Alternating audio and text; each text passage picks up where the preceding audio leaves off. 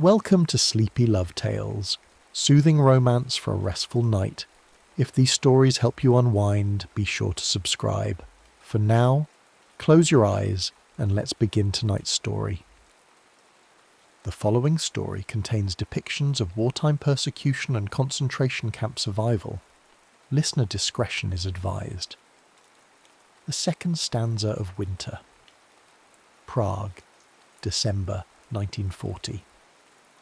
The Café Louvre smelled of burnt chicory, damp wool, and the particular sourness of books left too long in rooms without heat. Miriam Kowalska sat in the corner booth beneath a water-stained photograph of Kafka. Younger, unsmiling, already dead 14 years when the photograph was taken.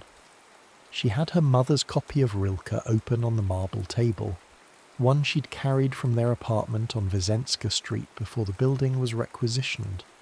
The pages were softening at the edges, absorbing the humidity of her breath. She read the same line for the third time. And you await the one thing that will infinitely increase your life. The words dissolved. Outside, snow fell on Narodny Avenue, covering the tracks of Wehrmacht trucks that had idled there since October. Through the window she could see the sign in the pharmacy across the street. Jews not served. The paint was still fresh. You're reading the same line over and over, Miriam looked up. The man standing beside her table wore a charcoal overcoat with frayed cuffs and wire-rimmed glasses that magnified dark, intelligent eyes. She knew his face from the philosophy lectures at Charles University, before Jewish students had been expelled in September, before attending lectures became an act subject to arrest. "Perhaps it's the only line worth reading," she said, keeping her voice low. The cafe owner was sympathetic but cautious. Even sympathy had limits now. He smiled, and the severity of his face transformed into something warm, almost boyish. "May I?" She gestured to the empty seat. David Adler sat with the deliberate care of someone who had learned to occupy minimal space, to draw no attention. He was tall, perhaps 6'2", but carried himself with the compression of a much smaller man. "Rilke," he said, glancing at the page. "The Duino Elegies. And you await the one thing that will infinitely increase your life." He paused, his finger hovering near the text without touching it, a scholar's reverence. "But which stanza were you stuck on?" "The second," Miriam admitted. "I always forget the second." His eyebrows lifted. "The transformative one. The great, the powerful, the transforming, that which will end us or begin us. That one. They met like that for 7 weeks. First accidentally, both seeking refuge in the Café Louvre's corner booth, both reading banned books in whispered defiance. Then deliberately, Tuesdays and Thursdays at 3 o'clock, when the afternoon light came through the windows at an angle that made even winter seem survivable. Miriam learned that David had been 2 semesters from his doctorate in moral philosophy when the university closed its doors to Jews. He'd been writing his dissertation on Kant's categorical imperative, specifically whether ethical laws could exist independent of cultural context. Now he wrote for underground papers, unsigned articles that circulated in folded newsprint, precise dissections of fascist logic that made tyranny look like the intellectual fraud it was. David learned that Miriam taught literature to 12-year-old children in an apartment on Cozy Street that served as an illegal school. She was keeping Goethe alive in young mouths, making them memorize Heine and Schiller so that even if the books burned, the words would survive in flesh. "Language is the only territory they cannot occupy," David said one afternoon in January, walking her home through streets where darkness came at 4 and stayed until 8. His breath formed clouds in the frozen air. "If we remember the words exactly, we remember ourselves exactly." "Memory is resistance," Miriam agreed. She wore a blue wool coat that had belonged to her mother, and beneath it 3 sweaters layered against the cold. The yellow star on her coat stood out like a wound against the fabric. They'd reached Karlova, street, where the gas lights had been extinguished to conserve fuel. David stopped walking. In the darkness, Miriam could barely see his face, but she felt the change in the air between them, a gathering, a decision forming. "Marry me," he said. It wasn't a question born of romance or passion. It was strategy, stubbornness, an act of documentation. It was two people refusing to let history erase them before they were dead. "Yes," Miriam said, and her voice didn't waver. David reached for her hand. The first time he'd touched her. His fingers were long, cold, trembling slightly. "I need you to understand what I'm asking," he said. "Not for children or a home or any future we can imagine. Just for the fact of it. Just to say that we were." "I understand," Miriam said. And she did. She understood that in a city where populations were being catalogued and restricted, where entire families were receiving deportation notices, where the ground itself seemed to be tilting toward an abyss, two people joining themselves together was both futile and essential, a mark in the margin of history. We existed. We loved. You cannot erase this. "Then yes," she said again, and squeezed his cold hand. "Yes." They married on a Sunday afternoon in late January, in Miriam's sister's apartment on Masnar Street. The apartment was small, 2 rooms plus a narrow kitchen, and smelled of boiled cabbage and anxiety. Her sister Ruth had covered the windows with heavy curtains, not for modesty, but for safety. Illegal gatherings were punishable by deportation. 3 witnesses attended: Ruth, Ruth's husband Joseph, and David's friend Samuel, a mathematics teacher who'd been dismissed from the gymnasium in November. No rabbi. The risk was too great. And besides, what could a rabbi offer them now except prayers to a God who seemed to have turned his face away? They used the traditional words anyway, stripped of ceremony, but not of meaning. David spoke his vows in Czech, his voice steady. "Take you as my wife according to the law of Moses and Israel. I will honour and cherish you. I will work for you and provide for you. I will be faithful to you." Miriam's voice was quieter but no less certain. "And I take you as my husband. I will honour and cherish you. I will work beside you and care for you. I will be faithful to you." The rings were thin gold bands David had found in a pawnshop on Wysenska Street, paid for with the last of his family's savings. They were second-hand, slightly tarnished, and weighed almost nothing, but when David slipped one onto Miriam's finger, his hand shook so badly he had to try twice. "I promise," he whispered, and couldn't finish the sentence. "I know," Miriam said, placing the second ring on his finger. Her hands were steadier than his. After, they sat at Ruth's kitchen table and drank weak tea. Real tea, hoarded from before the restrictions. Joseph produced half a loaf of bread, a luxury he'd traded a winter coat for. They ate it slowly, making it last, and for 20 minutes pretended they were simply 2 couples sharing an ordinary Sunday afternoon. Then David said, "We should recite something, mark it properly." "What would you choose?" Miriam asked. "Rilke," he said, "the poem you were reading when we met." So they recited it, all 4 of them, the verses they'd memorized in school when poetry was decoration rather than weapon. David started, "And you wait. Await the one thing that will infinitely increase your life, the powerful, the uncommon, the awakening of stones depths turned toward you." Miriam continued, her voice finding strength. "The second stanza of winter, the great, the powerful, the transforming, that which will end us or begin us. The volumes rise and are torn apart, and in the book's long nights, the beautiful writing." When they finished, Ruth was crying silently. Joseph stared at his empty teacup. Samuel, who would be arrested 3 weeks later and sent to Theresienstadt, said quietly, "Remember this. Whatever happens, remember exactly this." David and Miriam left as darkness fell. They walked through streets emptied by curfew, past windows where families sat in lamplight, unaware that their names were already on lists, already processed, already condemned. David held Miriam's hand in the pocket of her coat, warming her fingers with his. "Where do we go now?" Miriam asked. "My room," David said. "It's small, but it's private. We have tonight at least, maybe tomorrow." They climbed 4 flights of stairs to David's rented room on Husova Street. It was barely larger than a closet, a narrow bed, a desk stacked with books, a single window overlooking a courtyard where snow had drifted against the walls. The room was freezing. David lit a small spirit lamp, the flame casting long shadows. "I'm sorry," he said, suddenly awkward.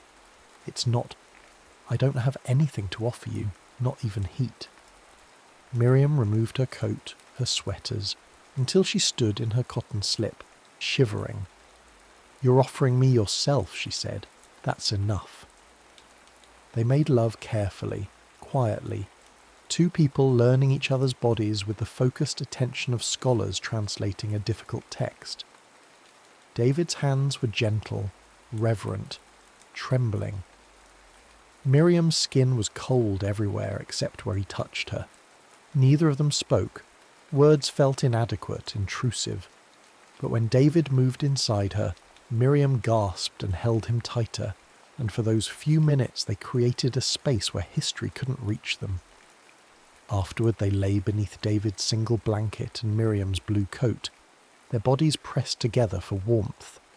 David's head rested on her shoulder, his breath warm against her neck. "I love you," he said, the first time either of them had spoken the words aloud. "I love you," Miriam answered, and traced the outline of his face with her fingertips, memorizing it. The slope of his nose, the angle of his jaw, the small scar above his left eyebrow from childhood chicken pox. She stored it all, filing it away in the same part of her mind where she kept poetry, conjugations, the irregular verbs that would outlive governments. They had 6 weeks. The Gestapo came on a Tuesday morning to both apartments simultaneously. David was arrested while shaving, his face still half covered in soap. Miriam was arrested while correcting essays, her students' handwriting spread across the kitchen table like evidence of conspiracy. They were held separately for 3 days, questioned, beaten, processed. On the 4th day, they were loaded onto trucks with hundreds of others and driven to the train station. The platform was chaos, SS guards shouting, dogs barking, children screaming, entire families being ripped apart with bureaucratic efficiency, men to one side, women to the other, no exceptions, no mercy. David saw Miriam in the crowd 50 feet away, her blue coat making her visible among the mass of bodies. He shoved through the crowd, ignoring the guards' shouts, ignoring the rifle butts that struck his shoulders and back. When he reached her, she was being pushed toward the women's line. He grabbed her hand, pressed both of their rings into her palm, his and hers, the metal still warm from his pocket. "If we live," he said, speaking fast because guards were coming, because time was a luxury they no longer had, "we begin again. Find me. I'll find you. If we live, we begin again. David, promise me. Promise you'll remember." Miriam closed her fingers around the rings, the metal cutting into her palm. "I promise. I'll remember everything. Every word. Every—" A guard hit David across the back of the head with a truncheon. He stumbled, fell to his knees. When he looked up, Miriam was being dragged away, her face turned back toward him, her lips moving in words he couldn't hear over the noise. He tried to stand, to follow, but hands grabbed him, lifted him, threw him toward the men's line. He fought, uselessly, desperately, until someone hit him again, and the world went dark. When David woke, he was on a train, packed so tightly among bodies that he couldn't fall even if he fainted. The car reeked of sweat and urine and fear. Through a gap in the wooden slats, he could see countryside passing. Forests, farms, the ordinary world continuing as if nothing were happening. He never saw Miriam again. Auschwitz, October the 7th, 1941. The train stopped with a grinding of metal on metal. The doors opened and SS guards shouted in German, "Raus! Raus! Schnell!" David stumbled onto the platform, blinking in daylight that seemed too bright, too normal. Around him men fell to their knees, were kicked upright, fell again. The air smelled of coal smoke and something else, something sweet and chemical that made his stomach turn. They were herded into a building. Prisoners in striped uniforms waited inside, men with shaved heads and hollow eyes who wouldn't meet anyone's gaze. They worked, mechanically, like machines, grabbing newcomers and pushing them towards stations. "Strip," a guard shouted in German. "Everything, clothes in pile, schnell." David removed his clothes with shaking hands, the coat Miriam had held, the shirt she'd unbuttoned, the trousers she'd helped him step out of on their wedding night. He folded them carefully, a scholar's habit even in hell, and placed them on the growing pile. A prisoner barber grabbed him, forced his head down. The clippers were dull, shared among dozens of men, and they pulled more than cut. David felt blood running down his neck as patches of hair were ripped from his scalp. The barber's hands trembled so badly he could barely hold the clippers. "I'm sorry," the barber whispered in Czech, so quietly David almost didn't hear. "I'm sorry, I'm sorry, I'm sorry." Then, showers. The water was ice, the pressure painful, the cold so absolute that David's body seized. He couldn't breathe, couldn't think, could only stand beneath the stream and shake while guards walked among them with whips, striking anyone who moved too slowly or fell. A man collapsed beside him, an older man with a white beard now streaked with blood from the barbers. Two prisoners dragged him out. Through the doorway, David saw a courtyard, a wall. He heard a single shot. When he emerged from the showers, skin raw, body convulsing, a prisoner pulled him aside. "Soviet transport," someone muttered. A needle pierced his forearm and a number was driven into the skin. 20635. The needle felt like it reached bone. David watched his skin pucker and bleed around the ink, transforming him from person to inventory. They gave him clothes, striped trousers too short, a striped jacket too large, wooden clogs that didn't fit, no underwear, no socks. By the time he was dressed, his feet were already bleeding from the rough wood. He was assigned to Block 11, a long wooden barracks that housed Soviet POWs and political prisoners. Inside, men lay three to a bunk on wooden planks without mattresses or blankets. The air stank of dysentery and death. "New one," someone muttered in Russian. "How long you think?" "Week," another voice answered. "Look at him. Intellectual. They don't last." David climbed onto an assigned bunk. Middle tier, no window, sandwiched between men who didn't move or speak. He lay on his back, staring at the wooden slats 6 inches above his face, and for the first time since the train, allowed himself to think of Miriam. Where is she? Is she alive? Does she still have the rings? But the questions were dangerous. Hope was dangerous. So David constructed a rule, the first of many that would keep him alive. She is dead. Grieve later. Survive now. He repeated it until he believed it. The days blurred into routine horror. Morning appel at 4:30 a.m.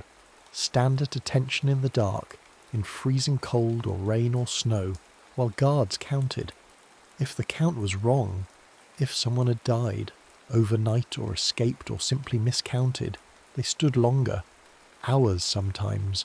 Men collapsed, died standing up, were propped upright by neighbours so the count would match. Bread at dawn, one loaf divided among 6 men.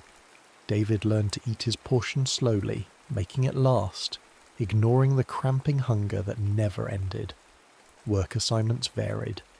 The first week David was sent to carry stones from one pile to another. pointless labour designed to break bodies and spirits. Men died daily, simply stopped moving and fell. The guards shot some, ignored others, let them freeze where they lay. But in the second week, during a barracks inspection, an SS officer noticed David's hands. "You," the officer said in German. "What did you do before?" "Student," David answered, eyes down. "Philosophy." "Can you repair things? Mechanical things?" "Yes." A lie, but David understood immediately. Usefulness meant survival. "Come." David was reassigned to a workshop, a converted storage building where prisoners repaired locks, hinges, wire fittings, the small mechanical failures that plagued even a death camp. The work was detailed, required steady hands and patience. Guards watched but rarely beat the workers. Broken fingers meant broken tools, meant complaints from superiors. David learned quickly. He studied how locks worked, how to coax jammed mechanisms back to function, how to repair without proper parts by cannibalizing from broken pieces. His hands, which had once turned pages and written philosophical arguments, now manipulated metal with the same precision. And precision bought time. The work detail came with minimal advantages. Slightly more bread, work indoors during winter, reduced exposure to random violence. David rationed these advantages carefully, never showing satisfaction, never drawing attention. At night, lying on his wooden bunk, he composed letters to Miriam in his mind. "My beloved, today I repaired 17 locks. My hands remember what yours felt like. Imagine you somewhere warmer, somewhere with books." But after a month the letters stopped. Men who spoke of wives in their sleep woke up weeping and couldn't stop. Men who clung to memories of children stopped eating, stopped fighting for their portions of bread. Men who believed in reunion weakened faster than those who accepted annihilation. Hope was a liability. Love was a weakness. Memory was a drain on resources needed for survival. So David amputated them. He constructed emotional numbness the way he'd once constructed logical arguments, systematically, deliberately, without mercy. She is dead. The world that contained her is dead. I am dead except for this body, which continues from habit. When guards beat a man to death at evening appel for the crime of possessing a spoon hidden in his jacket, David watched with eyes that recorded but didn't respond. When winter came and men froze upright during morning roll call, dead on their feet but counted as alive, David simply noted the efficiency of it. He survived because he stopped being human. He survived because he learned to feel nothing at all. Ravensbrück, November 1941. Miriam arrived at the women's camp in darkness, after 2 days on a train without water or toilets or air. When the doors opened, guards with dogs drove them onto a platform, beating anyone who moved too slowly. Women right, men left, children left. But there were no men in Miriam's transport, no children, only women, hundreds of them, thousands, arriving from across occupied Europe. The processing was similar: strip, shower, shave. But the violence was different in texture, sexual, invasive, designed to humiliate. Guards watched as women undressed, made comments, laughed. Miriam stared at the floor and tried to disappear inside herself. They shaved her head roughly, nicking her scalp. The shower water was ice. They gave her a striped dress too large, wooden clogs too small, a grey kerchief for her bare head. No. Number tattoo? Ravensbrück used a different system. Fabric triangles sewn to dresses indicating category. Miriam received a red triangle. Political prisoner. She was assigned to Block 17, a barracks that held 200 women in bunks designed for 50. 3 women to a bunk, sleeping on wooden boards, sharing thin blankets that never kept out the cold. The woman beside her on the first night was Polish, perhaps 40, with a scar across her left cheek. "First time?" the woman asked in Polish. Yes. Don't drink all your water at once. Don't trade your bread for anything. Don't trust the blockheltest. She'll betray you for a cigarette. And don't hope for anything. Hope kills faster than typhus. But Miriam couldn't follow the last instruction. She had the rings. She'd hidden them in the lining of her glove during the train journey, and somehow, through stripping, through showering, through the chaos of processing, they'd survived. Now they were sewn into the hem of her dress, 2 circles of metal that pressed against her leg when she walked. At night, alone in the darkness of the barracks, she touched them through the fabric, felt their shape, remembered David's hands pressing them into her palm, his voice saying, "If we live, we begin again." But carrying them was dangerous, not because guards searched, they did, randomly, violently, but because their weight was emotional. Every time Miriam felt them against her leg, she thought of David, and thinking of David meant imagining where he was, whether he was alive, whether he was suffering. And those thoughts weakened her. She needed to survive, needed to be steady, focused, present. Grief was a luxury she couldn't afford. So in December, during a work detail in the outer yard near the fence, Miriam made a decision. The work detail was clearing snow from pathways, pointless labour designed to occupy bodies and break spirits. 20 women with shovels, 2 guards watching from a distance, smoking and talking. Miriam worked near the fence, in a corner where a bent metal post leaned at an odd angle. Behind her, a birch tree bore scars from barbed wire that had been moved and reinstalled. She memorized these landmarks. When both guards turned away, one lighting a cigarette, one shouting at a woman who'd fallen, Miriam knelt in the snow. Her hands were already cracked and bleeding from cold and labour. She dug anyway, using her bare fingers, pushing through frozen crust to softer earth beneath. The cold was absolute. Her fingers screamed, blood mixed with snow. She dug a small hole, 6 inches deep, no more, and removed the rings from the hem of her dress where she had hidden them. For a moment, she held them in her palm, feeling their weight, their reality. Then she buried them, pressed them deep into frozen earth, covered them with soil and snow, obscured the disturbance. She stood, hands shaking, blood running from beneath her fingernails. The guard hadn't noticed. The other women hadn't noticed.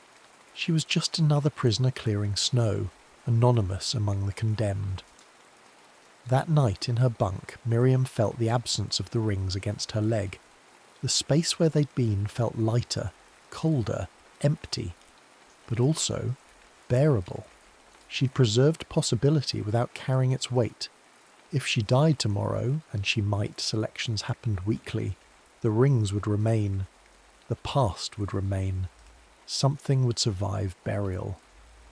Unlike David, she refused to kill hope. She simply planted it and waited for spring. Miriam survived by making herself useful. She divided bread fairly, which earned trust. She whispered poetry at night, which gave women something to cling to besides hunger and fear. She taught younger prisoners how to avoid selections, stand straight, pinch cheeks for colour, hide symptoms of illness until they passed. She became known not as fragile, but as steady. Women sought her guidance. The blockheltester, a German criminal prisoner named Hilda, who ruled their barracks with arbitrary cruelty, left Miriam alone because disrupting her would disrupt the entire block. At night, lying on wooden boards among women who moaned or wept or didn't sleep at all, Miriam recited poetry. Not loudly, that would bring guards, but in whispers that carried in the darkness. "Again," someone would murmur. "The second stanza. I forgot the second stanza." And Miriam would recite it, and they would repeat it, line by line, until the words became a net beneath them. The second stanza of winter, the great, the powerful, the transforming. that which will end us or begin us. The words became ritual, became resistance, became proof that they were still human, still capable of remembering beauty in a place designed to erase it. Months passed, then years. Miriam stopped counting. Time became measured in selections, in transports, in women who disappeared and weren't spoken of again. She survived 3 typhus outbreaks, 2 selections where she was pulled from the line at the last moment, one winter so cold that women froze to death in their bunks. And through it all, she remembered exactly where the rings were buried. Bent post, scarred birch, 3 meters from the corner. She never dug them up, never checked to see if they were still there. The possibility of their existence was enough. January 1945, Death March. The camp began evacuating in January as Russian artillery thundered east. Prisoners were formed into columns, hundreds of women, skeletal, barefoot or in broken shoes, marching west through snow. Guards shot anyone who fell, anyone who slowed, anyone who stopped to help someone else. Miriam walked in the middle of the column, neither front nor back. She'd learned David's strategy without knowing she'd learned it. Anonymity as survival. But before the march began, during the chaos of barracks being emptied and prisoners being assembled, Miriam slipped away. She moved through the camp like smoke, toward the outer yard where the work details had been. Guards were distracted, overwhelmed, panicked. The Russians were coming. The war was ending. Order was collapsing. She found the corner, the bent post, the scarred birch. The ground was frozen and covered with snow. Miriam knelt and began to dig with bare hands. Her fingernails, already cracked and blackened, split further. Her palms bled. She dug frantically, panic rising. What if someone had found them? What if she'd misremembered the spot? What if they'd corroded, dissolved, disappeared? Nothing. Just snow and frozen earth and metal against knuckle. Both rings, cold, intact, tarnished but real. Miriam pulled them from the mud, clutched them to her chest and nearly collapsed from relief. Not because she believed David lived. She didn't, couldn't afford to. But because the past had. Because something had survived burial. She washed them quickly in a puddle of snowmelt, dried them against her dress, and sewed them into the lining of her coat with crude stitches, a small hidden pocket pressed against her heart.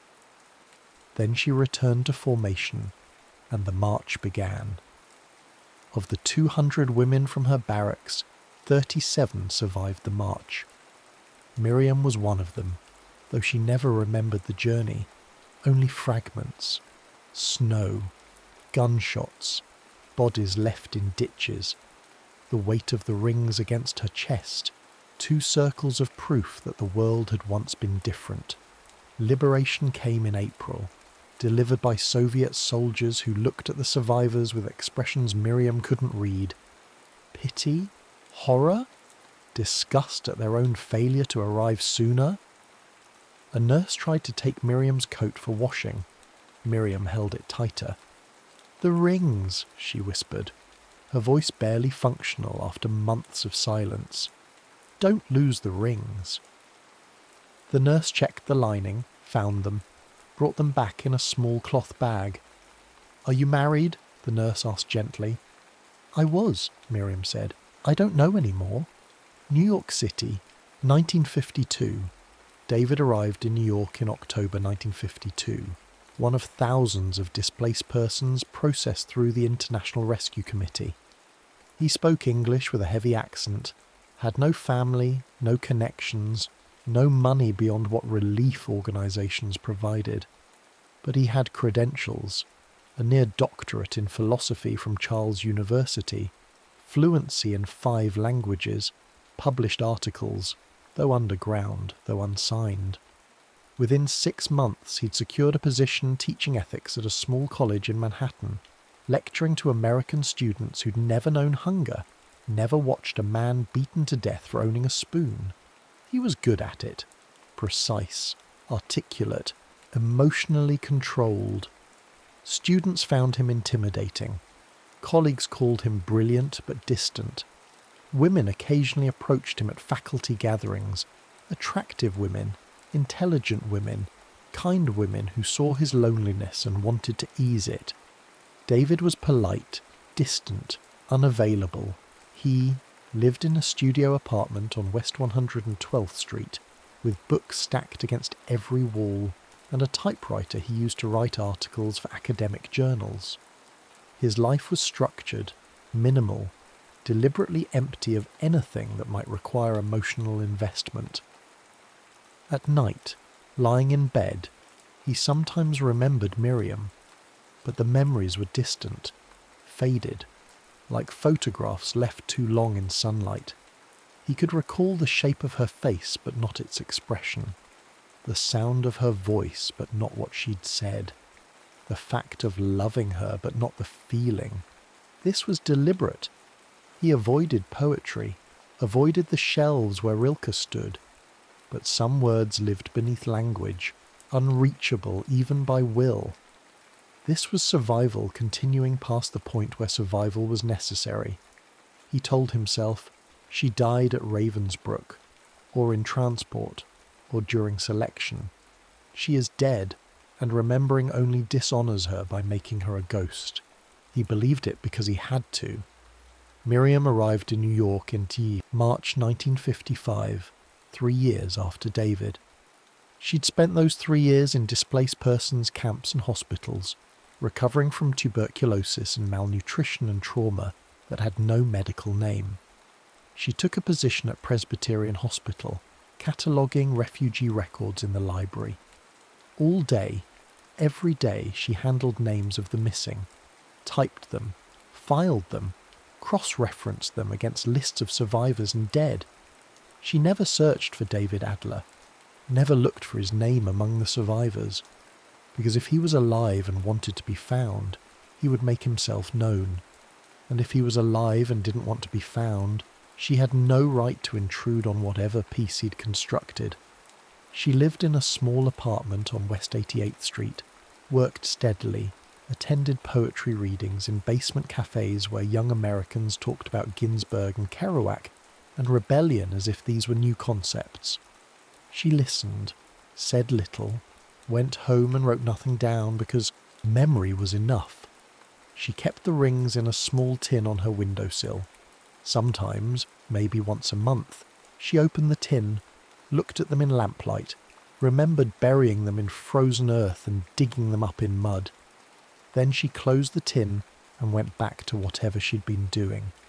She never wore them. They belonged to people who no longer existed. Her trauma manifested differently than David's.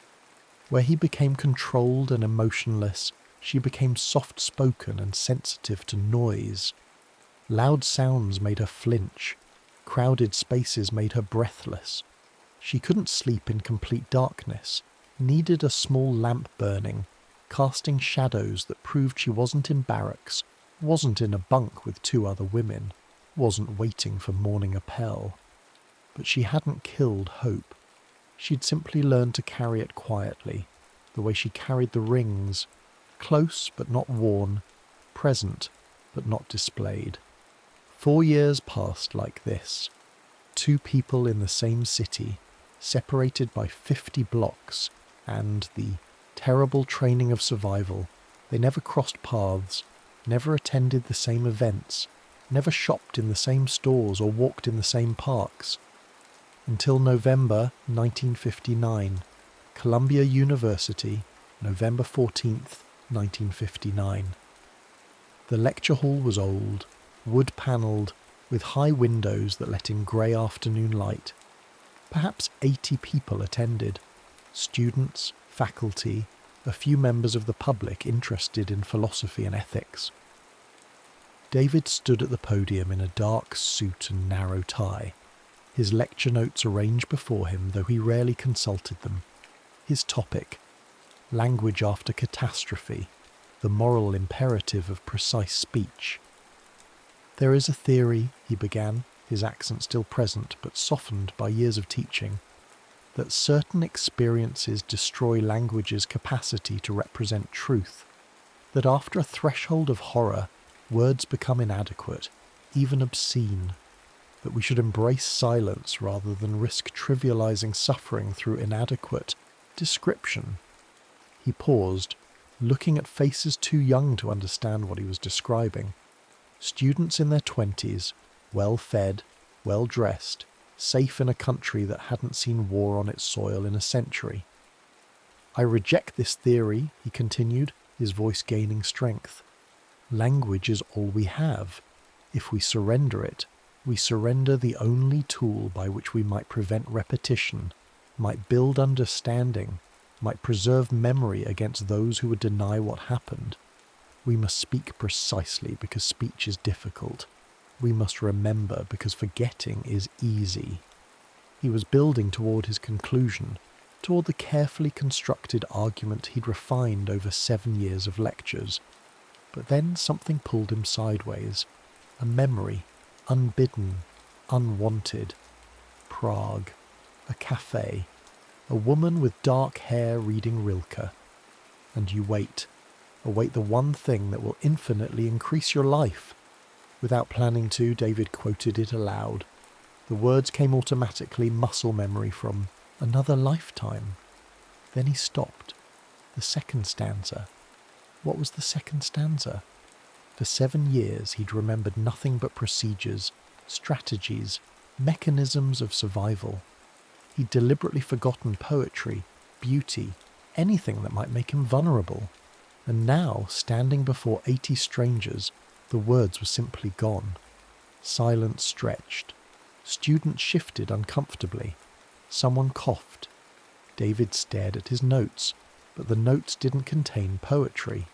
Only philosophical arguments, structured logic, the architecture of ethics. Then a voice from the back, soft but absolutely clear. You forgot the second stanza. David's hands gripped the podium. His vision narrowed. The room became very quiet. He knew that voice. Knew it the way he knew his own heartbeat, his own breath. Knew it even though 7 years and trauma and deliberate forgetting lay between him and the last time he'd heard it. The second stanza, the voice continued, and this time it recited the second stanza of Winter, the great, the powerful, the transforming, that which will end us or begin us. David looked up, looked toward the back of the lecture hall. She stood in the last row, wearing a grey coat and a blue scarf, her hair grown back but shorter than he remembered, greying at the temples. Her face was lined with years he hadn't witnessed, her body thin in a way that spoke of appetites never fully restored. But her eyes, dark, fierce, intelligent, were exactly as he remembered. Their gazes met across 80 feet of lecture hall, across years of silence, across the entire machinery of death that should have made this impossible. Neither of them moved, neither spoke. The students looked between them, confused, sensing something but unable to name it. Finally the department head stood. Professor Adler, should we perhaps take a brief recess? David didn't answer, couldn't answer. He simply walked off the stage and out the side door into the hallway where his hand shook so badly. He had to lean against the wall. A minute later she appeared.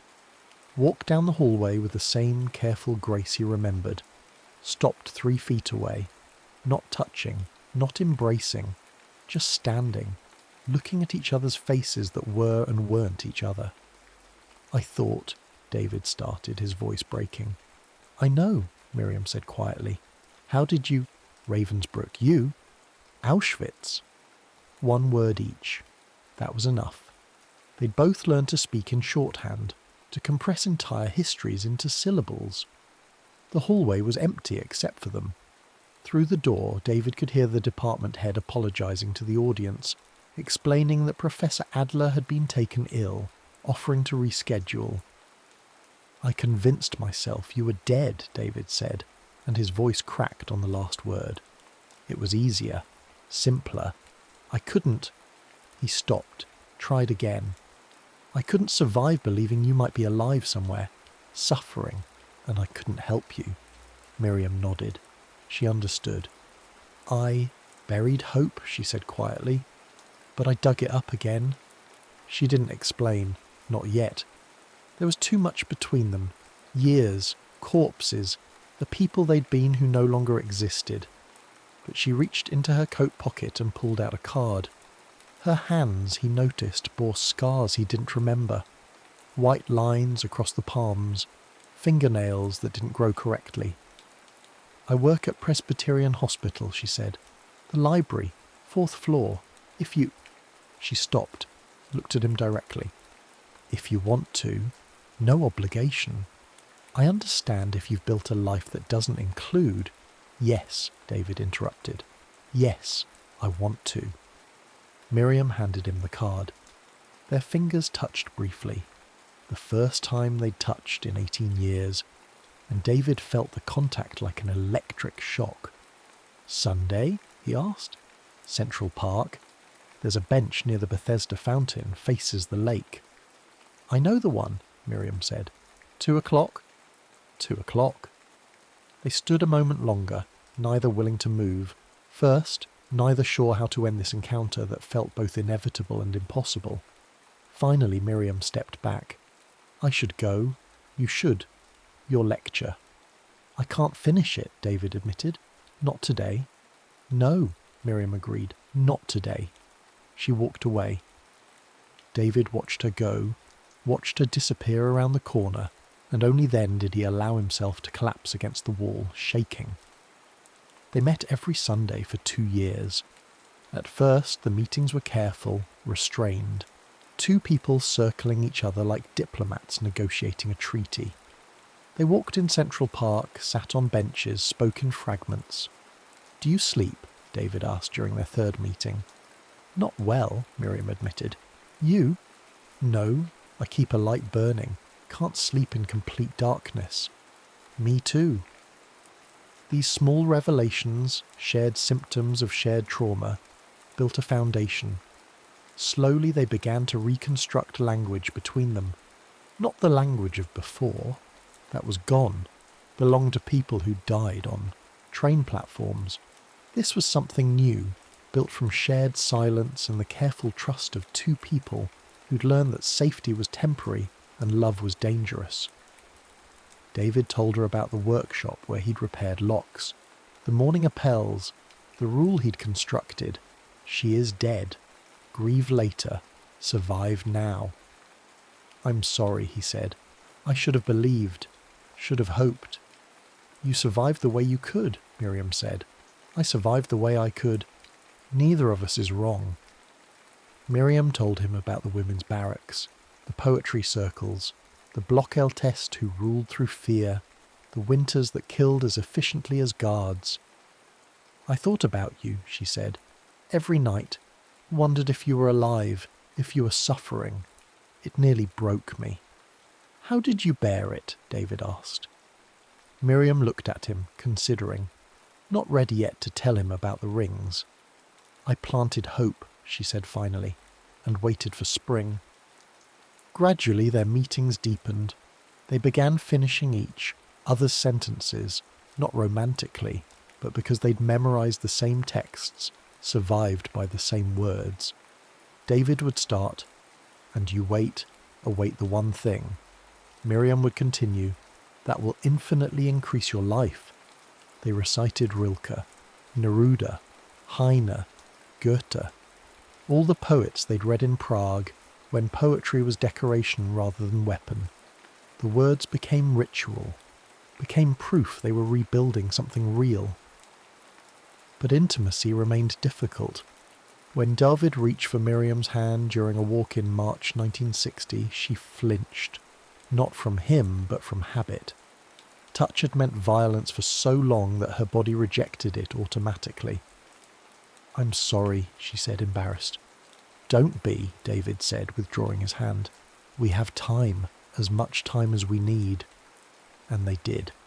They were patient with each other in ways they'd never been patient with anyone else. when Miriam couldn't speak during a walk because a car backfired and the sound triggered a flashback. David simply walked beside her in silence until she recovered. When David had a panic attack in a crowded restaurant, too many people, too many sounds, too much chaos, Miriam led him outside and sat with him on the sidewalk until his breathing steadied. They learned each other again. Not the people they'd been in Prague, but the people they'd become. Scarred, careful, alive against all probability. One Sunday in September 1960, Miriam asked, "Do you still love me? The person I am now, not the person you remember?" David considered the question seriously. "I don't know," he said honestly. "I know I need you. I know when Sunday approaches, it's the only day I want to arrive. I know when I'm with you, I remember what it felt like to be human." "Is that love?" Miriam asked. "I think it's the beginning of it," David said. "Or maybe it's the foundation. We build the rest." Miriam nodded. That made sense. Love as construction, not discovery. Love as deliberate choice, rather than inevitable feeling. "Then yes," she said. "I still love you, or I'm learning to, or I want to." David smiled, the first genuine smile she'd seen from him. "That's enough," he said. "More than enough." In November, they held hands for the first time without flinching.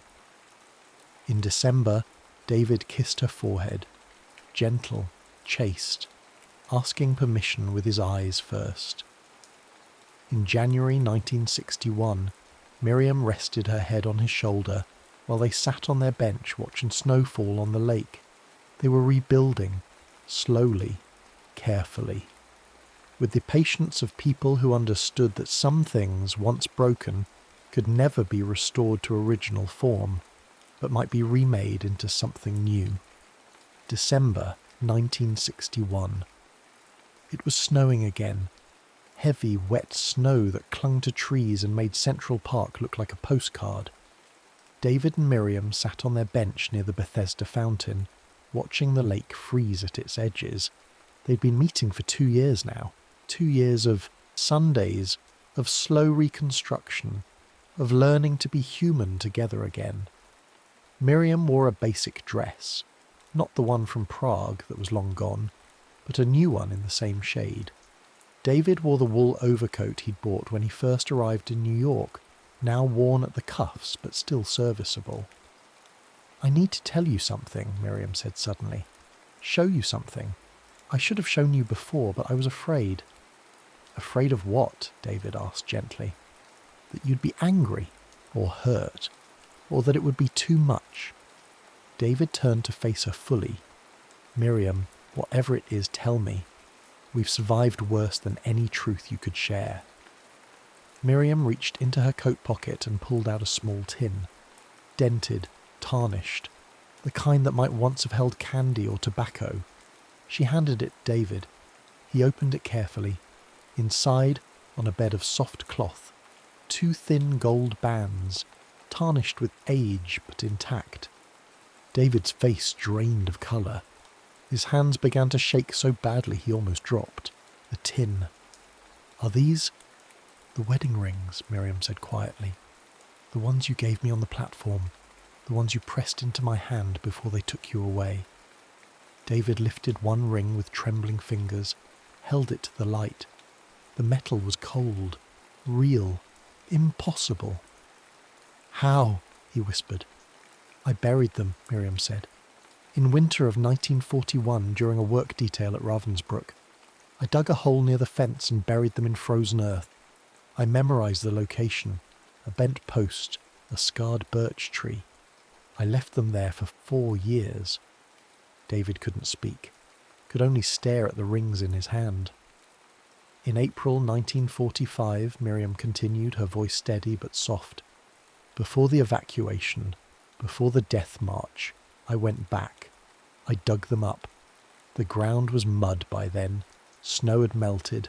My hands were bleeding. My nails broke. But I found them. She took a shaky breath. I didn't know if you were alive. I didn't know if I would survive the march, but I knew that we had existed, that we'd loved each other, that the past was real. So I carried them through the march, through liberation, through everything. I've kept them safe for almost 16 years, and Her voice broke. She stopped, composed herself. I wanted you to know that even when I thought you were dead, even when I thought I'd never see you again, I never stopped believing that what we had was real, that it mattered, that it was worth preserving. David's face crumpled. The careful control he'd maintained for almost 16 years shattered completely. Tears ran down his face, not quietly, not politely, but with great shaking sobs that bent him forward.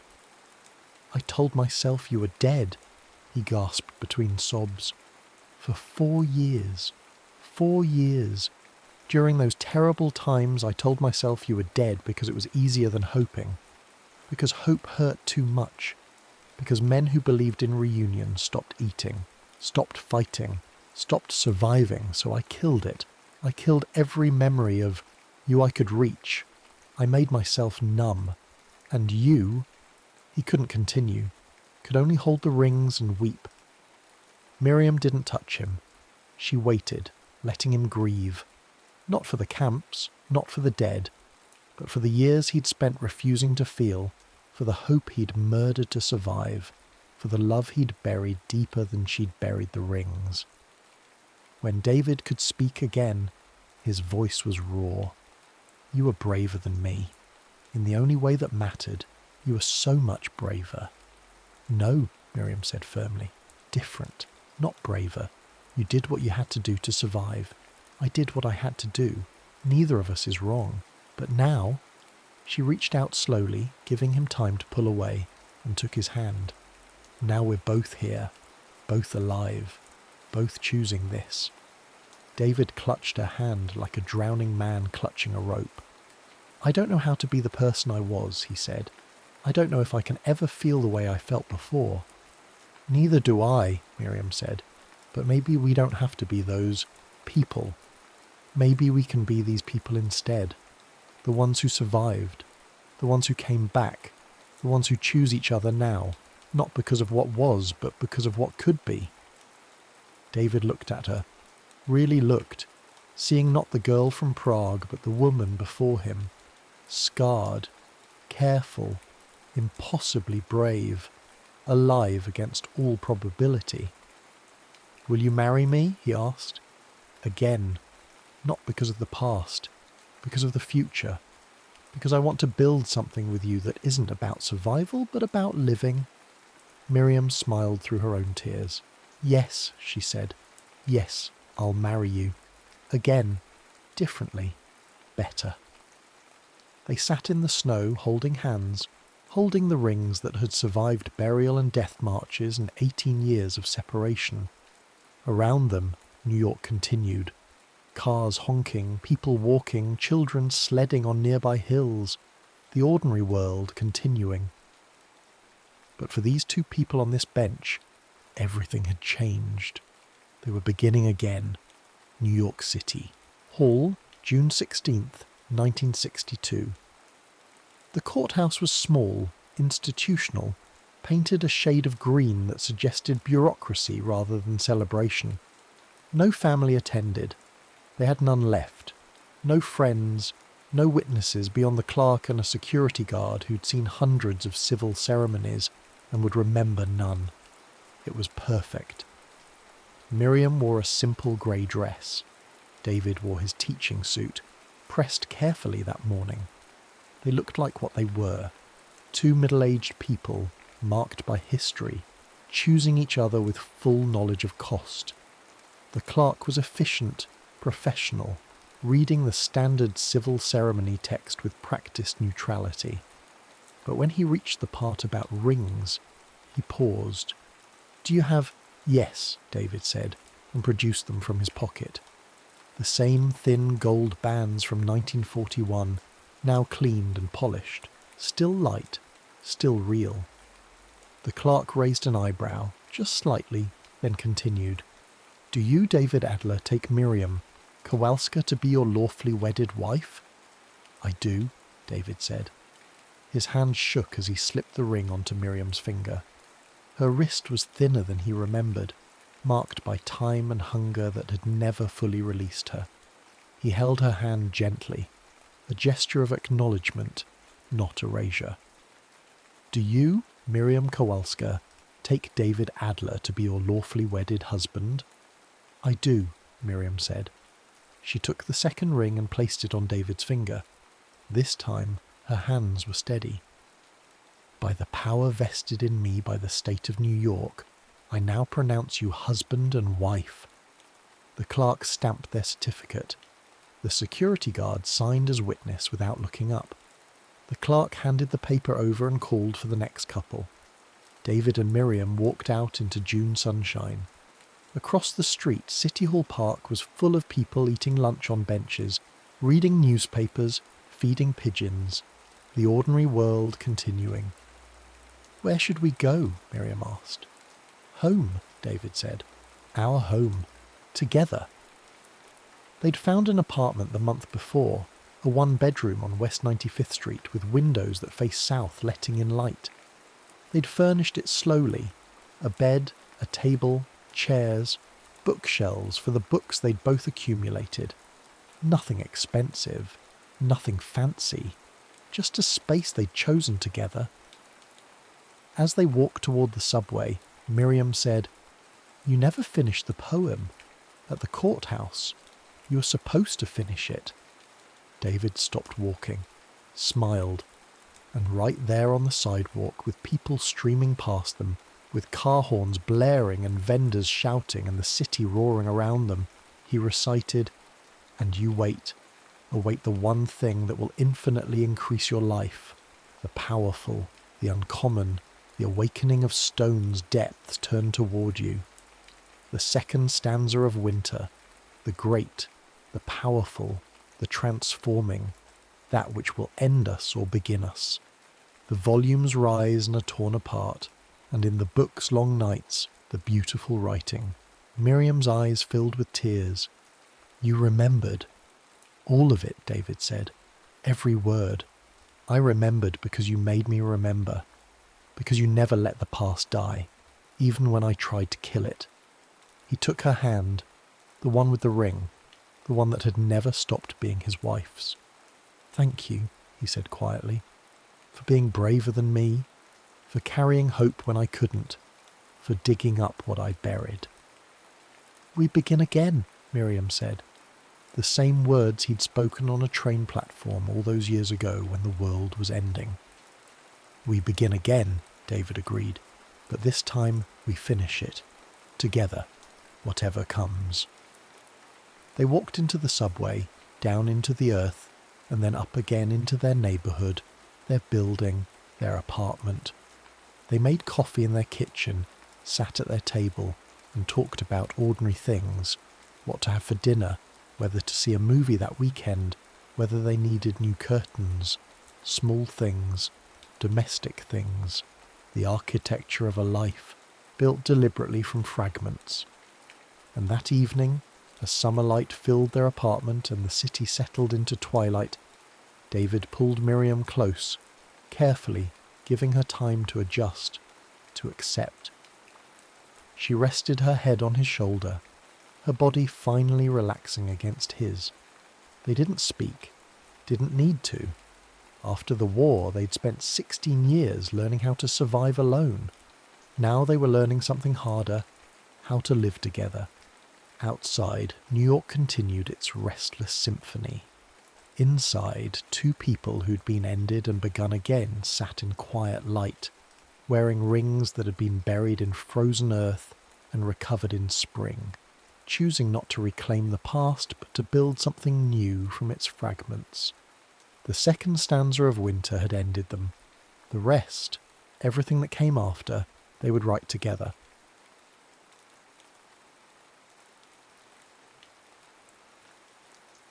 Bitter moon, bright star. Harvey Davenport squinted against the low autumn sun as he guided his dun gelding down Silver Creek's main thoroughfare. The small Montana settlement had the distinct smell of a town caught between civilization and wilderness, sawdust and manure, whiskey and wood smoke. His back ached from 3 days in the saddle, tracking a man who'd ultimately proven not worth the trouble. The bounty for Carl Weber had barely covered expenses. 15 years of hunting men had taught Harvey one immutable truth. The price on a man's head rarely matched the cost of bringing him in. Mayor Julian Collier's telegram had been cryptic but promising. Urgent matter requiring discretion and experience. Compensation generous. Harvey had learned to read between the lines of such messages, usually a wealthy man wanting revenge without legal entanglements. The mayor's office occupied the upper floor of the general store announced by a weather-worn sign. Harvey secured his horse and climbed the exterior staircase, boots leaving imprints in a thin layer of dust. Davenport, Collier greeted him, rising from behind a desk cluttered with papers. The mayor was a slight man with spectacles and thinning hair, the kind who'd never skinned a knuckle in a fight. Grateful you came so quickly, Harvey removed his hat but remained standing. Your telegram mentioned generous compensation. Indeed. $500 for 3 months' work. Harvey raised an eyebrow. That's steep for a small town. Who needs killing? The mayor blanched. Good heavens, no. I'm not hiring you to hunt anyone. I need protection. For yourself? For our new school teacher, Miss Florence Hart. Harvey stared at the man, certain he'd misheard. A school teacher? She arrived last week from Boston. Brilliant young woman, educated at Mount Holyoke Female Seminary. The mayor paused, looking uncomfortable. Silver Creek has been under William Tate's thumb for too long. His gang controls everything from cattle to mining claims. Miss Hart represents something Tate can't abide. Progress, education, civilization. And you think a schoolmarm can change that? I think education changes everything, Mr. Davenport. But first, she needs to survive long enough to teach. Harvey paced to the window, looking down at the street where a group of children chased a rolling hoop. I'm not a nursemaid. No, you're a man with a reputation for staying alive in situations where others don't. Collier opened a desk drawer and removed an envelope. Half now, half when her term ends in December. Harvey weighed the envelope in his palm. It was heavy with coin. Where do I find her? The schoolhouse at the edge of town. You can't miss it. Indeed he couldn't. The one-room schoolhouse stood alone on a gentle rise, painfully new against the weathered landscape. Fresh-cut lumber still leaked sap from its seams, and someone had planted flowers along the walkway, a futile gesture in the Montana autumn. Through the open door he heard a woman's voice, melodic and clear. Now, who can tell me where we might find the Rocky Mountains on our map? Harvey leaned against the doorframe, observing without announcing himself. The schoolteacher stood before a dozen children of various ages, gesturing to a large cloth map hung on the wall. She wore a practical blue dress. Her honey-brown hair swept into a loose knot at her nape. "They're right here," piped a small boy. "Excellent, Thomas." She beamed as if the child had solved complex mathematics instead of identifying the most obvious geographical feature in their territory. Harvey cleared his throat, and 26 eyes swiveled toward him. 12 pairs belonging to children, 1 to the teacher, and the last his own reflection in the small mirror by the door. "May I help you, sir?" Her smile remained, but caution entered her eyes. "Harvey Davenport. Mayor Collier hired me." Understanding dawned on her face. She turned to her students. "Children, please practice your letters while I speak with Mr. Davenport." She approached with an extended hand. "Florence Hart, I've been expecting you, though I did express to the mayor that this arrangement seems unnecessary." Her grip was firm, her palms slightly chalked from the blackboard. Up close he noticed her eyes, amber flecked with green, direct and unflinching. "Mayor's money, mayor's worries," Harvey replied, removing his hat. "I'll be staying close, keeping watch." Mr. Davenport, I appreciate the concern, but I've come to teach, not cower. These children need education more than I need protection. With respect, Miss Hart, you don't know William Tate. I know men like him exist everywhere, just wearing different clothes.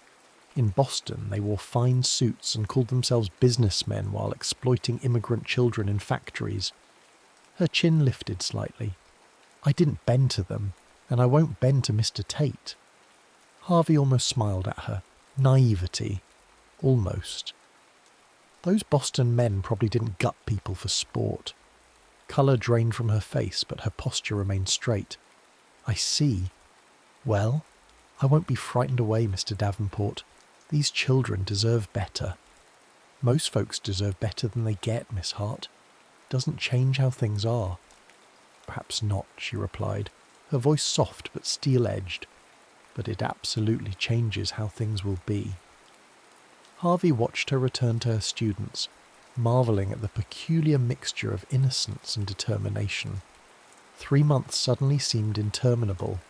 He'd met her type before, idealists who believed goodness would triumph simply because it should. They were always the first to fall when reality came knocking with blood-stained knuckles. She wouldn't last a week. That night, as he secured the schoolhouse, Harvey noticed a figure watching from the tree line. He drew his Colt but made no move toward the shadow. A warning shot would only confirm the watcher's suspicions about the schoolteacher's importance. Instead, he deliberately turned his back and continued his checks, keeping the figure in his peripheral vision. The message was clear. I see you, but I'm not concerned. When he turned again, the shadow was gone.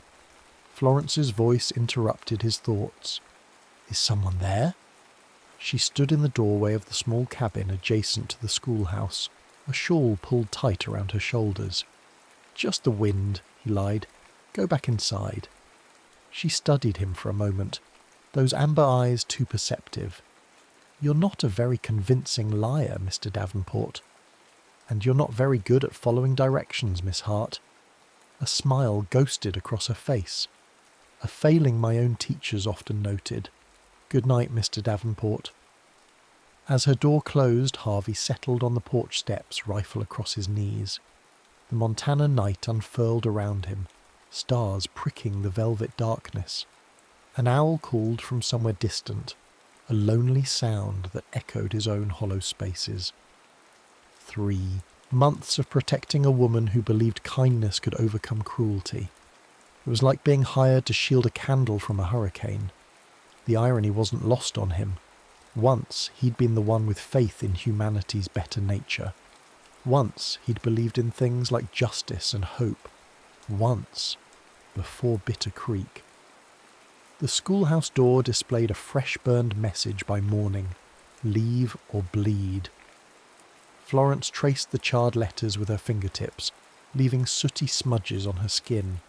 Well, they certainly lack subtlety. Harvey, who'd been inspecting the surrounding ground for tracks, straightened with a scowl. This isn't a joke, Miss Hart. Do I appear to be laughing? She met his gaze steadily. Intimidation tactics are the weapons of small men, Mr. Davenport. I won't dignify them with fear. With that, she retrieved a bucket of whitewash from the supply shed and began coating the damaged door. Her methodical brush strokes revealed nothing of her thoughts, but Harvey noticed the slight tremor in her hands. You should consider returning to Boston, he said, leaning against the schoolhouse wall. Florence continued painting, not sparing him a glance. I should consider many things, Mr. Davenport. The migration patterns of monarch butterflies, the mathematical principles behind cathedral architecture, the proper preservation of wild berries for winter consumption. She paused, finally looking at him. Abandoning these children isn't among those considerations. The arrival of her students ended their conversation. Harvey watched as Florence transformed, her apprehension tucked away behind genuine warmth as she greeted each child by name. He positioned himself by the window, scanning the tree line while the lesson progressed inside. Mr. Davenport? A small voice interrupted his surveillance. A girl of perhaps 7 stood beside him, clutching a slate. "Miss Hart says you might help me with my numbers." Harvey frowned. "I'm not a teacher." "She says you're good at calculating distances and angles for shooting." The child spoke matter-of-factly. "I don't understand fractions." He glanced at Florence, who was helping another student. She gave no indication of having orchestrated this interaction. "Let me see," he said gruffly, taking the slate. 20 minutes later, Florence dismissed the children for their midday meal. She approached Harvey, who was still working with the girl. "So if you have 3/4 of a pie, and you eat 1/3 of that amount, what do you have left?" he was asking. The child's face scrunched in concentration. "Half a pie? How do you figure that?" 3/4 times 1/3 is 1/4, so 3/4 minus 1/4 is half. "That's right. You're quick." The girl beamed and hurried off to join her friends outside. "Sarah struggles with arithmetic," Florence said, sitting beside him on the bench. "Her father's a trapper, rarely home. She helps her mother manage their supplies, so fractions are essential for her." Harvey grunted, uncomfortable with her approving gaze. "Shooting requires math. Nothing special about it." Florence gathered papers from a nearby desk. "You know, Mr. Davenport, for a man so determined to appear heartless, you have remarkable patience with children." "Children are different," he said after a moment. "They haven't had time to become monsters yet." "And adults have?" "Most." He stood, eager to escape her scrutiny. "I'm going to patrol the perimeter." Over the following weeks, an uneasy routine developed. Harvey kept watch while Florence taught. Occasionally, despite his resistance, he found himself drawn into lessons, explaining tracking methods for geography, demonstrating how to calculate a horse's travel distance for mathematics. The children, initially wary of his scarred face and taciturn manner, gradually began greeting him each morning. One boy even presented him with a whittled wooden horse crudely carved but recognisable. "Mr. Davenport, might I ask a favour?" Florence approached him one afternoon as the children departed.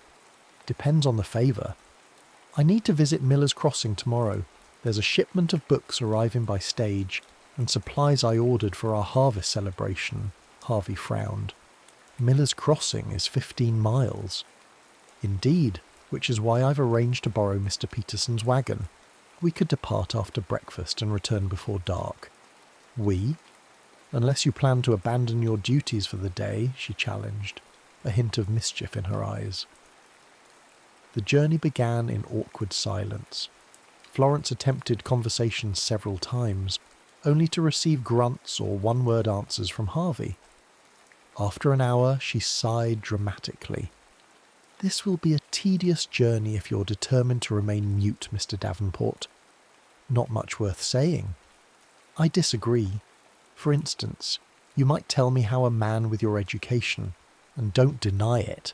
I've seen you correct grammar in the children's work when you thought I wasn't looking, became a bounty hunter." He glanced at her, surprised by her observation. "Life happens." A profoundly uninformative answer. She adjusted her bonnet against the strengthening wind. "Very well, I'll begin. I'm the youngest of 4 sisters. My father was a professor of literature who believed women deserved education equal to men's. My mother died when I was 12.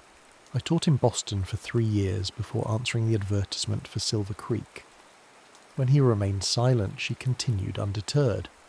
"I came west because I was suffocating in Boston drawing rooms, expected to marry a banker's son who thought women should discuss nothing more substantial than fabric patterns and menu planning."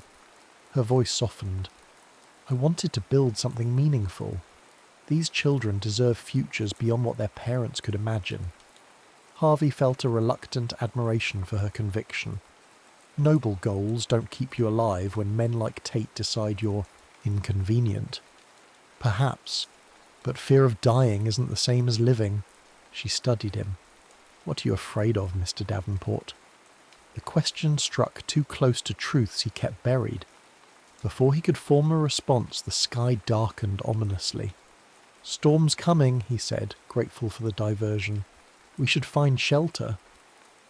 They barely reached the abandoned Thornton homestead before the deluge began. The small cabin's roof leaked in 3 places, but its stone hearth remained sound.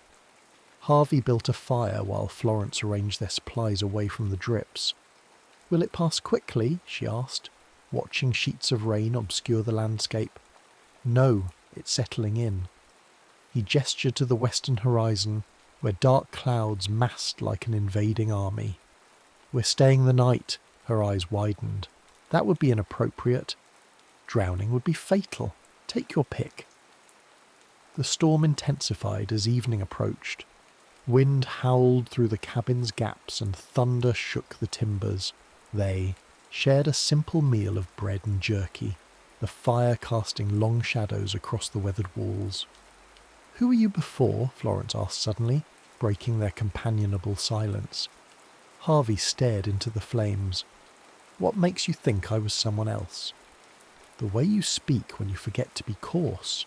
The Latin phrase you used when Thomas fell last week. The books I've seen you reading when you think no one is watching." He remained silent so long she thought he wouldn't answer. "I was a lawyer in St. Louis," he finally said. "Had a practice with my father-in-law." "You were married?" "Catherine, and a daughter, Emma." His voice roughened. "They died at Bitter Creek. Stagecoach robbery." Florence's hand moved involuntarily toward him but stopped short of touching. "I'm so sorry." 8 years ago, last spring, he prodded the fire, sending sparks upward. "I tracked the men responsible. That's how I started bounty hunting." "Did you find them?" "Eventually." The word hung between them, heavy with unspoken violence. "And did it help?" she asked softly. "Did vengeance ease your grief?" Harvey met her gaze, his eyes reflecting firelight and old pain. "No, but it gave me somewhere to put the rage. And now I exist. It's enough." He stood abruptly. "You should sleep. I'll keep watch." "There's room enough for both of us to rest," she offered, gesturing to the cabin's small space. "I don't sleep much anyway." Florence studied him for a long moment. "Do you even believe in anything anymore?" The question wasn't accusatory, but genuinely curious, which somehow made it harder to deflect. "I believe people show their true nature when tested," he answered finally.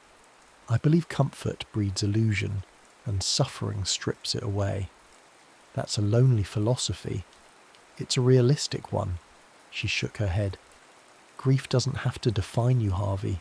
It can transform you, certainly, but the direction of that transformation remains your choice." It was the first time she'd used his given name, and the intimacy of it disturbed him more than her words. "Get some sleep, Miss Hart." Outside, the storm continued its assault, mirroring the turbulence he felt within. Florence's presence was becoming dangerous, not because she needed his protection, but because she made him question the walls he'd built around himself. The rain didn't let up until dawn, and they returned to Silver Creek by mid-afternoon. News of their overnight absence had preceded them, generating knowing looks from townspeople as they passed. "Reputation is a luxury I can't afford to lose," Florence murmured as they approached the schoolhouse. "The children's parents must trust me." "I'll speak to Reverend Kane," Harvey offered. "He can quell the gossip." She smiled gratefully. "Thank you." As she unlocked the schoolhouse door, Harvey noticed a folded paper nailed to the frame. He snatched it before she could see. "The teacher or the children? Your choice." The threat was clear. Tate was escalating. Harvey crumpled the note, his decision immediate. It was time to confront Tate directly. Florence Hart might be willing to risk herself for her principles, but he wouldn't let her risk the children. Some lessons came at too high a price. The Silver Creek saloon reeked of unwashed bodies and spilled whiskey. Harvey entered at dusk, scanning the crowded room for his target. William Tate held court at a corner table, a mountain of a man with a beard like iron filings and eyes that calculated profit from others' misfortune. Harvey approached without preamble, stopping just beyond arm's reach. Tate. Conversation died as heads turned. Tate looked up lazily, a reptilian smile spreading beneath his moustache. "The schoolmarm's watchdog," he drawled. "Come to beg for scraps." "Come to deliver a message," Harvey's voice carried in the sudden silence. "The teacher and the children are off limits." Tate leaned back, amusement dancing in his cold eyes. "Is that so?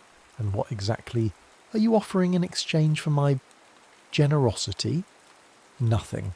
I'm telling you how it's going to be." A dangerous stillness settled over Tate. "Nobody tells me anything, bounty hunter." "Then consider it friendly advice. The schoolhouse isn't worth the trouble I'll bring you." Tate's men shifted, hands hovering near weapons. Harvey remained motionless, his calm exterior belying the calculated awareness of every potential threat in the room. "You know," Tate said conversationally, "I heard an interesting rumour about that pretty teacher. Seems she spent a night alone with you at the old Thornton place." He smirked. "Perhaps she's not as virtuous as she pretends." Harvey's expression revealed nothing, but his voice dropped to a dangerous register. "Choose your next words with extreme care." Tate stood, towering over most men in the room. "Or what? You'll shoot me? In front of witnesses?" He gestured expansively. "Every man here works for me. You'd be dead before you cleared leather." "Probably," Harvey agreed, "but you'd still die first." Something in Harvey's eyes, the absolute certainty of a man who'd already calculated the cost and found it acceptable, gave Tate pause. 3 days, Tate finally said. "The teacher has 3 days to leave. After that," he shrugged. "Well, schoolhouses burn easily, children too." Harvey's hand moved faster than perception could track. Suddenly his knife pressed against Tate's jugular, drawing a bead of blood. "Listen carefully," Harvey whispered, his mouth close to Tate's ear. "I've killed men in 23 territories. I've hunted human beings like animals and ended them without losing sleep. If anything happens to Miss Hart or those children, anything at all, I will dedicate whatever remains of my life to finding new ways to make you suffer." He stepped back, sheathing his knife with fluid grace. "Sleep well, Tate." The saloon remained silent as he departed, the batwing doors swinging in his wake.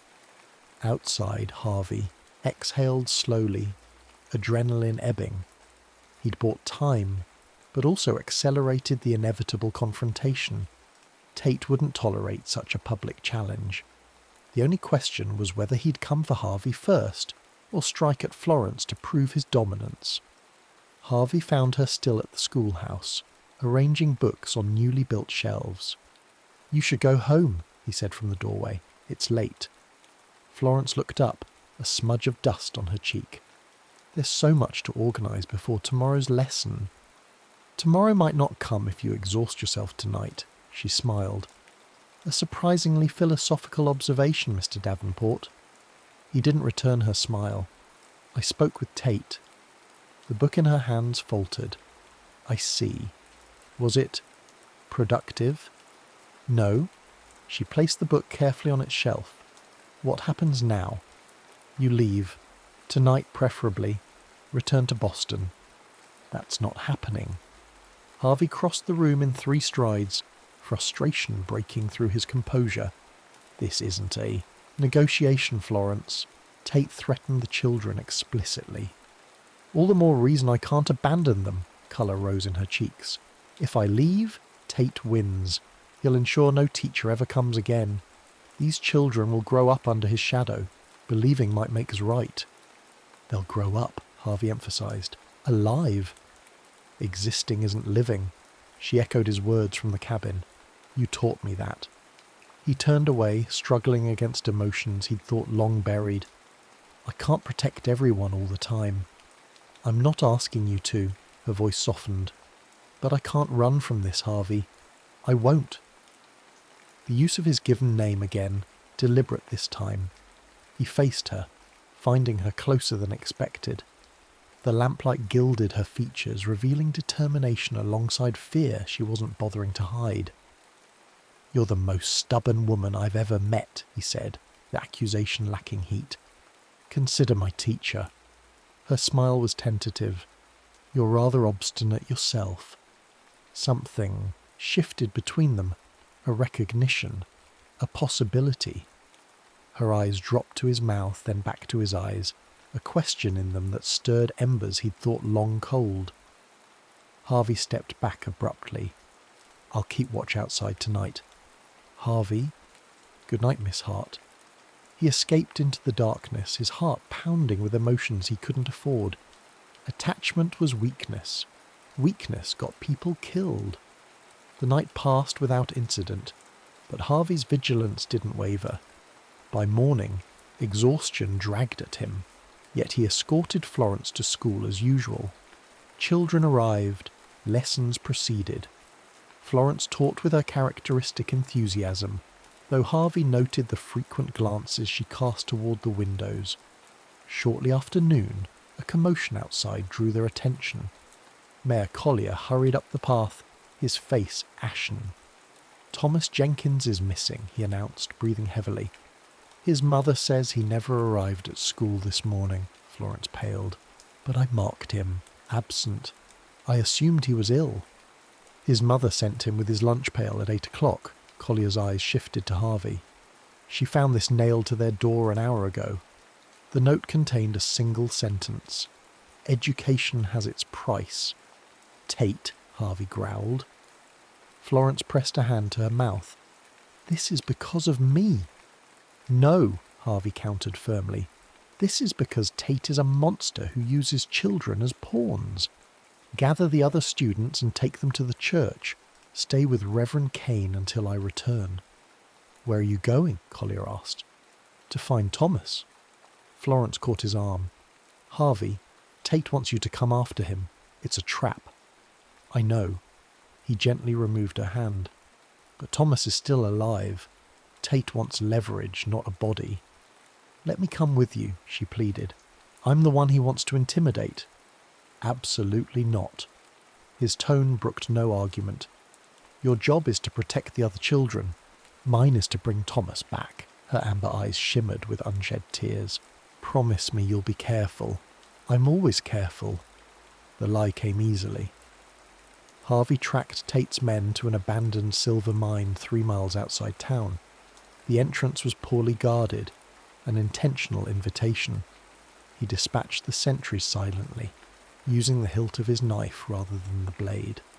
This wasn't about killing, it was about the boy. The mineshaft descended into darkness, the air growing damp and cold as he ventured deeper. Voices echoed from a side chamber, including a child's frightened sob. Harvey assessed his options.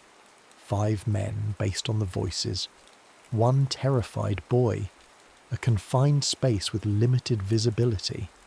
The odds were poor, but he'd faced worse. He removed his boots, setting them aside to enable silent movement on the rocky floor. Then he drew his revolver, checked the loads, and slipped into the shadows. The first man fell to a blow to the base of his skull. The second turned at the sound of his companion collapsing and received Harvey's fist to his throat. Both would live, but neither would participate further. 3 remaining. In the chamber ahead, lantern light spilled across a macabre tableau. Thomas sat bound to a chair, tears streaking his dirty face. Tate himself lounged nearby, watching as one of his men played with a knife, deliberately frightening the boy. "Thought you'd come alone," Tate called out, not bothering to look toward the entrance where Harvey stood. "Predictable." "Let the boy go, Tate. Your quarrel's with me." "My quarrel's with anyone who challenges my authority in Silver Creek." Tate finally turned, his eyes glinting in the lantern light. The schoolteacher refuses to leave. Perhaps seeing what happened to her favourite pupil will change her mind.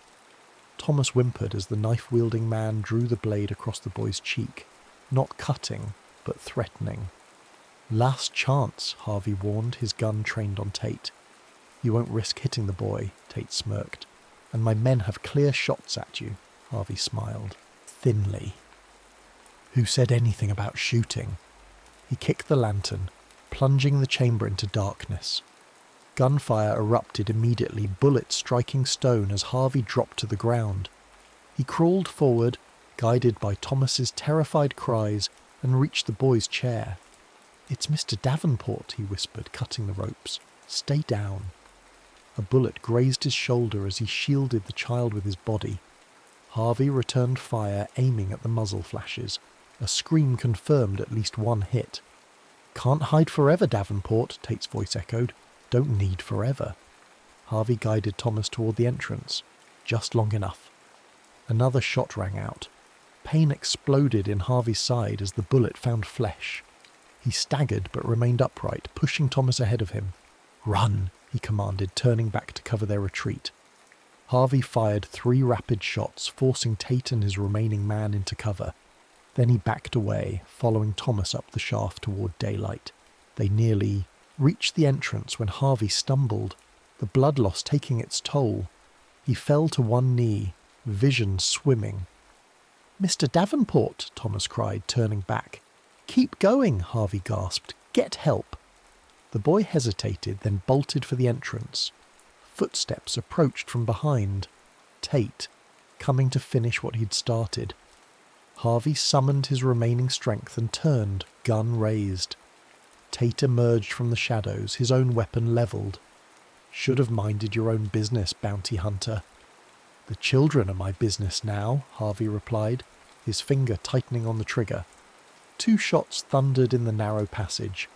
Harvey felt the impact like a mule kick to his chest. He slumped against the wall, watching with detached fascination as Tate collapsed, a crimson stain spreading across his shirt. Darkness crept into the edges of Harvey's vision. His last conscious thought was of Florence, her amber eyes, her stubborn hope, her belief that even the most bitter soul could find redemption. He hoped she was right. Harvey dreamed of Bitter Creek, not the blood and gunfire that haunted his usual nightmares, but the moments before, Catherine's laugh as she tucked a flower behind Emma's ear, his daughter's gap-toothed smile when she spotted him waiting by the stagecoach. "They're beautiful," a voice said, not from the dream but somewhere beyond it. Harvey struggled toward consciousness, fighting through layers of pain. He opened his eyes to find Florence beside his bed, her fingers gently intertwined with his. "Catherine and Emma," he rasped, his throat desert dry. "You were in my dream." She reached for a water glass. "You spoke their names." Supporting his head, she helped him drink. "Dr. Whitman wasn't sure you'd wake up." Memory returned in jagged pieces. The mine, gunfire, Tate. "Thomas?" "Safe." Her smile trembled. "You saved him, Harvey. He hasn't stopped telling everyone how you fought off 100 outlaws in the dark." Harvey tried to sit up and immediately regretted it. Pain lanced through his chest and side, stealing his breath. "Don't," Florence pressed him back gently. "The bullet missed your heart by less than an inch. You've been unconscious for 3 days. Tate, dead."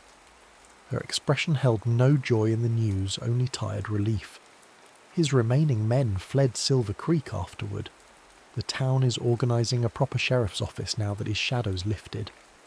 Harvey's eyes travelled past her to the unfamiliar room. "Where am I?"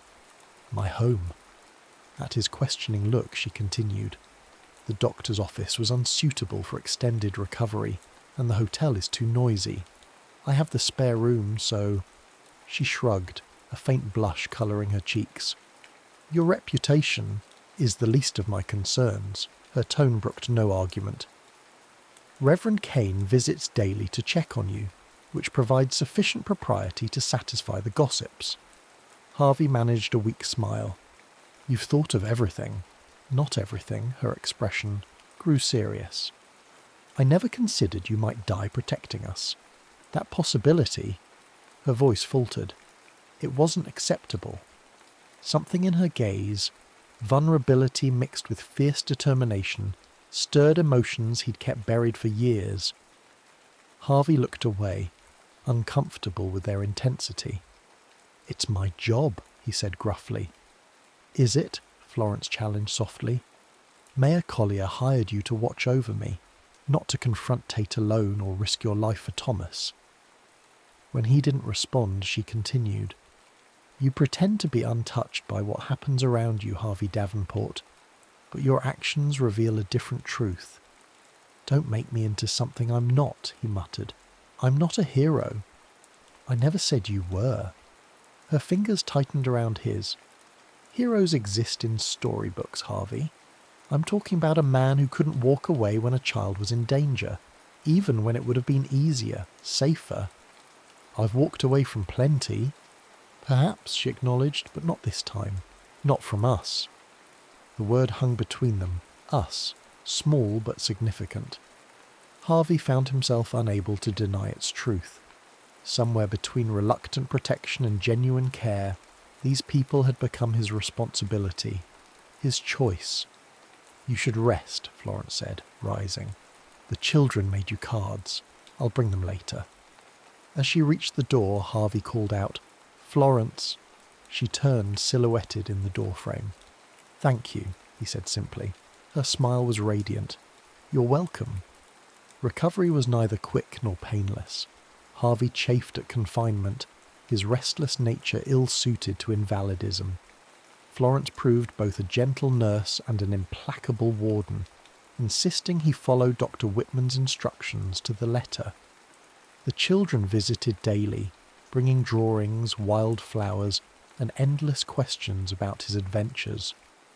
Harvey found himself sharing carefully edited stories from his travels, omitting the violence but preserving the wonder of distant mountains and prairie, vastness. "You're good with them," Florence observed one evening after shooing away the last persistent visitor. "They adore you." Harvey, now able to sit in a chair by the window, watched a hawk circle above the distant hills. "Children are easy. They haven't learned to hide their feelings yet. Unlike certain adults I know." She settled across from him, her hands busy with mending. "Dr. Whitman says you can return to light duties next week." Something twisted in Harvey's chest that had nothing to do with his healing wound. "I suppose Mayor Collier will be reducing my wages, given the threats eliminated." Florence's needle paused mid-stitch. "Actually, the town council voted to maintain your position through winter. The security for the school. That seems unnecessary now." "Perhaps." She resumed sewing, not meeting his eyes. "Or perhaps they recognize the value of your presence beyond mere protection." "And you?" The question escaped before he could reconsider. "What do you think?" Now she looked up, her expression unguarded. "I think you belong here, Harvey. I think you've been wandering long enough." He turned back to the window, unwilling to let her see how deeply her words affected him. "I'm not suited for settled life." "Aren't you?" Her voice held gentle challenge. "These past weeks, despite your injuries, you've seemed more at peace than when you arrived." "Pain has a clarifying effect," he deflected. "So does purpose." She set aside her sewing and moved to stand beside him at the window. "You've been running from happiness because losing it once nearly destroyed you." Her insight was too accurate, too raw. "Florence." "I know about loss, Harvey." Her voice softened. "Not like yours, but enough to understand that grief changes us. It doesn't have to diminish us. And if I can't be what you need..." The question revealed more than he intended. "I'm not asking you to be anything other than who you are," she touched his shoulder lightly, "but I am asking you to stop pretending you don't care." Their gazes held, the moment stretching between them like a tightrope. Harvey found himself leaning toward her, drawn by something he'd thought long dead within him. A knock at the door shattered the moment. Florence stepped back, colour rising in her cheeks. That will be Reverend Kane for his evening visit. As she went to answer the door, Harvey remained at the window, his heart pounding with emotions both familiar and terrifying. What Florence offered wasn't just connection, but possibility. a future he'd convinced himself was forever closed to him. But wanting something and deserving it were different matters entirely. By the following week, Harvey had moved back to his room at the hotel, though he took his meals with Florence most evenings. The school thrived, with 3 new families enrolling children now that Tate's shadow no longer loomed over the town. One crisp October afternoon, Harvey sat on the schoolhouse steps whittling a small wooden bird while waiting for Florence to finish organising her classroom. The scent of approaching snow hung in the air, a promise of winter's imminent arrival. Mayor Collier approached, his breath fogging in the chill. "Davenport, good to see you on your feet." Harvey nodded acknowledgement. "Something I can help you with, Mayor?" "Actually, yes." Collier looked uncharacteristically hesitant.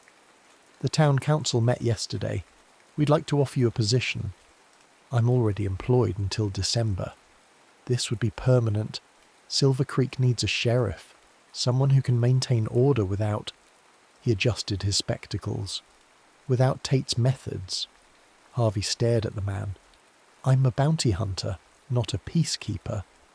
"You've been more than that these past months," Collier gestured toward the schoolhouse. "What you did for Thomas, for all the children, that's the kind of law this town needs. Firm but just.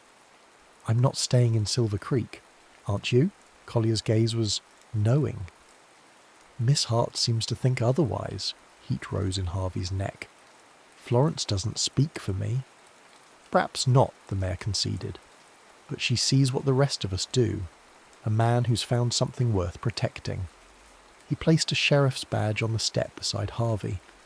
"Think about it." As Collier departed, Florence emerged from the schoolhouse. "Was that the mayor I heard?"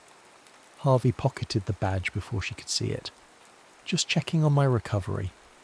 Her smile suggested she didn't quite believe him. "I was thinking we might visit that new photographer in Miller's Crossing this weekend. The children have been asking for a class portrait before winter sets in." "Makes sense," Harvey agreed, his mind still caught on Collier's offer. Sheriff of Silver Creek.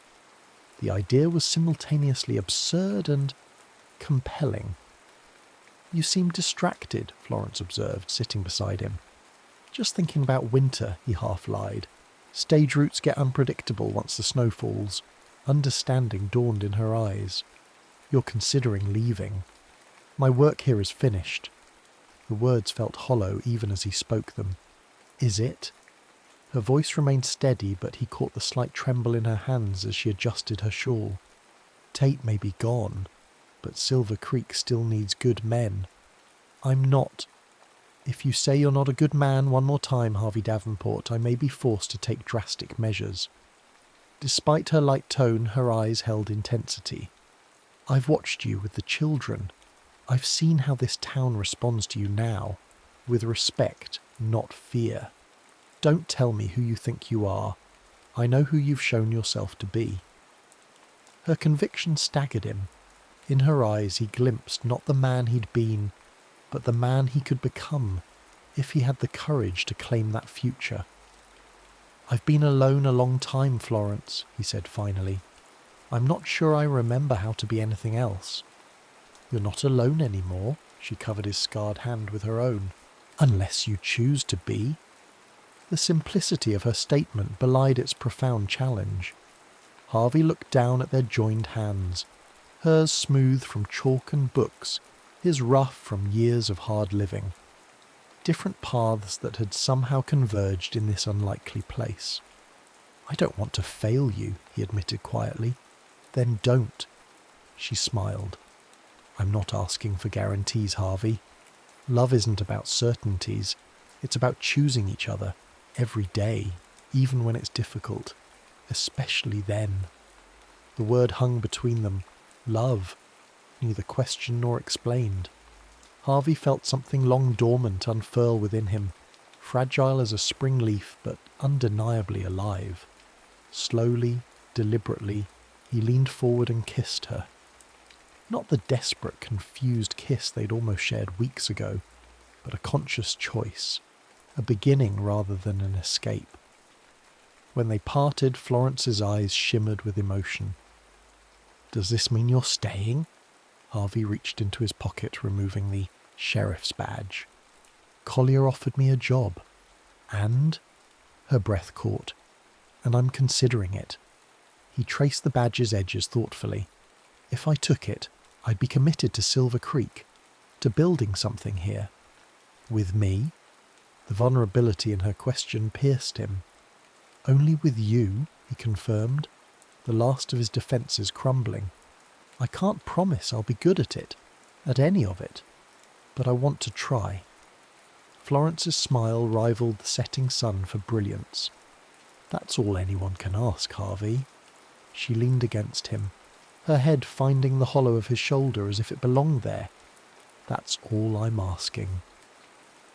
They remained on the schoolhouse steps as twilight deepened around them, speaking quietly of practical matters, the sheriff's lodgings, winter preparations, the Christmas pageant Florence planned for her students.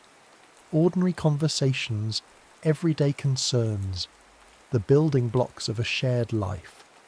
For the first time in 8 years, Harvey allowed himself to imagine a future, beyond the next bounty, the next town, a future with roots and purpose, with love. He knew there would be challenges ahead. His nightmares wouldn't vanish overnight. His past would follow him even in this new beginning. But as Florence's hand remained steady in his, Harvey felt something he'd abandoned at Bitter Creek finally return. Hope.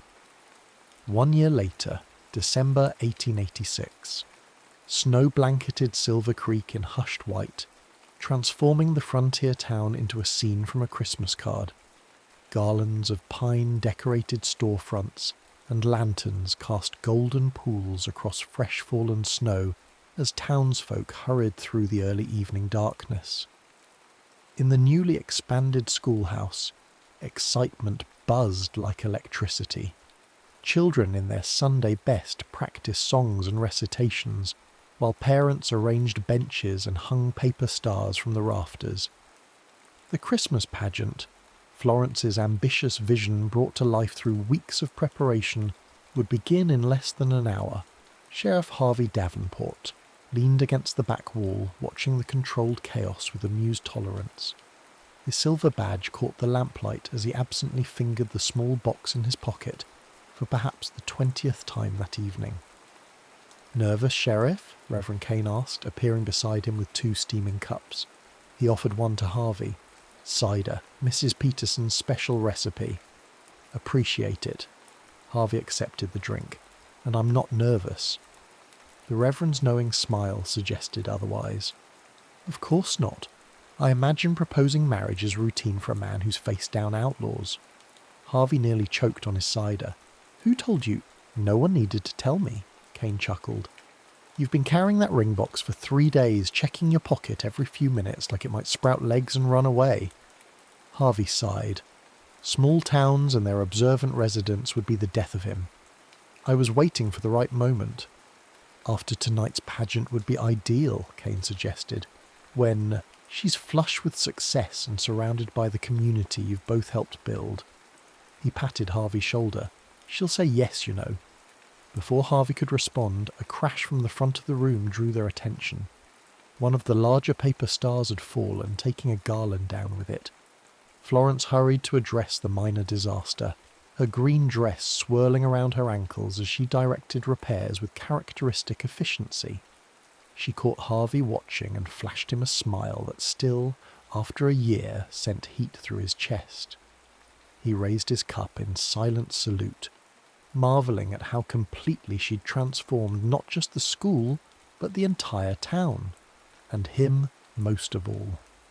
The past year had brought changes neither could have predicted that autumn day on the schoolhouse steps. Harvey's transition from bounty hunter to sheriff had raised eyebrows initially, but his fair-minded approach to law enforcement gradually won respect. He worked with neighbouring towns to establish regular patrols, making the stage routes safer for travellers and commerce alike.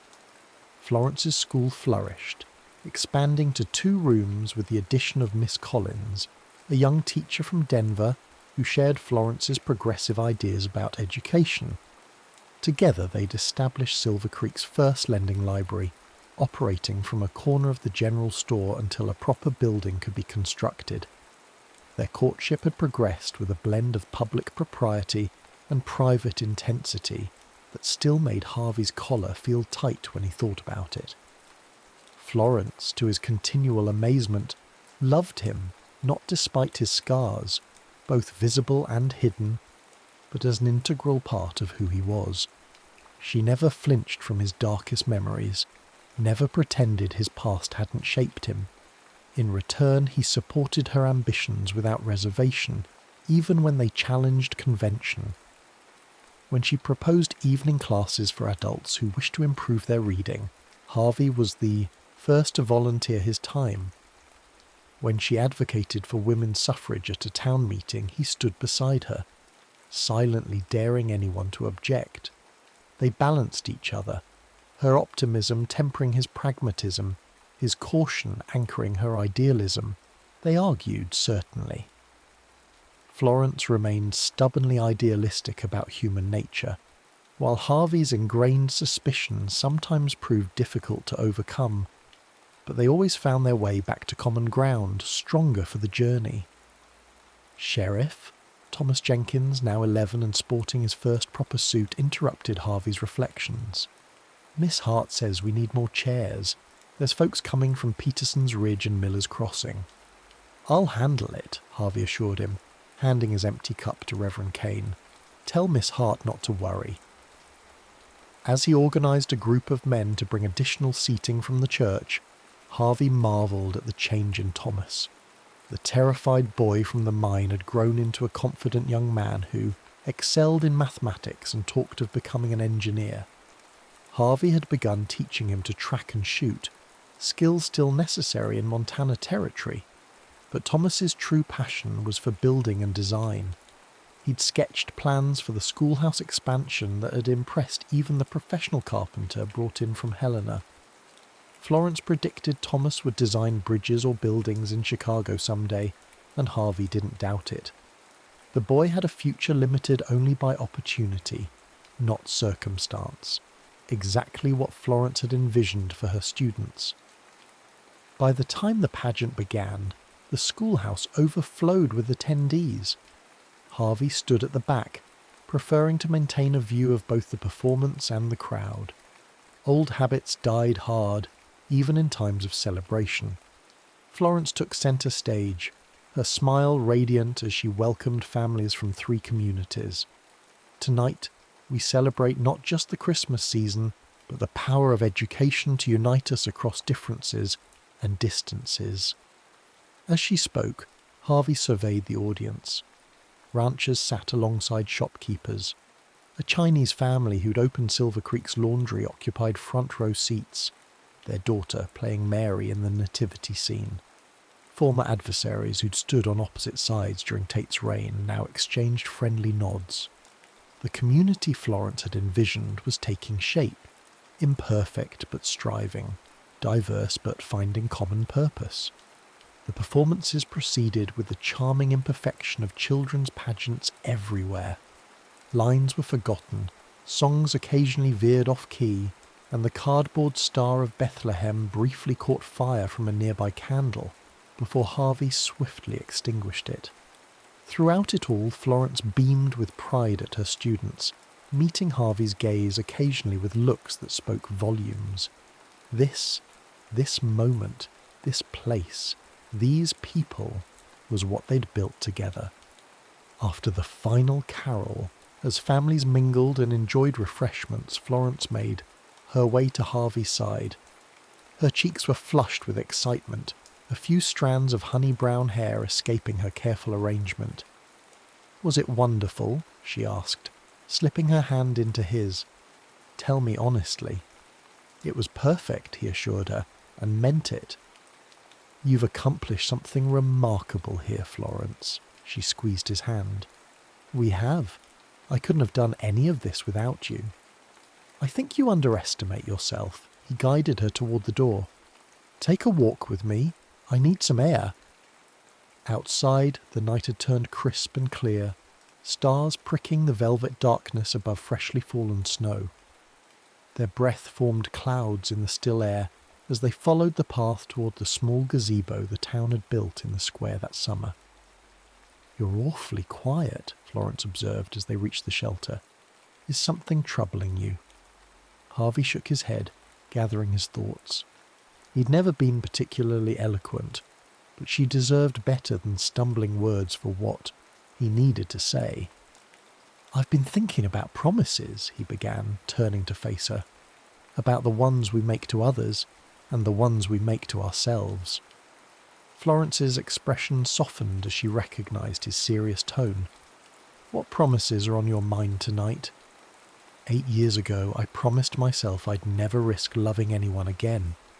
He took both her hands in his. "It seemed safer. For me, for them.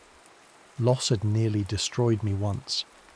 She remained silent, allowing him space to continue. "But then you arrived with your books and your stubborn belief in possibility." A smile tugged at his mouth. "You challenged everything I thought I knew about myself." "I simply saw what was already there," she murmured. Harvey shook his head. "You saw what could be there. And somehow, impossibly, you made me see it too." He released one of her hands to reach into his pocket, withdrawing the small box that had been his constant companion for days. Florence's eyes widened as understanding dawned. "I can't promise that loving me will always be easy," Harvey said, opening the box to reveal a modest diamond set in silver. "I'm still learning how to do this, how to build a life instead of just surviving one. But I can promise that I'll choose you, Florence Hart, every day, through whatever comes." Tears spilled onto her cheeks, catching the starlight. "Harvey Davenport, are you asking me to marry you?" "I believe I am," he confirmed, sudden nervousness making his voice rougher than intended. "Though apparently I'm making a mess of it." "No," she whispered, touching his face with gentle fingers. "You're doing it perfectly." "Is that a yes?" Her laugh was like music in the winter stillness. "Yes, absolutely. Unreservedly yes." Harvey slipped the ring onto her finger, his hand steadier than he'd expected. Then he drew her close, sealing their promise with a kiss that spoke of journeys ended and journeys yet to begin. When they parted, Florence's eyes reflected both joy and mischief. "I suppose this means I'll have to become respectable Mrs. Davenport, the sheriff's wife." "Heaven forbid," Harvey replied with mock horror. "I fell in love with Florence Hart, the woman who stands her ground against any challenge. I expect her to continue causing the occasional uproar." "Only occasional?" She raised an eyebrow. "I have plans for a women's literary society that will positively scandalize Mrs. Peterson." Harvey laughed, the sound startling a nearby crow from its perch.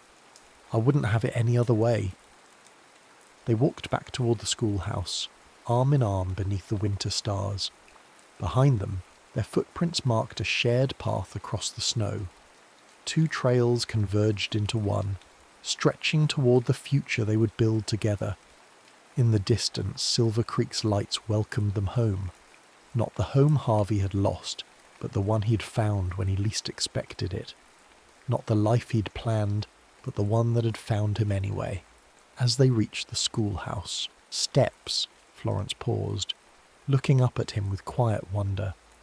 "Are you happy, Harvey? Truly?" He considered the question with the honesty they'd always shared. The grief of Bitter Creek would never fully leave him. Catherine and Emma would remain in his heart, cherished memories rather than open wounds. But alongside that old sorrow now lived joy, purpose and love, a fullness he'd thought forever beyond his reach. "Yes," he said simply, "I am." And in that moment, beneath a bright winter moon that no longer seemed bitter at all, Harvey Davenport knew it was the truest thing he'd ever said.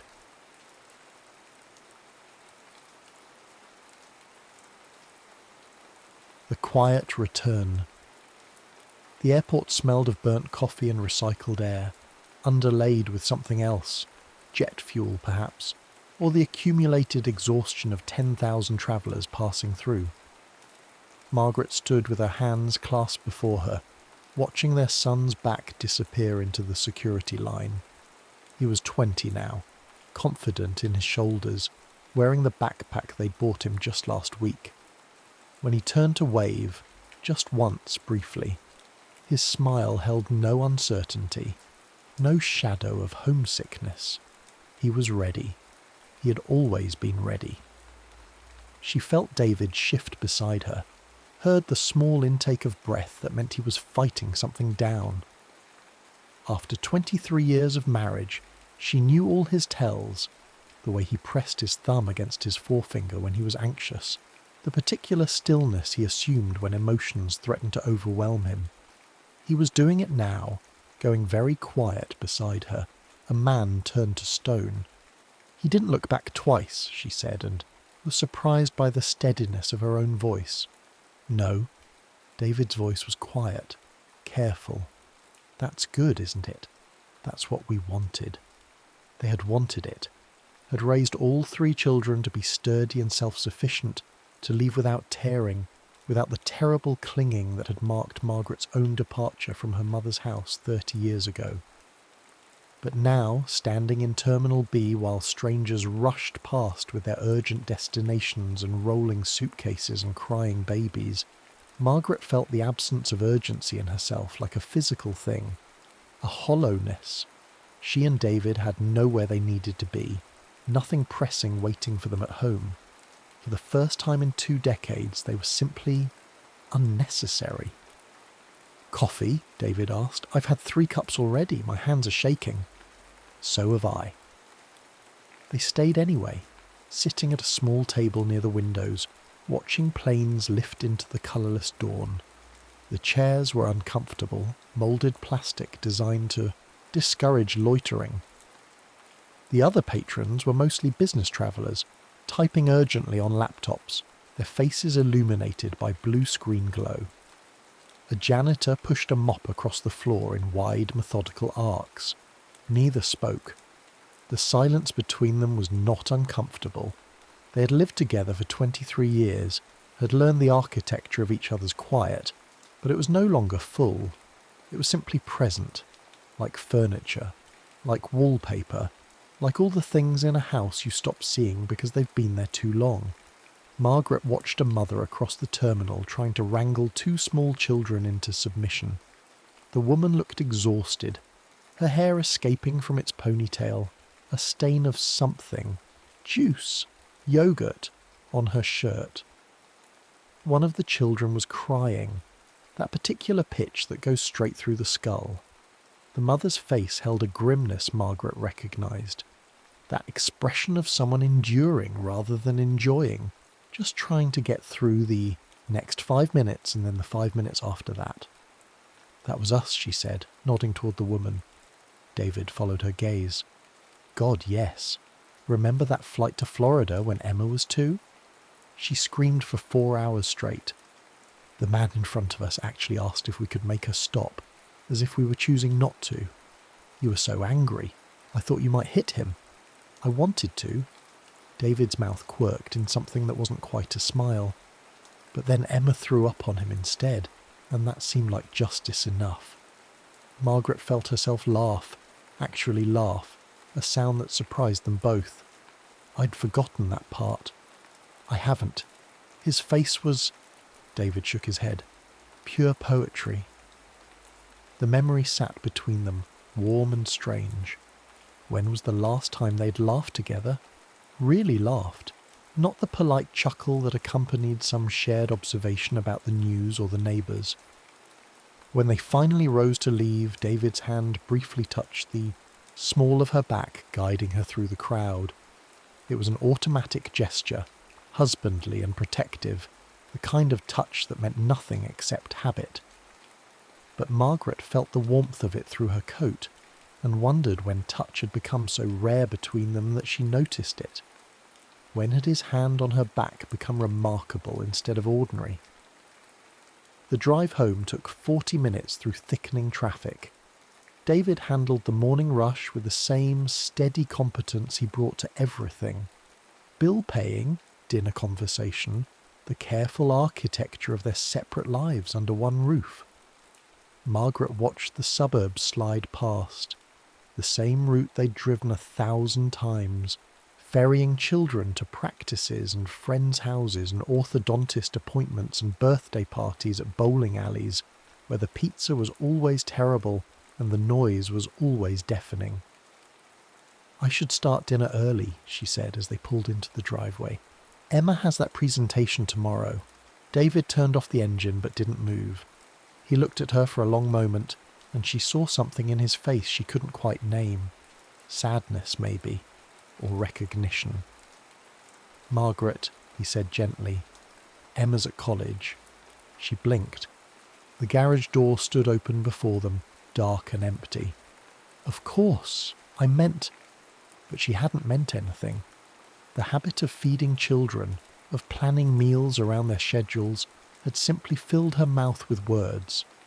Her brain still ran on the old rhythms: wake, feed, organize, manage, endure, even though there was no one left to feed. Inside, the house seemed larger. Thomas would be home from university in 3 months, but his absence had been familiar for 2 years now. Emma's room still smelled faintly of her perfume, but she called only twice a week, her voice bright with new independence.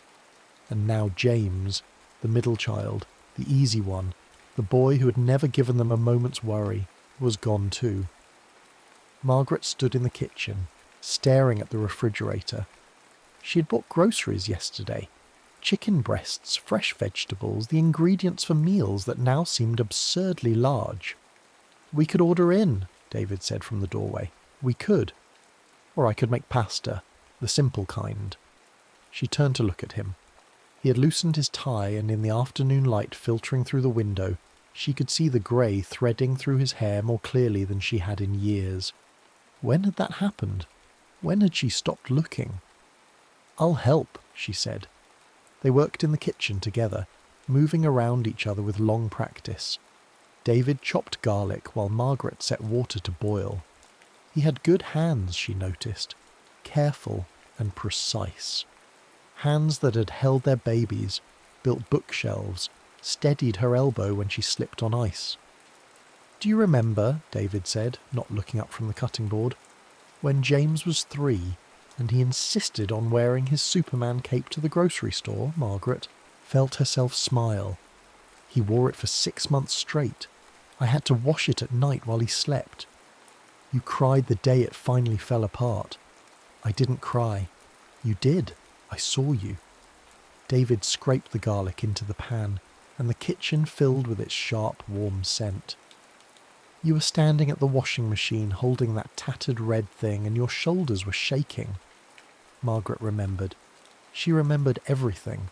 The weight of that small cape in her hands, the knowledge that James would wake up and ask for it, and she would have to tell him it was gone, that he was too old for it anyway, that growing up meant letting things fall apart.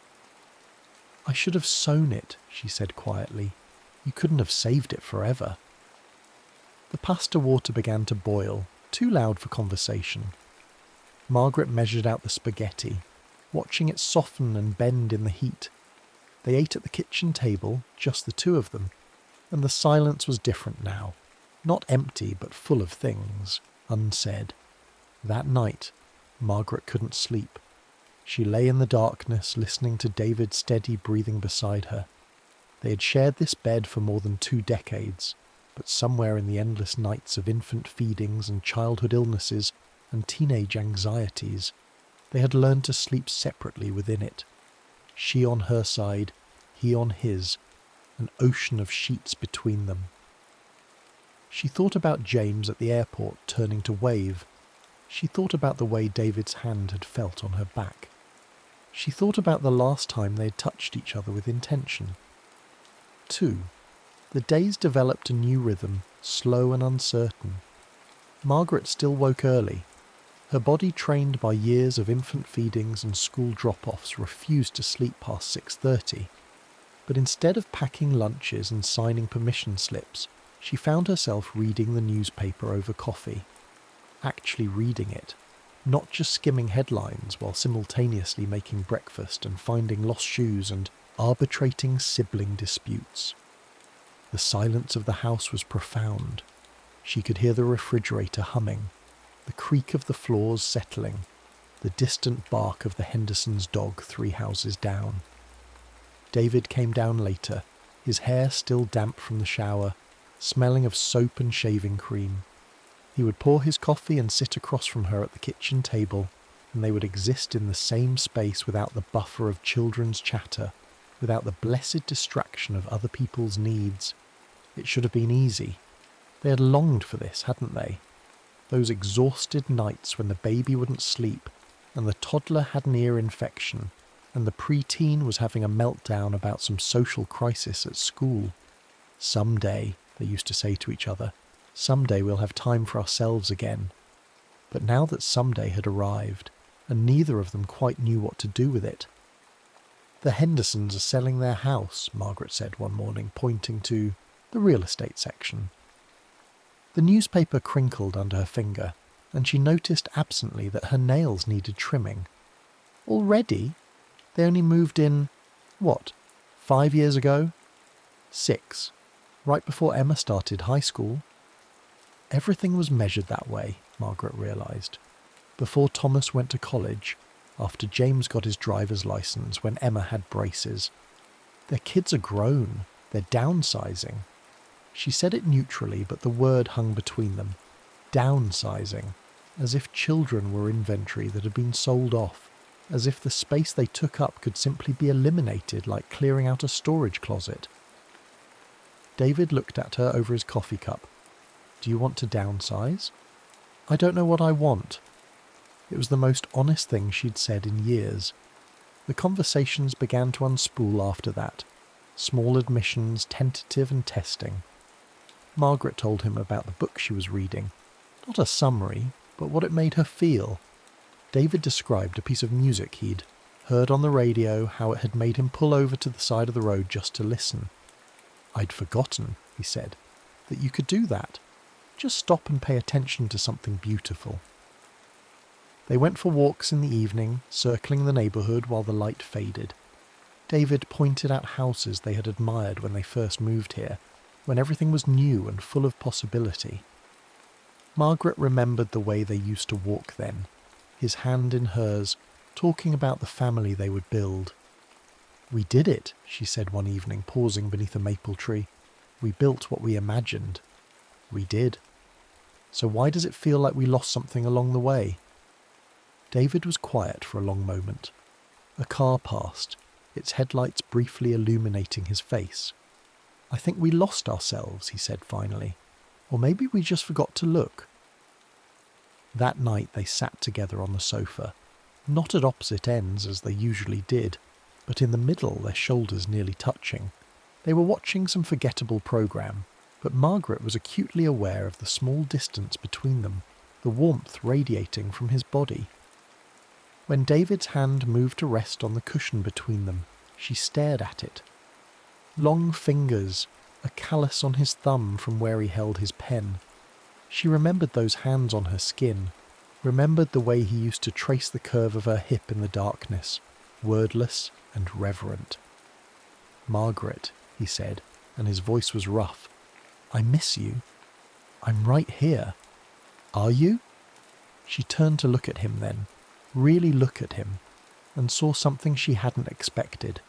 Desire, naked and uncertain in his eyes. It frightened her, that look, not because it was unwelcome, but because she felt it echo in her own chest, fierce and terrifying. I don't know how to do this anymore, she whispered. Neither do I. But when he reached for her hand, she let him take it. His palm was warm, familiar and strange at once. They sat like that, hands joined, watching the television neither of them was seeing, and Margaret felt something unlock inside her chest. The fear came later, as she knew it would. Margaret lay awake at 3 a.m, David asleep beside her, and felt panic rising in her throat like water filling a drowning person's lungs. What were they doing? They had survived years of parallel living by not asking too much of each other, by accepting that love could be quiet and steady and safe, that it could exist in the margins of child rearing and bill paying and all the mundane necessities of a shared life. This new thing between them, this wanting, was none of those things. It was dangerous. She thought of all the ways they could hurt each other, all the ways they had already hurt each other, with silence and absence and the slow erosion of intimacy. The night she'd gone to bed crying about something. She couldn't even remember what, and he hadn't noticed. The year he'd been so consumed with work that she'd felt like a single parent, managing everything alone. The 1,000 small abandonments that had taught them both to stop reaching. What if they tried and failed? What if this rekindling was just the shock of the empty nest, a grief-stricken grasping at what used to be? What if they were two people who had grown so far apart that physical proximity couldn't bridge the distance? Worse, what if she opened herself to him again, let herself want him again, need him again, and he left? Not physically, but emotionally. What if he pulled away the moment she became vulnerable? Outside, rain had begun to fall, tapping against the windows. The sound was almost comforting, but not quite. Nothing was comforting at 3 a.m. when your heart was racing and your thoughts were spiralling, and the person sleeping peacefully beside you seemed like a stranger. The next morning, she was careful, polite. She made coffee and toast and kept her hands busy, wiping down counters that were already clean, reorganizing the spice cabinet, anything to avoid looking at him directly. David noticed. Of course he noticed. "What is it?" he asked. "Nothing. I'm fine." "Margaret." "I have errands to run." She left the house and drove aimlessly, ending up at the park where they used to take the children. The playground was full of young mothers, their toddlers shrieking with joy on the swings. Margaret watched them and felt impossibly old. Her phone buzzed. A text from David. "Wherever you are, it's okay. Take your time." She sat on a bench and cried. When she came home, David was in the garden, pulling weeds from the flower bed she had neglected all summer. He looked up when he heard the car but didn't come to her, didn't demand explanations. He just went back to his work, patient and present. Margaret stood at the window and watched him. His shirt was damp with sweat, his movements steady and methodical. He had always been like this, reliable, constant there, and she had mistaken reliability for the absence of passion, had thought that because he didn't speak of desire, he didn't feel it. But she remembered now, David had never been a man of words. He spoke in actions, in small gestures, in the way he noticed what she needed before she asked. He spoke in the garden he was tending because she had once mentioned loving roses. She went outside. The afternoon sun was warm on her shoulders, and the scent of earth and growing things filled the air. "David." He looked up, squinting against the light. "I'm afraid," she said. He stood slowly, brushing dirt from his hands. "Of what?" "Of wanting you. Of wanting this. Of everything changing." "Everything has already changed." "I know." She took a step closer. "That's what scares me." David crossed the space between them in 3 strides. He didn't touch her, but he stood close enough that she could feel the heat of him, could see the pulse beating in his throat. "I'm afraid too," he said. I've been afraid for years. Afraid that you'd wake up one day and realize you'd wasted your life on someone who couldn't give you what you needed. Someone who turned love into a list of responsibilities and forgot about joy." "David, let me finish." His hands were shaking. "I know I failed you. I know I let the marriage become something hollow. But Margaret, I never stopped wanting you. I never stopped loving you. I just stopped believing I had the right to ask for more." Margaret felt something crack open inside her. All the careful control, All the years of managing and enduring and surviving. She reached for him, and he caught her hands, and they stood in the garden like that, holding on, neither of them quite brave enough to close the final distance. "What if we break?" she whispered. "What if we don't?" The sun slanted through the trees, painting everything gold. Margaret looked at her husband, his lined face, his gentle eyes, his hands still holding hers like she was something precious, and made a choice. She kissed him. It was tentative at first, a question more than an answer, but David made a sound low in his throat and pulled her closer, and suddenly they were 23 again, standing in his college apartment, drowning in each other. Except this was better because it was earned, because they knew what they had nearly lost. When they finally pulled apart, both breathing hard, David rested his forehead against hers. "Come inside," he said. "I fee." They moved through the house like sleepwalkers, hands joined, not speaking. Margaret felt her heart hammering against her ribs, felt the blood rushing in her ears.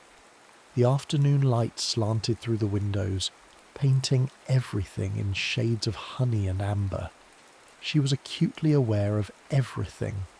The creak of the stairs under their feet, the smell of the jasmine candle she'd lit that morning, the particular way David's thumb moved across her knuckles as he led her upstairs, the bedroom. Door closed behind them with a soft click, and then they were alone in the dimness, the curtains drawn against the afternoon. Dust motes danced in the thin bar of light that escaped through the gap. David cupped her face in his hands, his palms warm against her cheeks. "Are you sure?" The question undid her. After 23 years, he was still asking permission, still treating her like someone whose answer mattered. She had forgotten this about him, this fundamental gentleness, this respect that had never wavered even when everything else between them had. She answered by kissing him again, deeper this time, her hands finding the buttons of his shirt.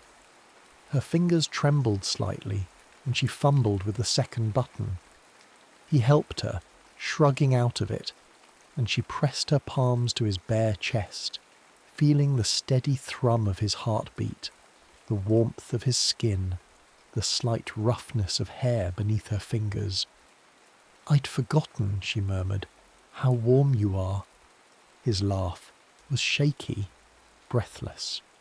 "I'd forgotten everything. How you taste, how you feel." He kissed her neck, her collarbone, the hollow at the base of her neck.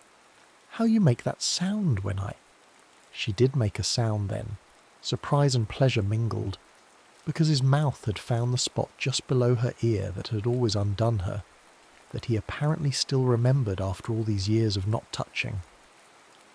They undressed each other slowly, reverently, relearning the landscape of familiar bodies. Margaret traced the scar on his shoulder from the bike accident when James was 5. He'd been teaching the boy to ride without training wheels and had somehow ended up going over the handlebars himself. David kissed the stretch marks on her belly, the evidence of the children they'd made together, the silver lines she had once hated and now wore like battle scars. "You're beautiful," he said against her skin, his breath warm. "I'm older. So am I. We earned this." His hands moved, up her sides, making her shiver, making her arch toward him. "We earned each other, every line, every mark, every year." When they finally came together, it was not the frantic coupling of their youth, all urgency and inexperience. It was deliberate and intense, a conversation conducted in touch and breath, and the sounds they made without words. David moved above her with aching slowness, watching her face, and Margaret met his gaze and did not look away. This was not performance. This was recognition. She traced the line of his jaw, roughened now with afternoon stubble, the corner of his mouth, the small crescent scar above his eyebrow where he'd been hit with a baseball in 3rd grade. He caught her hand and kissed her palm, then her wrist, then the inside of her elbow, his mouth hot against her skin. and she felt herself unravelling, all the careful distance she had maintained for years dissolving in the heat of his attention. "Margaret," he breathed, and her name in his mouth was a prayer, a claim, a promise. God, Margaret. When they peeked together, it was like a door opening onto a room she had forgotten existed. A room full of light and air and the possibility of joy. She cried out, and he swallowed the sound with his mouth, his body shuddering against hers, his hands fisted in the sheets beside her head. Afterward they lay tangled in the sheets, sweaty and breathless, David's hand moving idly through her hair. She could feel his heart still racing against her side, could feel the tremor in his fingers. "I love you," he said, his voice raw. "I need you to know that. Not past tense, not in spite of everything. Just love. Present. Ongoing. You." Margaret turned in his arms to face him. His eyes were very blue, very clear, and there was something naked in them that made her chest ache. "I love you too," she said. "I think I forgot how to say it out loud, how to believe anyone wanted to hear it. Then we'll practice." He kissed her forehead, her nose, her mouth. "Every day. We'll practice until it feels normal again." They made love again as the sun set, slower this time, exploratory and playful. Margaret discovered that David was ticklish behind his knee. David discovered that she liked having her hair pulled, just a little. They laughed and touched and learned each other again, and the years fell away like old skin. V. The house was quiet when Margaret woke. Early morning light filtered through the curtains, painting everything in shades of pearl and rose. David was still asleep beside her, one arm flung across her waist, his breath warm and steady against her shoulder. In sleep, his face looked younger, the worry lines smoothed out, his mouth soft. She lay very still, afraid to move, afraid to break whatever spell had been cast. Her body ached in unfamiliar places, good aches, earned aches. She felt tender and open, like something long frozen had finally thawed. But as the light strengthened and the world outside began to wake, birds singing in the oak tree outside their window, a car starting somewhere down the street, she understood that this was not a spell. This was not some temporary enchantment that would dissolve with daylight. This was a choice they would have to make again and again, every day for the rest of their lives. The choice to reach instead of retreat, to speak instead of silence, to risk instead of protect. David stirred, his eyes opening slowly. When he saw her watching him, he smiled. A real smile, unguarded and warm, the smile she remembered from their early days when everything was new and terrifying and wonderful. "Hi," he said, his voice rough with sleep. "Hi. Still here?" "Still here." He pulled her closer, kissing her temple, her cheekbone, the corner of her mouth. "Good. That's good." They rose eventually, moving through the morning routine with a new awareness of each other. Every casual touch was electric, his hand on the small of her back as he reached past her for the coffee mugs, her fingers brushing his as she handed him the milk, the way their knees touched under the table. David made coffee while Margaret showered, and she came down to find him standing at the stove making eggs, humming something under his breath. She paused in the doorway just watching him. He had put on an old sweater, the navy blue one with the fraying cuffs that she'd been threatening to throw away for 3 years. His hair was still messy from sleep, standing up in tufts at the crown where she'd run her fingers through it last night. "You're singing," she said. He turned, spatula in hand, looking sheepish. "I am, aren't I? Can't even carry a tune. I haven't heard you sing in years. I haven't had anything to sing about." He said it simply, without drama, but the words landed between them with weight.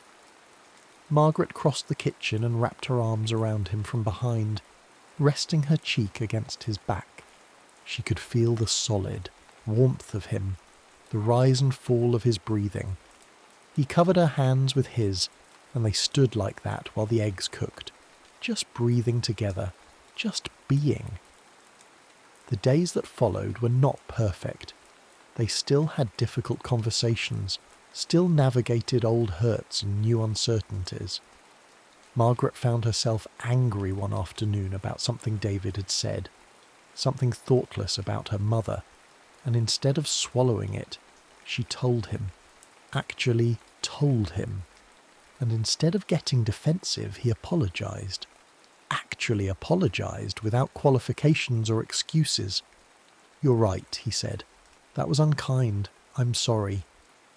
She'd stood in the kitchen, dish towel in hand, staring at him like he'd spoken a foreign language. They talked about money, about retirement, about whether they should finally replace the ancient water heater. They talked about the year Emma was 12 and had stopped speaking to Margaret for a month, and how terrified Margaret had been that she'd lost her daughter forever. They talked about the night Thomas called from college, drunk and crying, admitting he'd failed 2 classes, and how David had driven 4 hours in the dark to bring him home. They talked, and in talking they remembered who they were, not just parents, not just co-managers of a household, but people with histories and fears and desires all their own. Margaret caught herself smiling at odd moments, folding laundry and remembering the way David had kissed the inside of her wrist that morning, driving to the grocery store and thinking about the way he'd looked at her across the breakfast table, reading in bed while David worked beside her, and feeling a contentment so profound it was almost painful. David touched her constantly, casually, a hand on her shoulder as he passed, fingers tangling with hers while they watched television, kisses dropped on the top of her head for no reason at all. As if he were making up for lost time, as if he were afraid she might disappear if he didn't keep reaching. When Emma called on Sunday, she heard it immediately. "Mum, you sound different. Are you okay?" Margaret looked across the room to where David sat reading the newspaper, his reading glasses perched on his nose, completely absorbed in whatever article had caught his attention. As if sensing her gaze, he looked up and winked. Actually winked, like they were conspirators in some delicious secret. "I'm fine, sweetheart. Better than fine." "Is Dad there?" "Yes," Margaret said, warmth flooding through her. "He's here." She thought about telling Emma everything, about the airport and the garden and the way they had found each other again in the wreckage of an empty nest, about how sometimes the things you think you've lost forever are just waiting for you to remember they exist. But some things were too private, too precious to share. Some things were just for them. "We miss you," Margaret said instead. "Both of us. Very much." "I miss you too. But Mum, you really do sound happy. Really happy." After she hung up, David came to sit beside her on the sofa, close enough that their thighs pressed together. "Everything all right?" "Everything's good." Margaret leaned into him, resting her head on his shoulder, breathing in the scent of him, laundry, detergent and coffee and something essentially him that she'd loved since she was 22 years old. "Emma thinks I sound happy." "Do you? Feel happy?" She considered the question seriously. Happiness seemed too small a word for what she felt, this deep, abiding sense of rightness, of having come home to herself and to him, of having been lost and found herself found. "Yes," she said finally, "I do. Terrifyingly happy. Terrifyingly. Because I could lose it again. Lose you again. Lose us."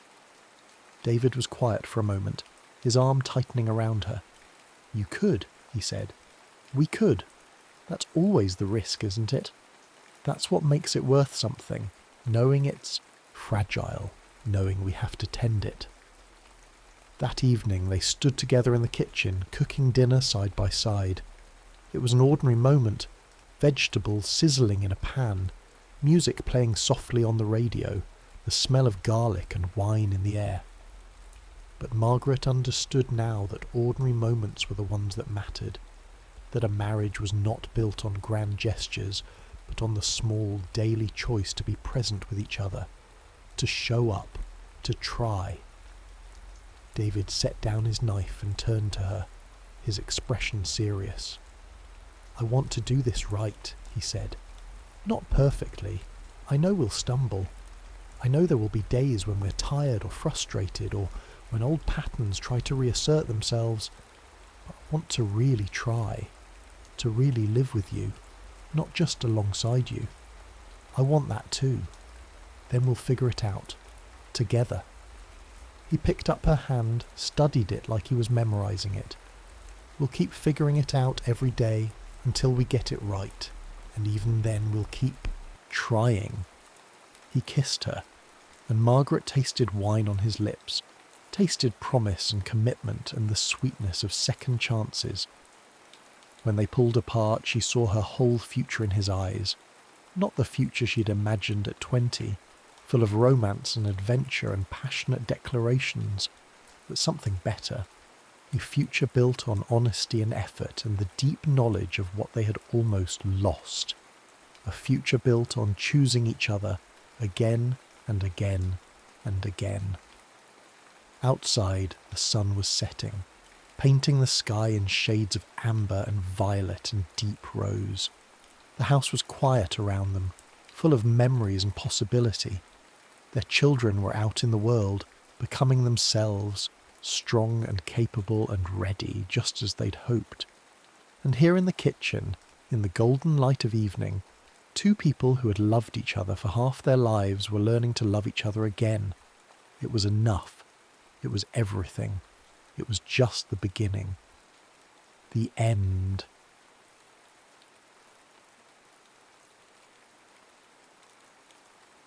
The table we once shared. The party was the kind that happens without anyone deciding it should. Someone's roommate knew someone whose girlfriend had just turned 21, and by 9 o'clock on a Thursday in early October, the backyard of a house on Elm Court was full of people who had arrived separately and would leave in clusters, having stumbled into conversations they would carry with them for days without knowing why. String lights had been strung between the elm tree and the back porch in a way that suggested no one had measured anything. The music came from a speaker propped on a patio chair, loud enough to feel but not so loud that you had to stop talking. Someone had set out cheap wine on a folding table. The air smelled like fallen leaves and the particular sweetness of a fire pit that had been lit too recently to have settled into its rhythm. Maya had come because her roommate Diane had practically dragged her out the door. She'd been reading. She was always reading. And the pull of the book had been strong, the kind of pull that makes the physical world feel like an interruption. But Diane had said please, and Maya had closed the cover and put on a jacket and walked the 6 blocks with her hands in her pockets, telling herself she would stay an hour. She was standing near the fire pit with a cup of wine she hadn't really tasted, watching the way the flames went from orange at the centre to almost white, when the conversation began. It didn't begin the way conversations are supposed to begin. There was no introduction, no "I'm so-and-so, do you know so-and-so?" It began mid-thought, as if they had both been thinking the same thing, and one of them simply said it aloud. "It's strange how fire is the one thing that actually looks the way we draw it," said the boy standing beside her. Maya turned. He was not looking at her. He was looking at the fire, and his face in its light had a quality she could not immediately name, something between attentiveness and ease, as though he were both watching something carefully and also at rest. "We don't draw it," she said. "We only ever guess at it." He turned then, and she saw that he had the kind of face that changed depending on the light, serious in shadow, unexpectedly warm when something caught it. His eyes were dark and steady, and there was nothing performing in his expression. He seemed genuinely interested in what she had said, not in the way people are interested when they want to seem interested, but in the way a person is interested when they have just heard something they hadn't thought of before. "Fair point," he said. His name was Eli. He told her this only because she asked, and she asked only because they had been talking for 20 minutes without it, and it suddenly seemed like something she wanted to know. He was a junior, studying history, though he said this almost apologetically, as if he expected her to ask what on earth he planned to do with it. She did not ask. She was studying English literature, and she understood the quiet embarrassment of loving something that the world did not consider useful. They talked about fire. Then they talked about the party, about how strange it was to be surrounded by people and feel, not lonely exactly, but separate, as if there were a glass wall between you and everyone else that only certain conversations could dissolve. Then they talked about the season, about the way October had a particular quality of light in the late afternoon that made everything look both more real and more temporary than it was. None of it was important. All of it was important. At some point Maya realised she had stopped seeing the fire pit. The world had narrowed to the space between them. Not physically, they were standing a normal distance apart, but attentionally, the way a lens narrows when it finds its focus. She was aware of this happening and did nothing to stop it. When they finally parted, Diane appearing, tugging at her arm, saying they should go, Maya walked back to her apartment with the feeling that something had changed in the arrangement of the world, though she could not have said what. It was like noticing after weeks of not paying attention that a familiar street has been gradually losing its trees. They found each other again without trying, which is to say they tried without admitting it. The first time was at the campus library, 3rd floor, where the shelves were tall enough to create private corridors and the light came through high windows in long gold bars. Maya was reading Middlemarch, rereading actually, the way you reread a book you love when you need the comfort of a known country. She looked up and Eli was at the end of the aisle, browsing the history section with the same quality of attention she had noticed at the party.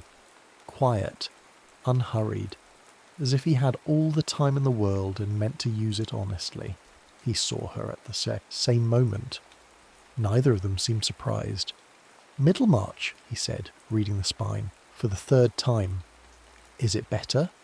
"Differently," she said. And then, because it seemed true and she could not explain why, "Each time I understand a different thing about what it means to be afraid of your own life."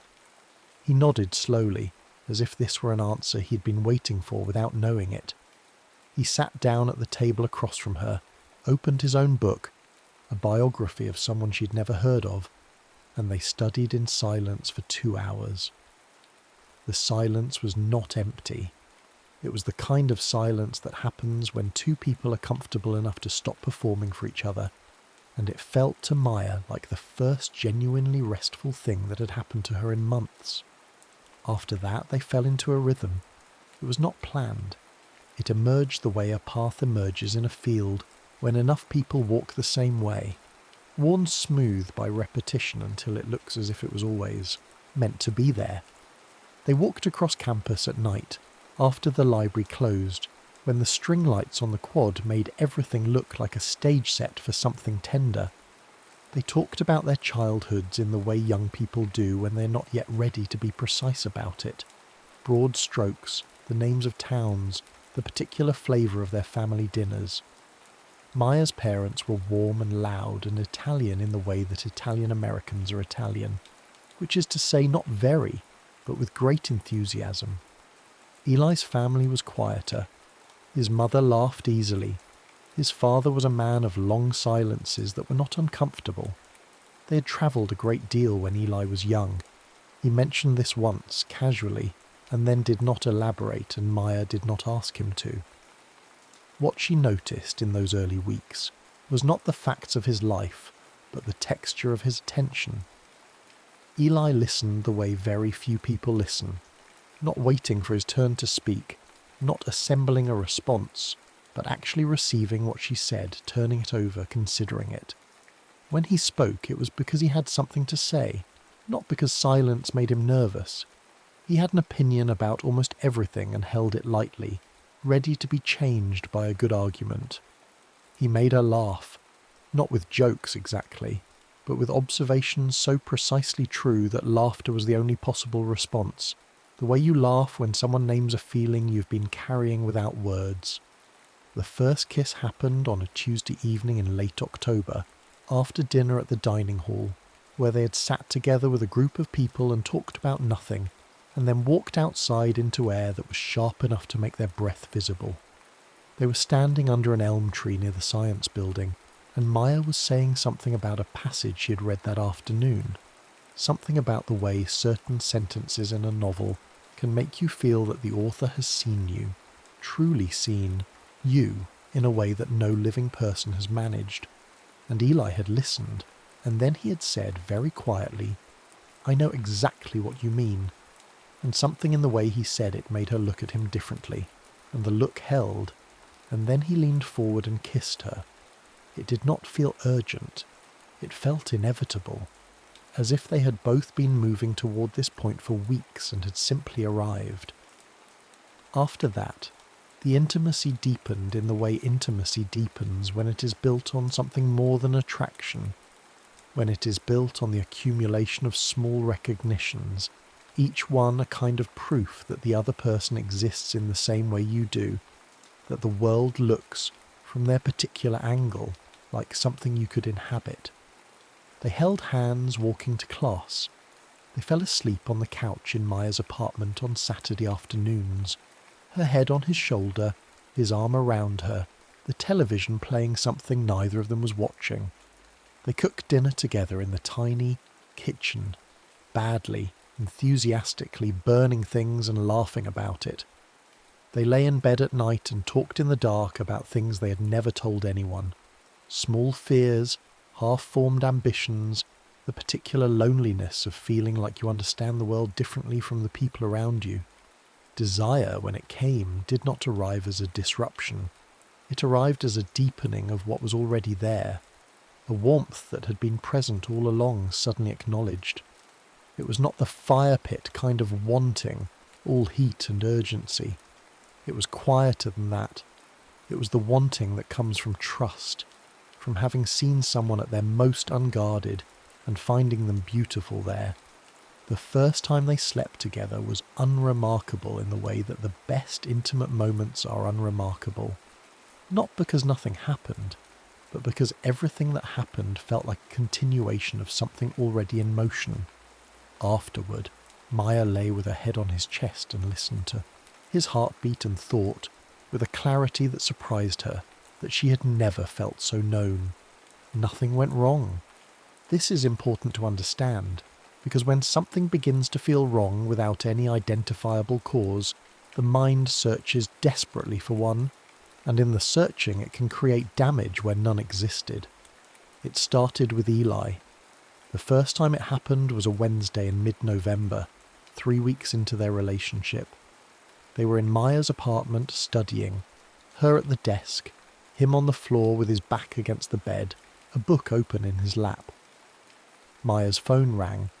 It was her mother calling from home, and Maya put it on speaker and said hello, and her mother's voice filled the small room with its particular warmth, animated, a little too loud, full of questions about classes and whether Maya was eating enough. Eli looked up from his book. His expression shifted, not dramatically, not in any way Maya could have pointed to and named, but something in his face went still, the way a pond goes still when the wind stops. He set the book down carefully and stared at the phone as if he were hearing something underneath the words, some frequency the conversation was broadcasting that only he could detect. Maya noticed but said nothing. When the call ended, he picked his book back up and continued reading, and the moment passed. The second time was stranger. They were at dinner together, and Maya mentioned casually that she was going home for Thanksgiving, that her parents were expecting her, that her mother had already planned the menu, that her younger brother would be there with his girlfriend for the first time, and it would be chaotic and wonderful. "You should come," she said without thinking about it, the way you say something when it feels obvious. Eli's fork stopped halfway to his mouth. He set it down. "I'd like that," he said. But there was a pause before he said it, a pause in which his eyes had gone to some middle distance focused on nothing Maya could see, and his face had worn that expression again, the stillness, the faint bewilderment, as if he were trying to solve a problem he could not quite articulate. "Are you all right?" she asked. "Yes," he said. "Of course." And he smiled, and the smile was genuine, and Maya believed him. But over the next 2 weeks she began to notice other things. Small things. The kind of things you notice only when you're already watching. The way he sometimes fell silent in the middle of a conversation, not because he had nothing to say, but because he seemed to have been suddenly, privately transported somewhere else. The way certain pieces of music made him close his eyes with an expression that was not quite pleasure and not quite pain, something older than either. The way, once or twice, he looked at her with an intensity that seemed disproportionate to the moment, as if he were seeing not just her but something behind her, or beneath her, something he recognized but could not name. He did not tell her any of this. She did not ask, not directly, because she did not know how to ask without sounding frightened, and she was not frightened exactly. She was unsettled. The feeling was subtle and persistent, like a note played just below the range of conscious hearing. You don't hear it, but it changes the quality of the silence.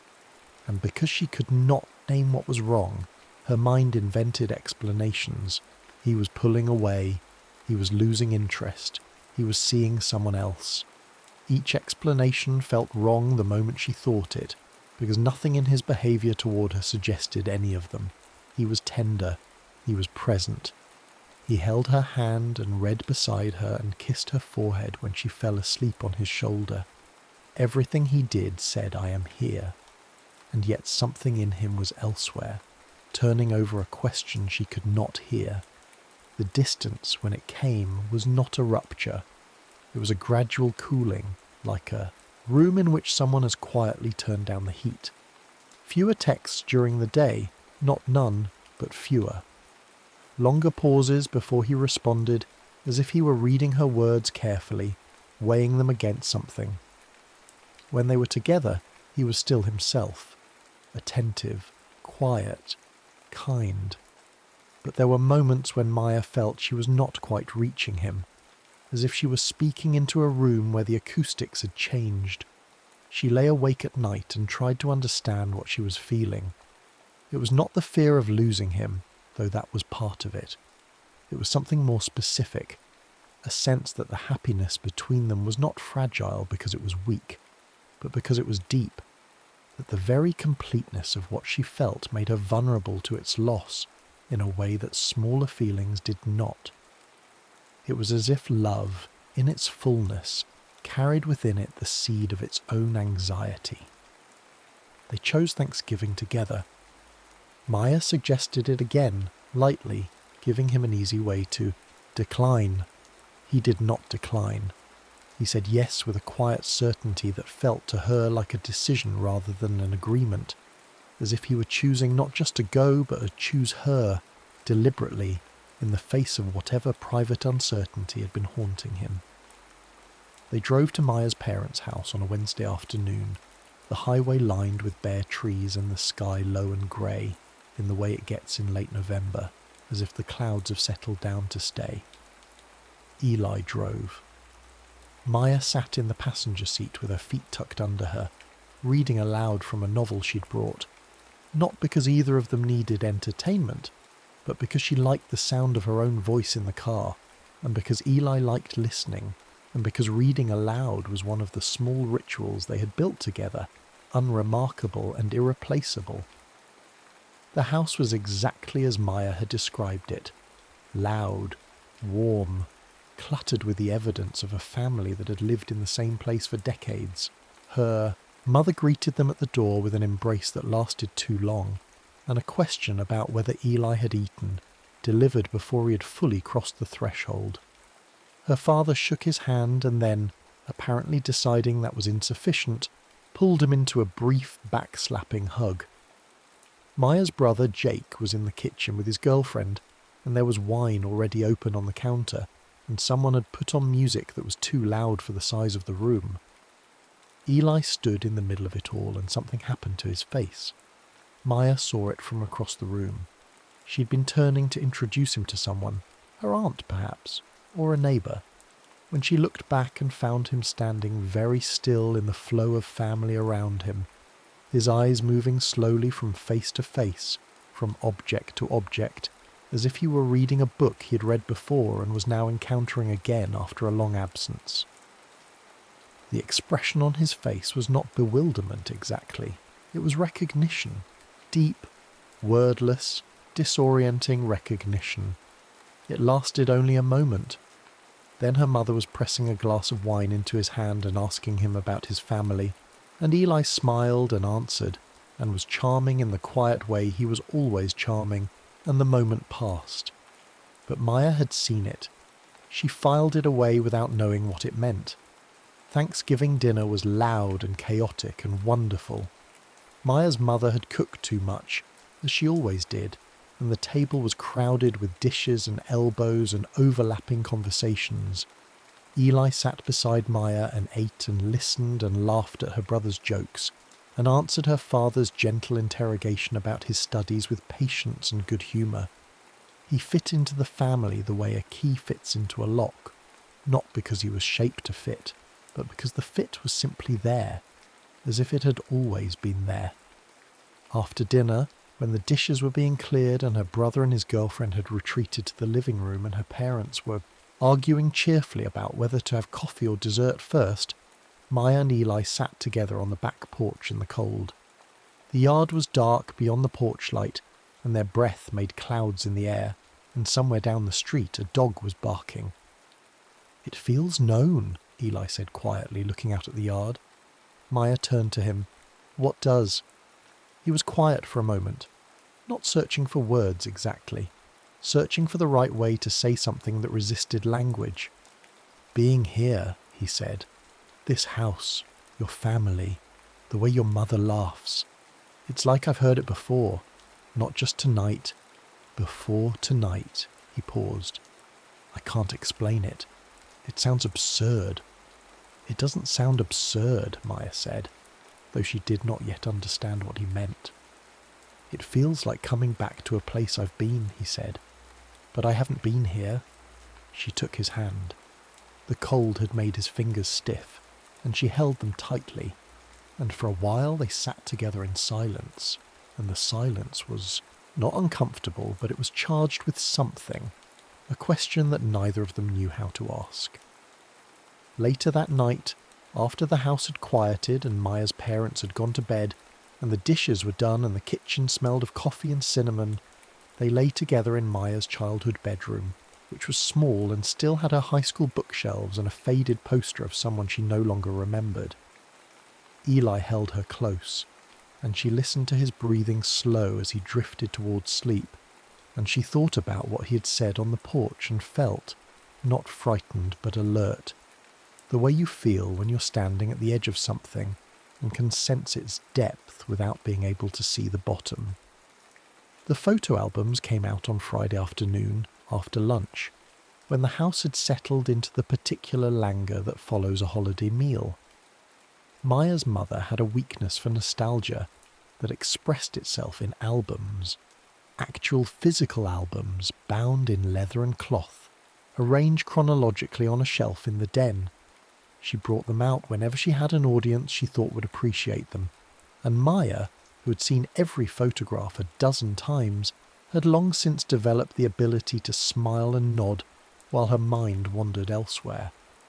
But Eli had not seen them, and of course Maya's knew this, and smiled the smile of a woman who has found the perfect gift, and carried the albums out to the living room where everyone was sprawled in various attitudes of post-lunch contentment.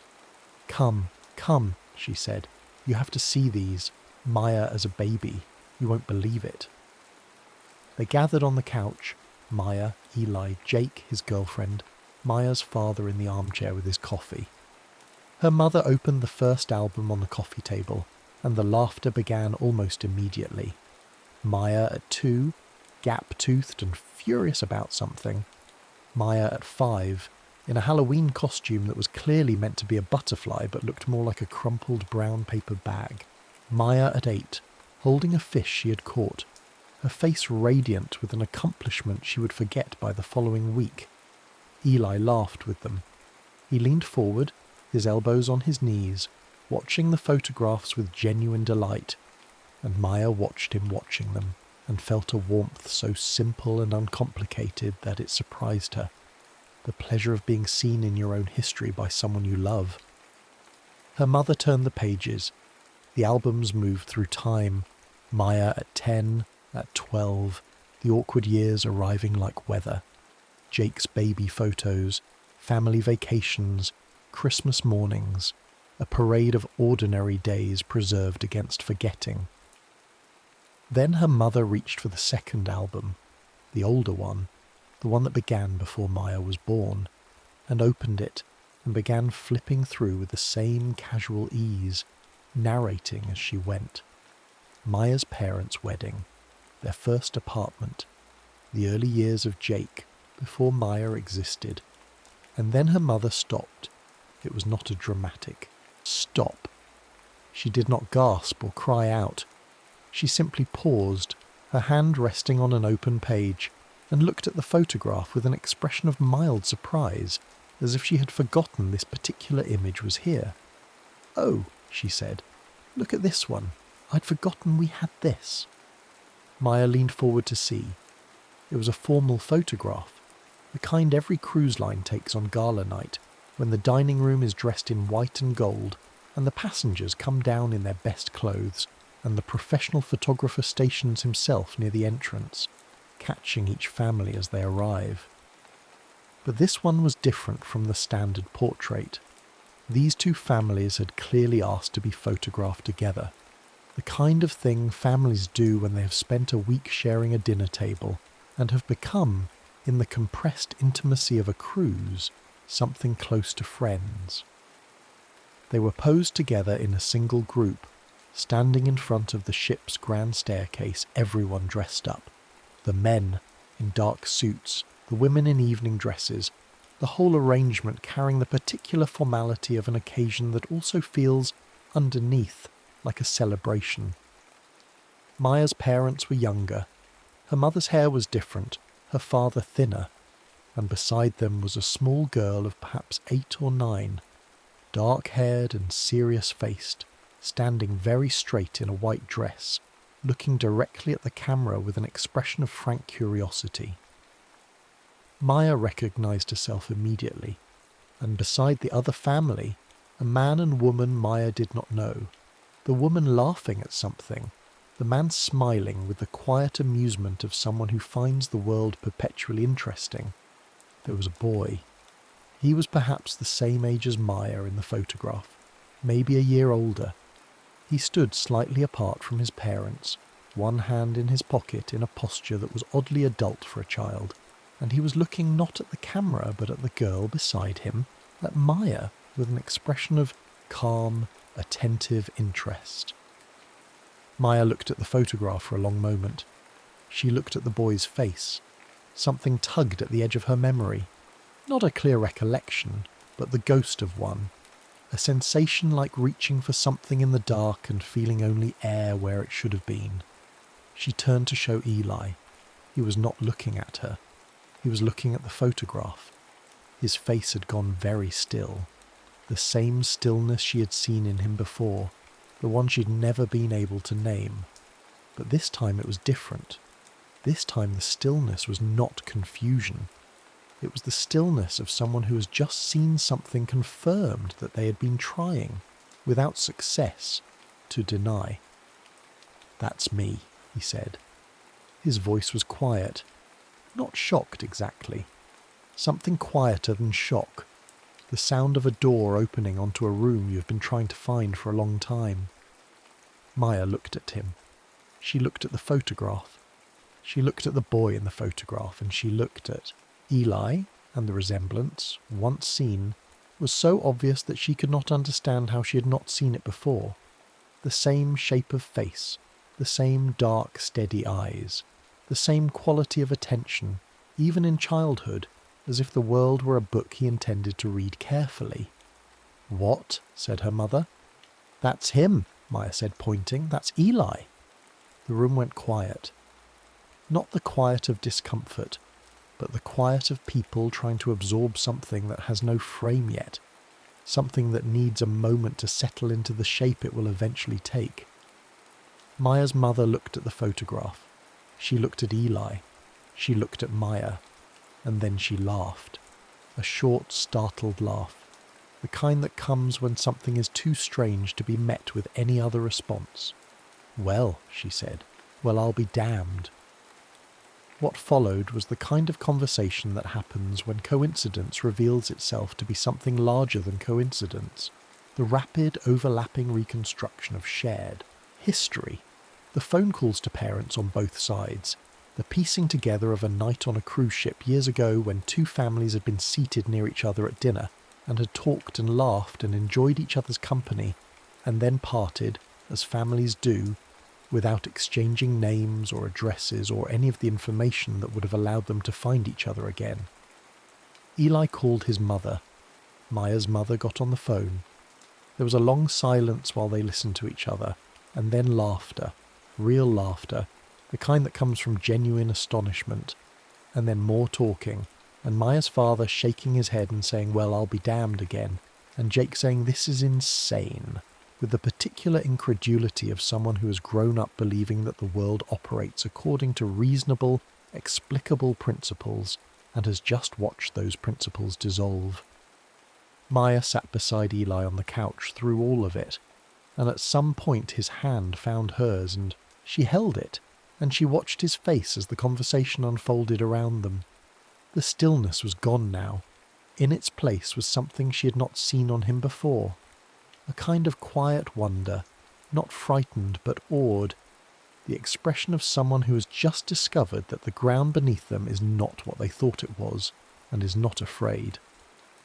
When the calls were over, and the laughter had subsided, and Maya's mother had made tea for everyone because it seemed like the only thing to do, Maya and Eli sat together on the back porch again. It was evening now. The yard was dark and the air was cold, and somewhere in the distance a church bell was ringing. 6 slow strokes that carried across the neighbourhood and faded into silence. "So?" Maya said. "So," said Eli. They looked at each other, and for a long moment neither of them spoke, and the silence was not empty but full of the particular texture of two people who have just discovered that their story is older than they, knew that the path between them was not made in October, but in some earlier season, laid down by hands they did not know were laying it, worn smooth by time before they were old enough to walk it consciously. "I knew something," Eli said finally. "I couldn't name it, but I knew." "The stillness," Maya said, "when you'd go quiet." He nodded. "It kept happening. Every time I was with your family, every time I heard your mother's voice, it was like..." He stopped, tried again. "It was like remembering a dream, not the content of it, just the feeling of having been somewhere before." Maya leaned her head against his shoulder. The church bell had stopped. The neighbourhood was quiet in the way small towns are quiet on the night after Thanksgiving. A stillness that felt not like emptiness, but like rest, like a world that had finished its work for the day and was content. "Does it change anything?" she asked. Not because she needed to know the answer, but because she wanted to hear him say it. Eli was quiet for a moment. Then he said, "It doesn't change what I feel. It just explains it. Or not explains it. Confirms it." He turned toward her, and she turned toward him, and in the porch light his face had the same quality it had had the night they met. Serious and warm, attentive and at ease. He took her hand, and she laced her fingers through his, and they sat together in the cold and the quiet. Two people who had found each other once before without knowing it, and had found each other again, this time with their eyes open. Inside, through the window, the kitchen light was on. Maya's mother was washing cups. Her father was drying them. Jake and his girlfriend were laughing about something. The house was warm and bright and full of the ordinary sounds of a family at the end of a day, and it was exactly as it had always been, and it was entirely new. They didn't remember each other, but their lives did, and when they sat down at the table, again, older now, aware, hands intertwined across the white cloth, it was not the beginning of something. It was the confirmation of something that had always been true, waiting, patient as a seed in winter soil, for the season when it could finally bloom.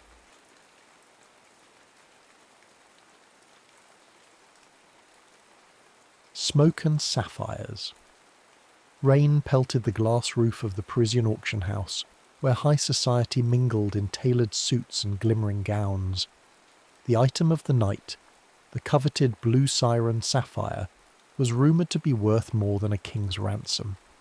Its origin was steeped in myth. Sailors once believed the gem called out like a siren song to drag men beneath the waves.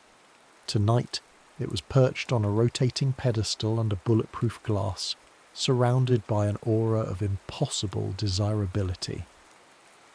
For Jade Kaufman, the blue siren was just another job, albeit one with a higher risk and an even higher reward. 27 years old, resourceful, and infamous in the underground for her flawless thefts, she prided herself on leaving no trace behind except rumours. Growing up in the foster system had taught her not to expect loyalty or kindness, but it had also forged her into someone with unbreakable survival instincts. She moved like a shadow across the rafters, invisible to the partygoers below. Though she wore a form-fitting black jumpsuit that allowed for maximum flexibility, she felt the weight of the hidden compartments carrying her tools, glass cutters, specialised wires, and lock-picking devices. She had a plan for each step of this heist, but plans could always go wrong. The stakes, more than she liked to admit. The auctioneer's gavel fell with a resounding crack, announcing the final sale. 50 million euros. Polite applause rose from the crowd, cameras flashed, and the tension in Jade's chest tightened. Now was her moment. She exhaled slowly, counting heartbeats, and rappelled down a near-invisible cable toward a section of the glass roof that was briefly out of view of the security cameras. Once on a narrow ledge, she inserted a small disc that scrambled the alarm system for precisely 30 seconds. The hush of the device felt like a countdown in her mind. 30 seconds to cut through the glass, descend, snatch the sapphire, and vanish. She executed each move with a precision that came from years of practice. The glass cutter made a near-silent hiss, and a perfect circle fell into her gloved hand. Another breath, and she dropped onto the pedestal's platform. The vaulted ceilings and the swirling lights created a surreal glow around the blue siren. Jade's heart pounded in her throat as she lifted the gem from its cushion. For a millisecond, the large sapphire shimmered in the palm of her hand, its facets catching every glare of gold from the overhead chandeliers. 15 seconds left. She braced herself, replaced the gem's stand with a weighted dummy to keep the sensor from triggering, and latched onto her cable. She soared upward gracefully, adrenaline singing through her veins. She'd done it again, or so she thought. The instant she cleared the roof, an alarm shrieked through the building. An edge of panic touched her as she darted across the dark rooftop, hooking up a rappelling line to the next structure. Something was off. Her scramble device wasn't supposed to fail so suddenly. She reached the alley, the sapphire tight in her grip. The plan had been to pass the gem to her contact, a fence known simply as Rodung, a man with a reputation for under-the-radar dealings. He waited near a sleek black car, a grin slashing his face. "Jade, you truly never disappoint," he said in a low murmur, taking the gem from her. His voice quivered in that excited, greedy way she'd heard countless times. "Payment's in the bag." She unzipped the small satchel he handed her. Her stomach twisted when she noticed it was empty except for a single bullet rolling at the bottom like a cruel joke. "I'm sorry about this," Rodin whispered, voice trembling with guilt or maybe fear. She whirled around to see more men stepping from the shadows, men she recognised from hush-hush rumours in the black market gem trade. Their suits were immaculate, their eyes were cold. One of them stepped forward. "Mr. Castellano wants to see you." The name Castellano rang like thunder in her mind. The Castellano cartel dominated the illegal gemstone circuit across continents. The rumour was that Adrian Ash Castellano was the new kingpin after a messy, bloody power struggle within his own family. He was known for his iron grip, for incinerating enemies in terrifying ways. Jade's heart thundered like a war drum. Rodin had set her up for them. Before she could think, arms seized her, pinning her body. She lashed out, elbowing one of the men in the face. A burst of satisfying pain shot up her arm, and the man cursed, stumbling back with a bleeding nose. But there were too many of them. 4, 5, maybe more. A cloth drenched in something acrid was clamped over her mouth. She tried to scream, but everything blurred. She fought the encroaching darkness with every fibre of her being, mentally counting down her last conscious moments. The smell of the city's wet pavement turned nauseatingly sweet. Her knees buckled, and the last thing she saw was Rodin's pale face as he backed away, eyes skittering with regret.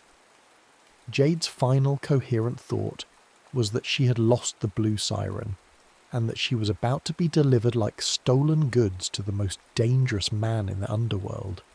She drifted in and out of a fever dream, memories twisted with illusions, a soft mattress beneath her, the steady hum of an engine, possibly on a plane, then the bass thump of loud club music, felt rather than heard, a cold compress on her forehead that smelled faintly of citrus. Finally, after what felt like an eternity, a silent car ride over uneven cobblestones. When she surfaced from the haze for real, she found herself in a room that screamed wealth.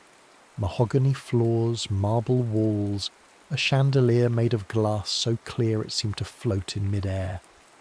Her lips were chapped, and her wrists bore bruises, but she was free of handcuffs. If this was a prison, it was the kind lined in silk. She swung her legs over the bed's edge, noticing that someone had changed her into a satin robe, likely to check for concealed weapons or trackers. A jolt of revulsion shot through her. There was a large mirror on the adjacent wall, reflecting the warm glow of wall sconces. She scanned the space, an ornate door in front, plus a smaller side door that might lead to a bathroom. No visible cameras, but given whose den she had likely ended up in, she assumed they were hidden.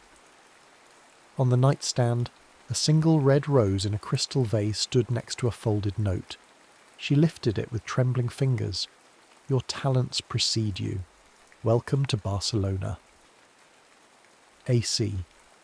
Suddenly, footsteps approached. The door opened to reveal a man with broad shoulders, dark hair precisely swept back, and eyes the colour of onyx. He wore a crisp vest over a black dress shirt, sleeves rolled up to reveal corded forearms. A faint scar traced his jawline, as if to declare he'd been through real violence. He studied Jade with a predatory calm. This had to be Adrian Ash Castellano. The air in the room thickened, and Jade's pulse pounded. "You made quite an impression in Paris," he finally said, voice quiet but resonating with power. "I've wanted to meet the elusive Jade Kaufman for a long time." His gaze flicked down to the note in her hand before returning to her face. The corners of his lips curled into a smile that was neither warm nor cold. It was the smile of a man used to having control. Jade's throat felt dry. She wanted to fling the rose in his face to demand her freedom. But something about the lethal confidence in his posture stopped her. She remembered the stories. Men who crossed Ash ended up missing, or worse. He gestured with a slight tilt of his head. "You have something of mine, or rather, you stole it in Paris. Now you'll repay that debt, one way or another." Jade swallowed, her mind racing for an exit strategy. She'd always survived on her own terms. But this time, she had a sinking feeling she was about to discover just how complicated survival could become. Jade stood at the threshold of the lavish penthouse suite in Barcelona, her bare feet against the cool marble, a swirl of dread and defiance clashing in her chest. She had no illusions. She was a captive, just one with gilded shackles. Adrian Ash Castellanu's presence was a suffocating force. Though polite on the surface, he exuded that brand of quiet menace only the truly powerful possess. Every object in the penthouse, from the imported rugs to the antique paintings, declared wealth. Yet it felt sterile, as if no real life ever thrived there.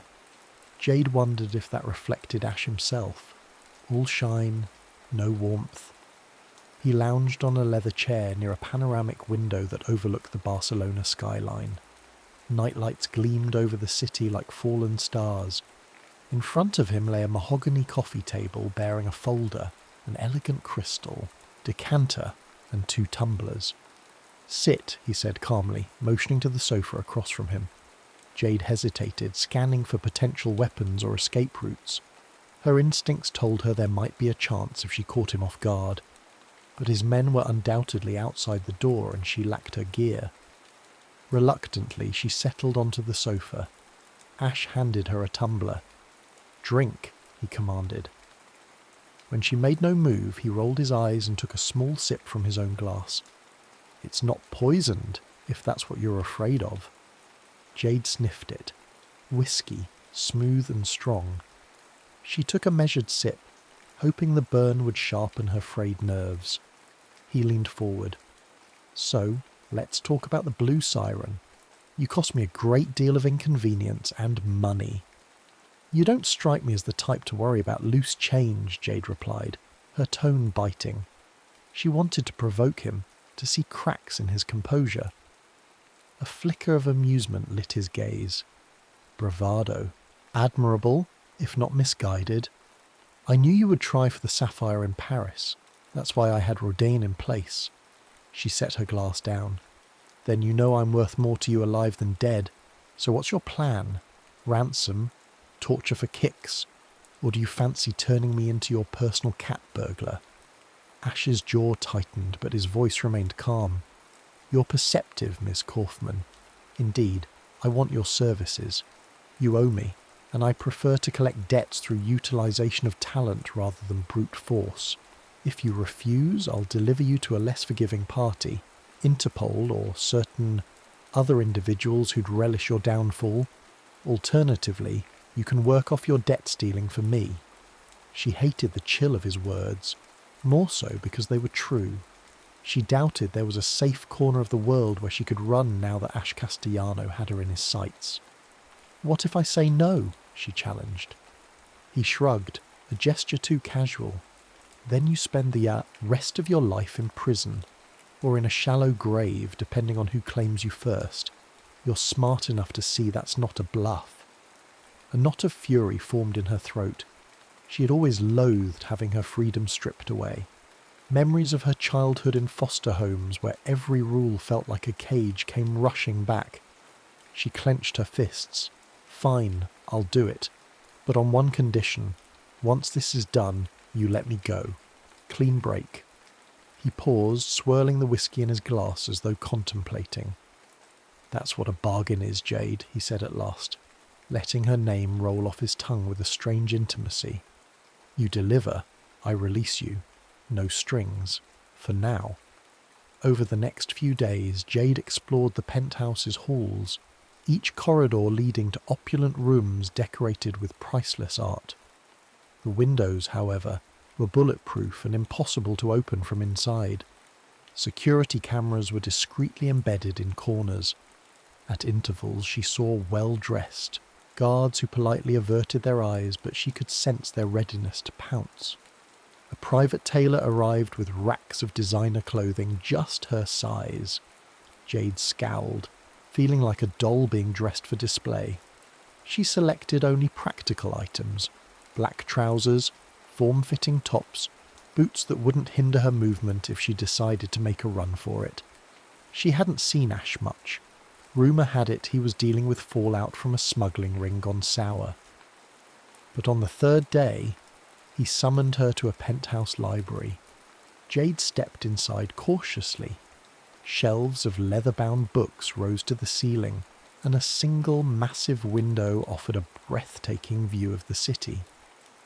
Ash stood behind a carved wooden desk, pressing a phone to his ear. A silver laptop was open, showing an array of security feeds, warehouses perhaps, or secret vaults.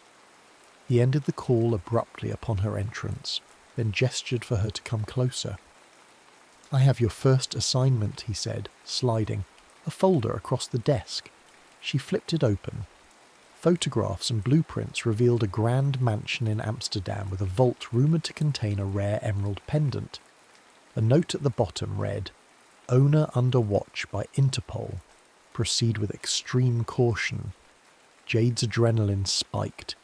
He continued, "My buyer wants that emerald. Your partner for this job will be Valentina Yates, my second in command. Do as she says. She's thorough." Jade's eyes narrowed.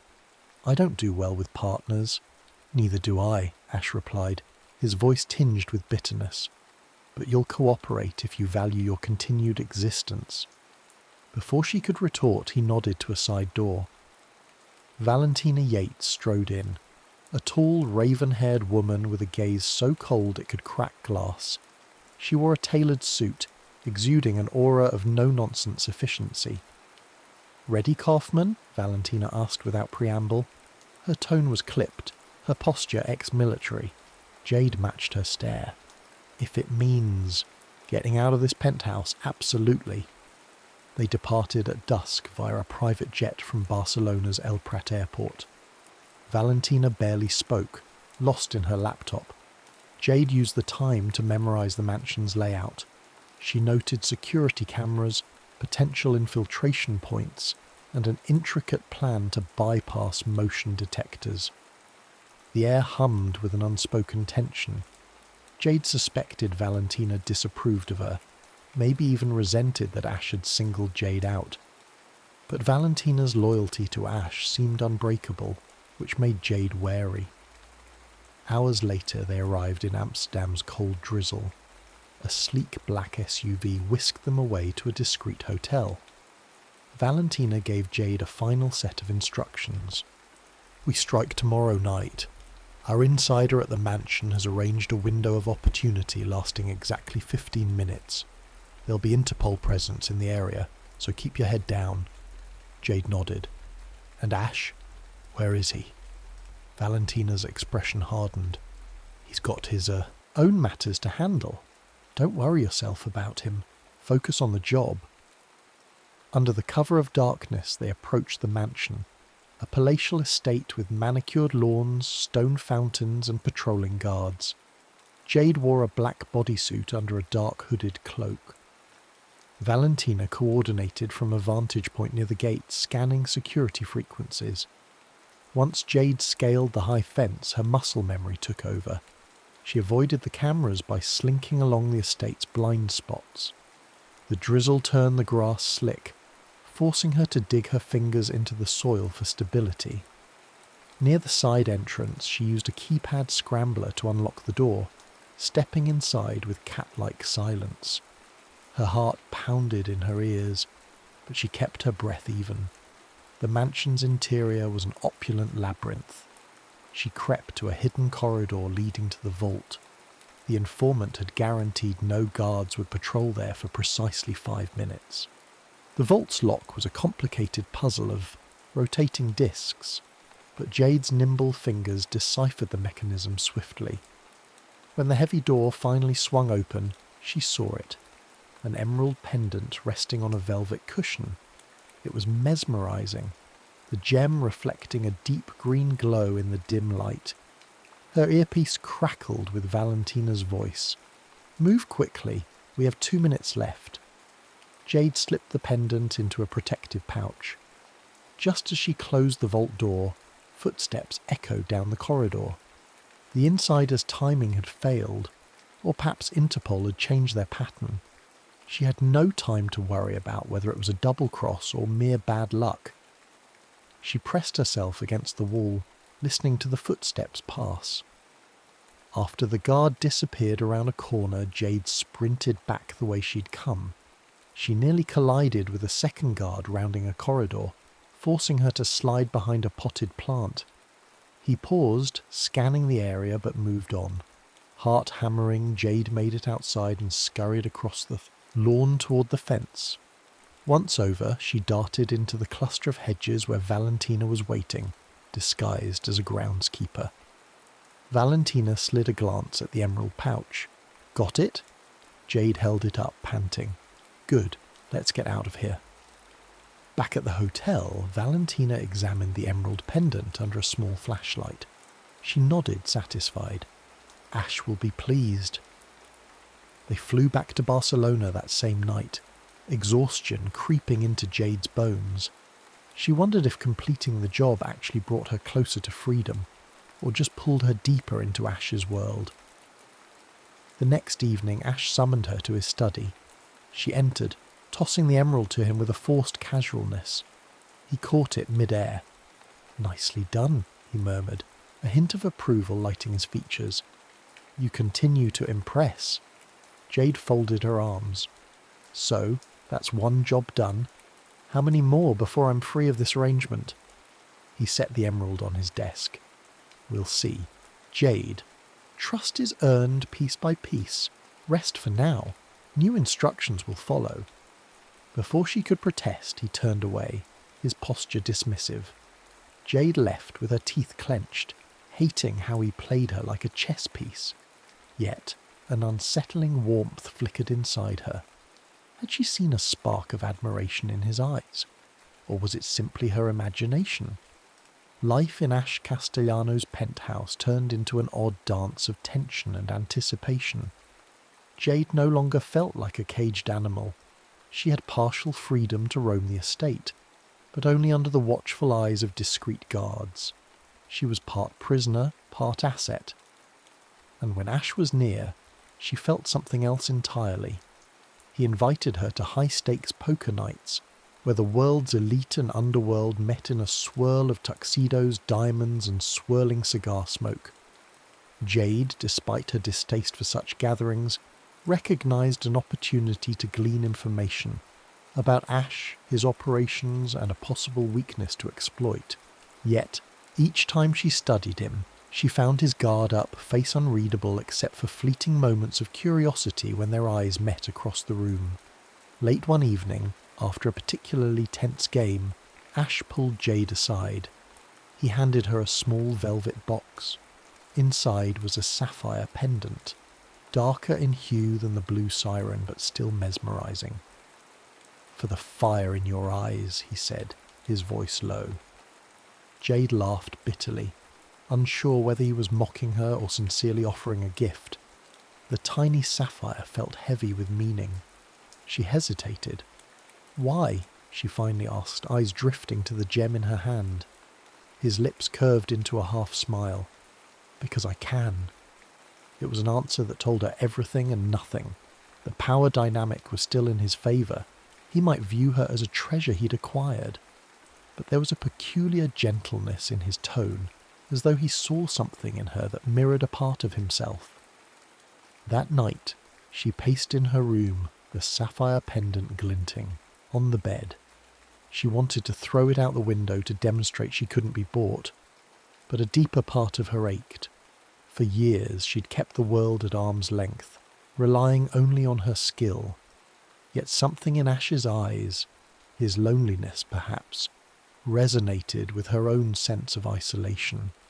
While she wrestled with her thoughts, there came a soft knock on the door. Ash stepped inside without waiting for permission. He wore a black silk shirt, unbuttoned at the collar, and the tension in his posture hinted he was waging a silent war within himself. I should have knocked properly, he said quietly, glancing around her room. Jade raised an eyebrow. Surprised you bother with politeness now. He let out a soft chuckle. You're free to kick me out. Am I? She asked. bitterness lacing her tone. A flicker of pain crossed his face, but he pressed on. "I want to show you something."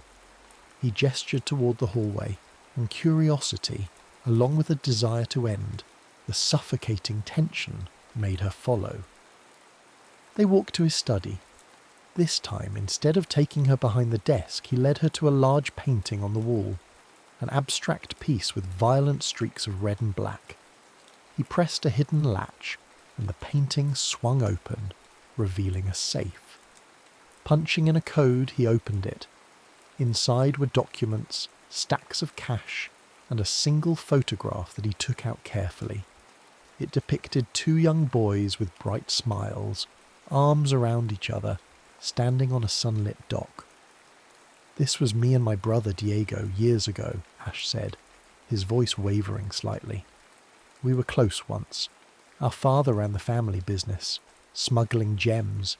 Diego was older but reckless. We had dreams of taking the business legit, but things changed." He paused, gaze turning distant. "Diego betrayed us.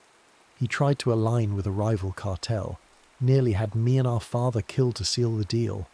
I had no choice but to confront him. The confrontation escalated.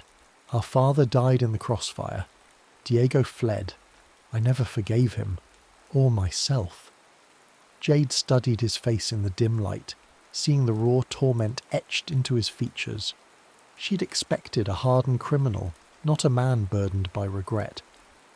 "Why tell me this?" she asked softly.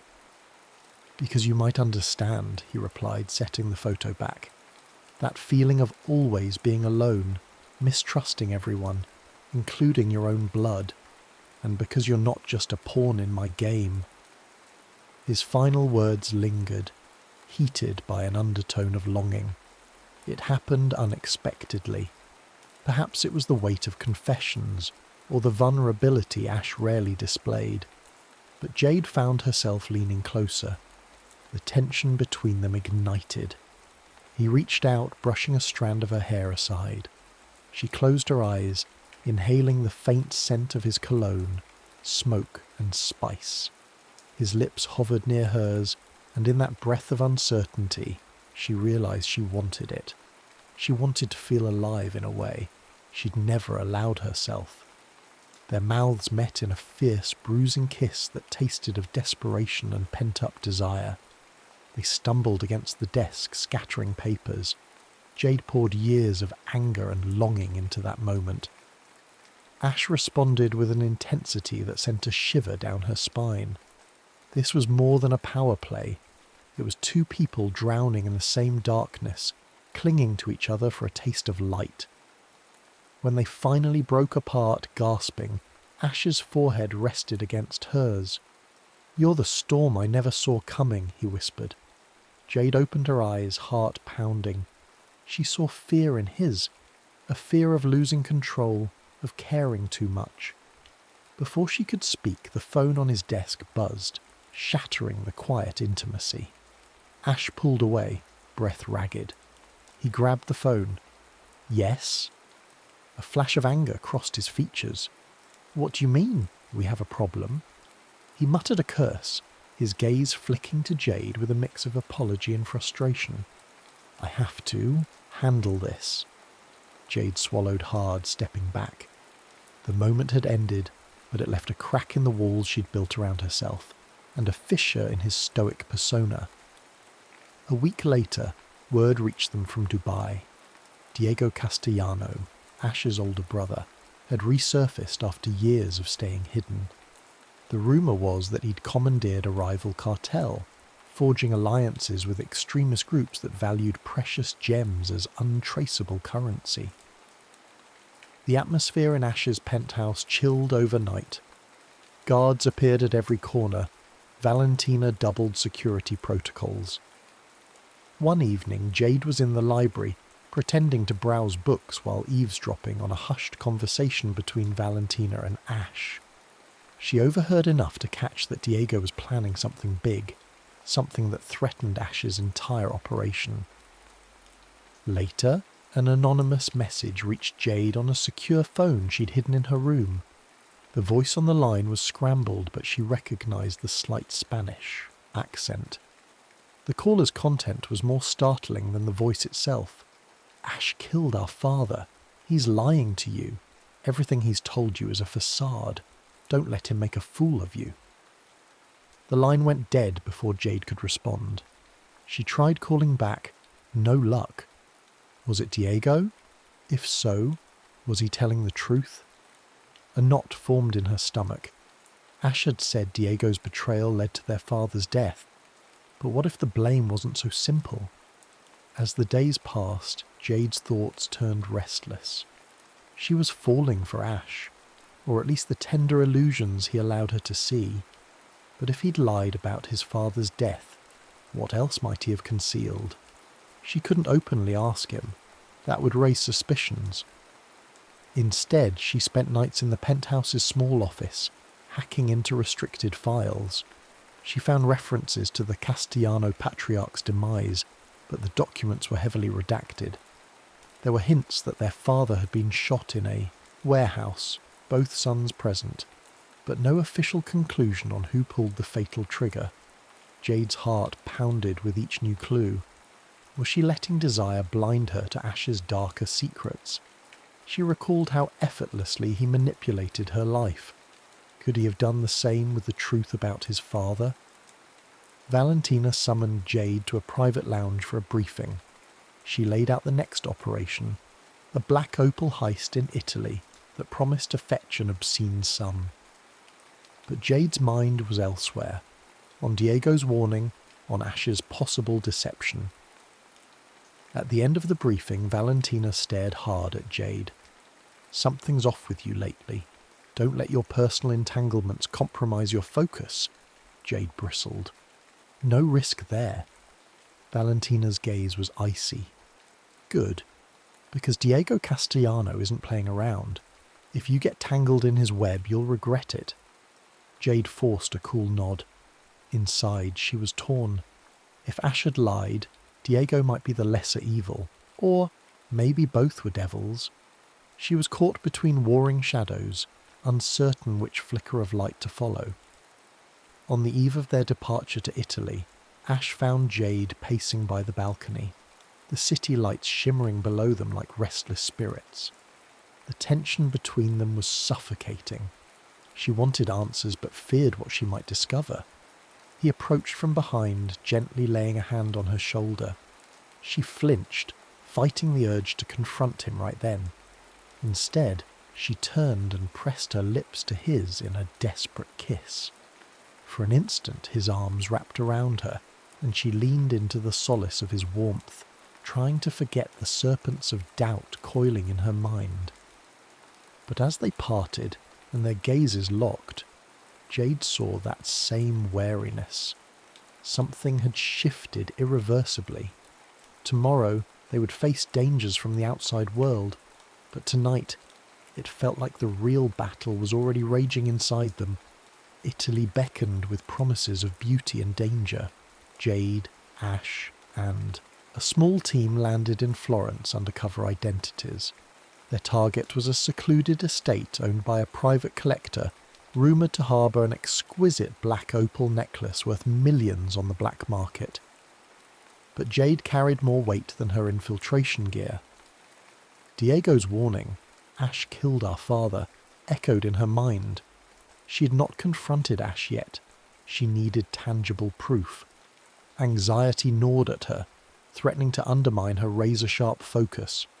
They scouted the estate, noting guards armed to the teeth, advanced surveillance, and a treacherous layout. Valentina was in charge of logistics, while Jade was once more the point person for the break-in. The plan was airtight, until it wasn't. Halfway through disabling the estate's security grid, the lights flared back on, sirens blared. "Ambush!" Valentina's voice crackled through Jade's earpiece. "Get out now!" Jade sprinted down a corridor lined with Renaissance paintings. She found Ash cornered by armed men. Without thinking twice, she hurled a smoke grenade, covering their retreat. Gunfire erupted, bullets ricocheting off marble. As the smoke thickened, she seized Ash's hand, guiding him toward the exit. The moment they were clear, Ash whipped around, suspicion blazing in his eyes. "You told Diego, didn't you? You sold me out." Jade's chest tightened in outrage. "I never—" He cut her off, voice razor sharp. "Don't lie. My father's memory might mean nothing to you, but I won't die in a trap orchestrated by my own blood." Something inside Jade snapped. "If you trusted me, you'd know I'd never do that. But you don't, do you?" She almost spat out the question about his father's death, but held back at the last second. The chaos surrounding them wouldn't allow for deep conversations or confessions. Valentina appeared, helping them fight off 2 more guards. The team evacuated into black SUVs, speeding through the Tuscan countryside until they reached a safe house. The heist was a complete failure. They'd barely escaped with their lives, and a few flesh wounds. Back at the safe house, tension sizzled like a live wire. Ash paced the floor, Valentina cleaned her pistol in brittle silence, and Jade fumed in a corner, her heart banging against her ribcage. Finally, Jade rounded on Ash, fury fueling her words. "You accuse me of betrayal, but maybe you're the one who set this up. A test of loyalty, or something twisted to confirm your paranoia." Her voice cracked with pent-up frustration. Ash glared. "I lost men out there. Don't suggest this was a game." "Then maybe you're just incompetent," she fired back, though regret stabbed her immediately. She knew that would sting. Ash's jaw clenched, but he said nothing. Valentina intervened, stepping between them. "Enough. We need to regroup and figure out how Diego orchestrated this. One of our inside men must have flipped." Her gaze lingered on Jade, implying Jade might be that flipped asset. Jade scoffed in exasperation, whirling around to go to her room. She needed to get away before she said something she couldn't take back. That night, Jade made a decision. She couldn't continue drowning in half-truths and accusations. She needed to know the truth about Ash, about the father he might or might not have killed, and about Diego's real motivations. While the rest of the team was busy securing the perimeter, Jade slipped away. She found an unlocked car in the safe house garage and hotwired it. She realized she had no clear destination, only an overwhelming urge to be free from the swirl of lies. Driving down a moonlit road, she called a contact in Paris, someone who specialized in forging new identities. If she could confirm Ash's story and find a safe place, she'd decide her next step. Yet, she'd barely gotten a few miles when headlights flared behind her. A black motorcycle roared up, weaving dangerously close. Jade recognized the rider, Ash. He pulled up beside her window, motioning for her to pull over. Fear and anger clawed at her. She accelerated, hoping to outrun him, but he cut in front, forcing her to stop. They screeched to a halt on the deserted roadside. Ash yanked off his helmet, eyes ablaze. "You're running," he demanded, stepping toward her car. Jade jumped out, slamming the door. "I have no choice. You won't tell me the truth. You don't trust me. You treat me like a thief in a gilded cage." He grabbed her arm. "You are a thief, and you've stolen more than you realize." She met his gaze, tears threatening to blur her vision. "Let go." His grip loosened, but he didn't release her. The road was silent except for the hiss of the wind through olive trees. Emotions warred on his face. Anger, desperation, something else unspoken. Finally he let her go. "If you truly want out, go. But know this. If you walk away, Diego will come for you. He wants to use you against me. He's even more ruthless than I am." Jade swallowed the lump in her throat. "Then that's my burden to bear." For a long moment, neither spoke. Then Jade got back into the car and drove off, leaving Ash standing in the glow of the motorcycle's headlight, his expression a portrait of heartbreak and rage. Jade returned to Paris, the city where this nightmare began. She rented a cheap room in a nondescript building, feeding the landlord a fake name. Days turned into a week, marked by paranoia and isolation. She kept to back alleys, changed her appearance with a wig, avoided her usual hangouts. A gnawing emptiness followed her every step.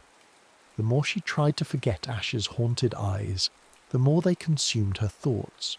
She felt fractured, unsure of where she stood in this war between brothers. Then one evening, as she slipped into a dimly lit cafe, she spotted Valentina, sitting alone at a corner table. Jade's pulse spiked, suspecting a trap. But Valentina waved her, white napkin in a gesture of peace. Cautiously, Jade joined her. The hush of the cafe enveloped them, the smell of espresso cutting the tension. "Why are you here?" Jade demanded, ready to flee at the slightest threat. Valentina leaned forward, voice low. "Diego has mobilized a personal army. He's planning to assassinate Ash at a meeting in Istanbul. You might not care about the cartel, but I know you care about him." Jade's heart thumped. "Why should I believe you?" Valentina's eyes flashed. "Because I know Ash better than anyone. He made mistakes, yes, but he didn't kill his father. Diego's the one who set up the entire thing, possibly even pulled the trigger. Diego's men have been feeding you lies to turn you against Ash. I came because, despite everything, he still trusts you, and I don't want him dead." After Valentina left, Jade couldn't sleep. She roamed the Paris streets until dawn, mind roiling. If Valentina was telling the truth, Jade had been a pawn in Diego's revenge plot. The realization made her blood run cold. She pictured Ash, his guarded smiles, the vulnerability he'd shown, the way he'd risked everything to build an empire after losing his father and brother. A sharp pang of longing and regret speared through her. She might be the only one who could warn him in time, but returning to him meant trusting again, an act that felt alien and perilous. Yet, something stronger than fear pulsed in her veins. She wanted to protect the only man who'd ever dared to see through her hardened exterior. Whatever twisted form their connection took, it was real to her. As dusk fell the next day, Jade packed her gear.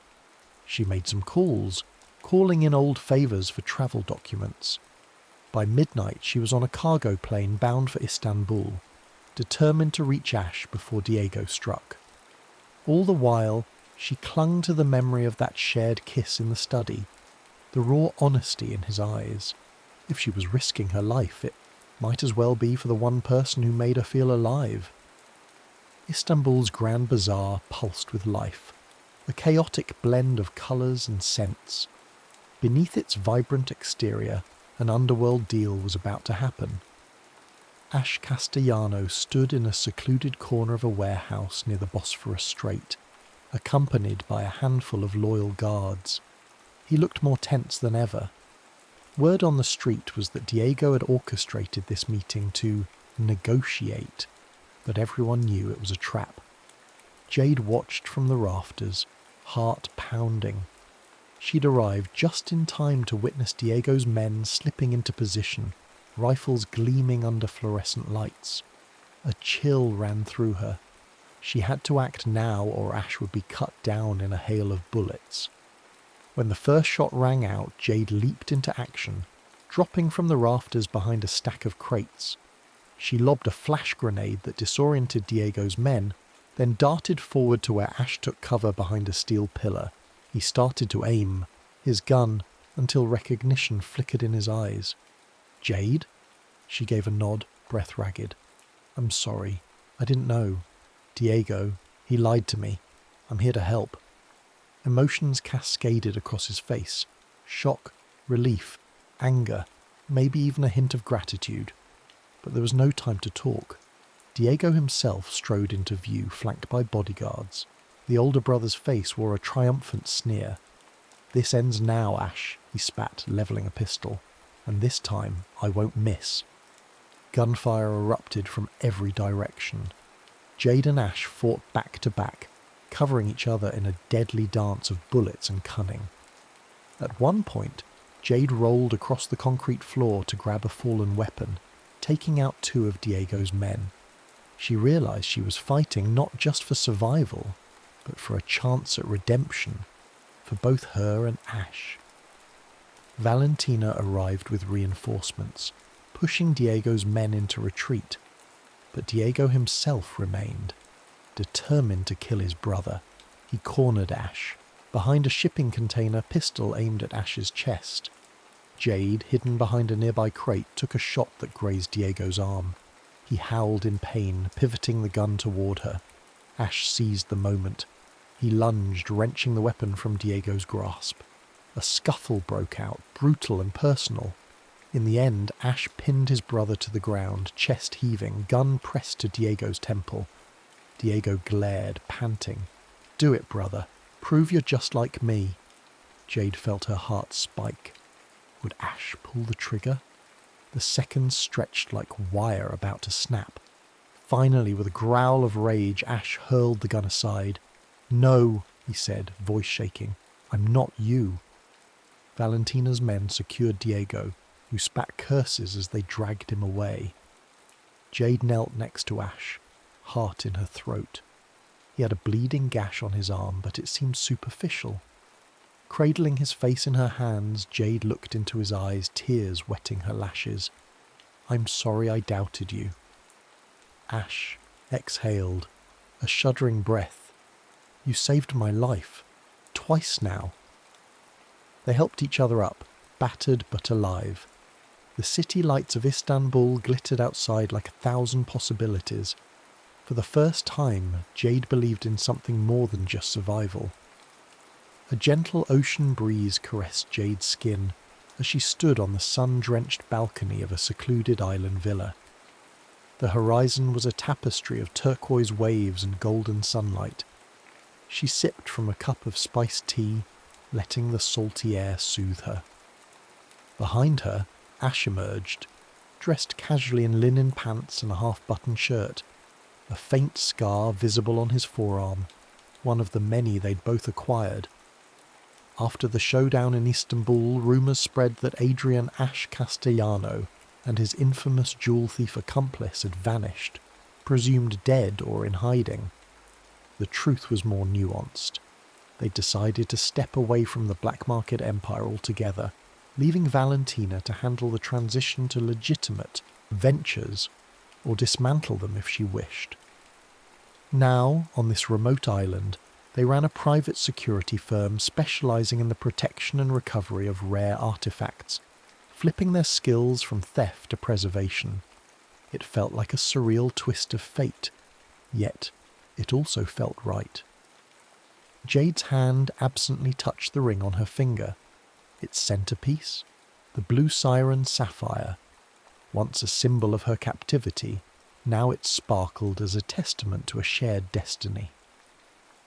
The memory of their stormy path still brought flashes of pain and regret, but they found solace in building something honest side by side. From the open doorway, Ash smiled. "Ready for our next job? There's a lost manuscript in an auction house that needs protecting." She turned, a playful glint in her eye. "Let's go steal it before anyone else tries then. Old habits die hard after all." He chuckled, crossing the balcony to stand beside her. Their hands entwined, and for a moment the ghosts of their past receded, replaced by the pounding of the ocean against the shore and the simple warmth of each other's presence. No matter the shadows that lingered, they had found a form of freedom in the very thing that once bound them, trust in one another. Even if tomorrow brought fresh storms, tonight they stood together, hearts still beating in unison amidst the quiet hum of the surf.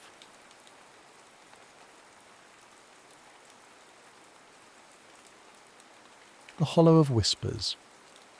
The air in the Hollow of Whispers did not merely sit, it clung. It was a thick, syrupy suspension of humid Kentucky heat and the heavy, narcotic scent of curing tobacco from the nearby barns. To Abigail Thorne, this humidity felt like a physical weight against her ribs, a reminder of the gravity of her station. She stood at the edge of the limestone-rimmed creek, her grey cotton dress a stark, unadorned line against the riotous green of the overgrowth. To any observer, she was the very image of Quaker composure, a woman whose life was governed by the inner light and the profound stillness of her faith. Yet, beneath the starched linen of her bodice, Abigail's heart was a frozen thing. It had been cold since the morning they brought her brother Thomas home on a shutter, his chest torn open by a lead ball from an honour duel. She had looked at the blood on the floor and seen the vanity of all human aggression. To her, every raised hand, every glint of a bayonet was a stain upon the soul. She had committed herself to the quiet, believing that if she could simply move through the world without friction, she might remain unscarred. She knelt by the water, her fingers reaching for a patch of wild mint that grew in the shade of a jagged rock. As her hand closed around the stems, the sharp, cool, bruised scent rose up, a sudden, bracing clarity in the oppressive heat. "The water is higher than it looks, Miss Thorne." The voice was like a low vibration in the earth. Abigail did not start. She was too well schooled for that. But the mint stems snapped in her hand. She stood slowly, turning to find a man in a tunic of new, coarse grey wool. Silas Vance did not belong in the hollow. He was a creature of motion and iron, his frame hardened by a life of tethers he had tried to outrun. His father had been a man of the cavalry, returning from Mexico as little more than a ghost who eventually vanished into the woods, leaving Silas with the bitter knowledge that to love was to be abandoned. Silas had enlisted for the Confederacy not because he believed in the sovereignty of the states, but because the regiment offered a rhythm he understood. The bit, the saddle, the charge. He feared the stillness Abigail inhabited. He feared that if he stopped moving, the silence would swallow him whole. "The storm upstream has swollen the bed," Silas said, stepping closer. He looked at the bruised mint in her hand. "You have a fondness for things that require crushing to show their worth." Abigail met his gaze. His eyes were the colour of the river after a flood, turbid and deep. "I have a fondness for things that remain where they are planted, Mr. Vance, unlike some who find it necessary to dress for destruction." Silas's jaw tightened. The uniform felt heavy, the wool scratching at his neck. He stepped into the shallows, the water swirling around his leather boots. "I am here to ensure the safety of this border. Even a pacifist needs a bridge on occasion." He reached out a hand. It was a massive thing, calloused and stained with the oil of his carbine. Abigail hesitated. To touch him was to acknowledge the war, but the creek was indeed a churning froth of mud and debris. She placed her hand in his. The contact was not a mere touch. It was an intrusion. Through the thin cotton of her sleeve, the heat of his palm seared her skin. It was a visceral, thrumming electricity that defied every vow of restraint she had ever made. Her breath caught, not in her throat, but in the very centre of her chest. For a moment, the world narrowed to the point of contact, the solid, unyielding weight of him against her own fragile poise. "Steady," he whispered. The word was a ghost of a sound, lost to the rush of the water. As he pulled her toward the bank, his thumb grazed the underside of her wrist, where the pulse hammered like a trapped bird. Abigail felt the frost in her heart crack. It was a terrifying sensation, a sudden thaw that promised only the chaos of the flood. When she finally stepped onto the dry silt, she pulled her hand away as if burned. "I am obliged to thee," she said, her voice trembling despite her best efforts to use the formal, plain speech of her people. "Don't be," Silas replied, his gaze lingering on the mint leaves scattered at her feet. "Some things are better left uncrossed." 2 weeks later, the heat had broken into a series of fitful electric drizzles. Abigail found Silas in the shade of the old smokehouse, his large hands moving with unexpected delicacy over a bundle of feathers. "He hit the telegraph wire," Silas said without looking up. In his lap lay a kestrel, its wing hanging at a sickening angle. The bird's eyes were wide, golden orbs of terror. Abigail knelt beside him, the hem of her skirt soaking up the damp earth. "Thou art trying to mend what thy kind usually breaks. I am not a destroyer by nature, Abigail, only by circumstance." Together they worked to bind the wing. It required a terrible, intimate proximity. Silas held the bird's body against his thigh, his muscular legs framing the small creature. Abigail wound the linen strips. Her knuckles repeatedly brushed against the rough wool of his trousers, and the scent of him, salt, horse, and wood smoke, began to overwhelm the smell of the damp earth. "I fear the silence," Silas confessed suddenly. His voice was raw, stripped of its military bark. Not the dark, but the silence after the cannons stop, when you realize everyone is waiting for a sound that will never come. Abigail looked up. For the first time she did not see a soldier. She saw a man who was profoundly, fundamentally lonely. A laugh bubbled up in her, not of mockery, but of pure, unguarded recognition. It was a rich, melodic sound that seemed to startle even the kestrel. "Then we are two of a kind, Silas Vance," she said, "for I'm terrified of the noise. I thought if I stayed quiet enough I would be safe from the world's clamour." The air between them changed. It became thick, charged with the same tension that precedes a lightning strike. A few days later, the tension found its home in the tobacco dry house. The room was a cathedral of hanging leaf, the air so dense with the musk of curing tobacco that it felt like breathing gold. Abigail was checking the racks when Silas entered. He didn't speak. He simply stood in the doorway, the backlighting of the afternoon sun throwing his broad shoulders into sharp relief. He moved toward her, his footsteps silent on the packed earth floor. The heat in the barn was oppressive, causing beads of moisture to form on Abigail's upper lip. Silas stopped inches from her. He didn't touch her, but the radiant heat of his body was a physical presence. He raised his hand, his thumb tracing the line of her jaw, never quite making contact with her skin, but tracking the frantic pulse in her throat. Abigail felt an ache begin in the pit of her stomach, a hollow, demanding hunger she had no name for. She wanted him to close the distance. She wanted the rough wool of his tunic to rasp against her sensitized skin. She looked at his mouth, and the world seemed to dissolve into the scent of tobacco and the sound of their synchronized shallow breaths. "You are mending my soul, Quaker," he whispered. She reached out, her fingers trembling as she took a needle and thread to a small tear in his tunic, right over the heart. She didn't ask him to remove it. She mended it while he wore it, her knuckles grazing the hard, rhythmic rise and fall of his chest. The proximity was a slow torture. Every time her hand moved, she felt the vibration of his life force. He stood perfectly still, a predator-turned statue, his eyes fixed on her lowered lashes. The air was a liquid fire, and for a moment the war outside, the politics, the blood, the honour seemed like a fiction.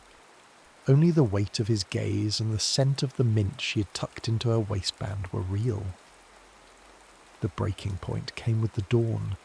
The aching silence was shattered by the rhythmic thud of the hooves and the jangle of the iron. Silas's regiment had been ordered to seize all able-bodied livestock for the spring campaign. Abigail stood in the centre of the paddock, her arms wrapped around the neck of her lead mare, a gentle beast that was the literal lifeblood of the Thorn farm. Silas sat atop his own mount, his face a mask of cold military indifference. "Step aside, Abigail," he said. His voice was a flat, dead thing. "Thou wouldst take the bread from our mouths," she cried, her voice cracking. "Thou wouldst use these animals to carry men to their graves. It is an order. If I do not take them, the next man will be less gentle." He refused to look at her. He looked instead at the horizon, at the grey clouds gathering over the hills. When he signalled his men to move forward, Abigail did not move. She stood like a stone until Silas himself dismounted. He took the lead rope from her hands, his fingers brushing hers. But there was no thrum of electricity now, only a cold, hollow void. "This is your duty," she whispered, her eyes burning with a rage she hadn't known she possessed. "To weaponize your presence against those who fed you." Silas didn't answer. He led the horses away, the dust from their departure coating Abigail's tongue with the taste of ash. That night the distance between the plantation and the cavalry encampment felt like a literal wound. Silas sat by a small, sputtering fire in the rain. He didn't seek cover. He let the cold water soak through his wool tunic, feeling the corrosive rot of duty eating at his insides. He looked toward the distant glow of a single candle in Abigail's window. He felt like a man watching a star from the bottom of a well. Every instinct told him to go to her, to throw down the iron and the wool and simply be. But the legacy of his father, the fear of being the one who leaves, kept him pinned to the mud. In the house, Abigail sat in the dark. The silence she had once cherished was now a predatory thing. She felt the absence of his heat as if she had lost a limb. She realized then that her frozen heart hadn't been protected. It had merely been waiting to be shattered. The pining was a physical ache, a rhythmic throb in her temples that matched the rain against the glass. On the eve of the regiment's departure for the front, Abigail found him. She did not come with the inner light or the plain speech. She came through the woods, her dress torn by briars, her hair escaping its pins. She found him near the limestone cave at the edge of the hollow. "Silas!" she screamed, the sound echoing off the rock. He turned, his face haggard in the moonlight. "Go back, Abigail. There's nothing left here but the dying." "I will not let thee go into the dark, thinking I hate thee for thy duty," she cried, closing the distance. She struck his chest with her fists, not with the strength of a fighter, but with the desperation of a woman trying to wake a sleeper. "It is a waste. Thy life, this war, this pride.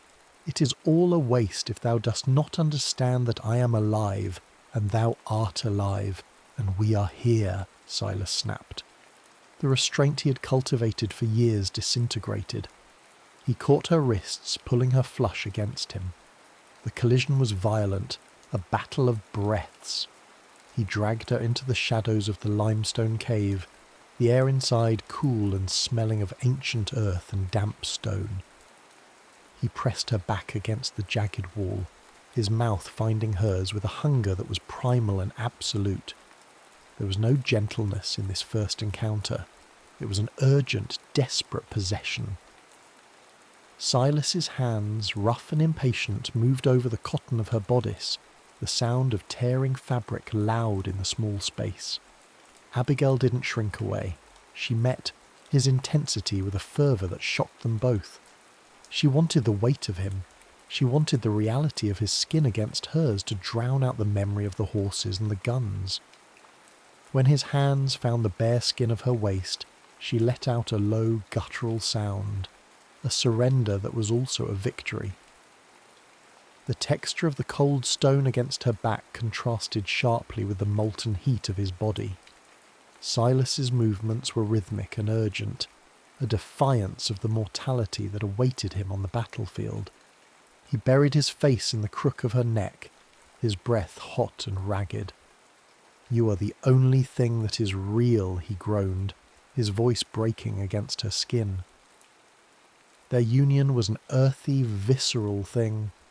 Every touch was a declaration of sovereignty over their own bodies, a refusal to let the war dictate the terms of their existence.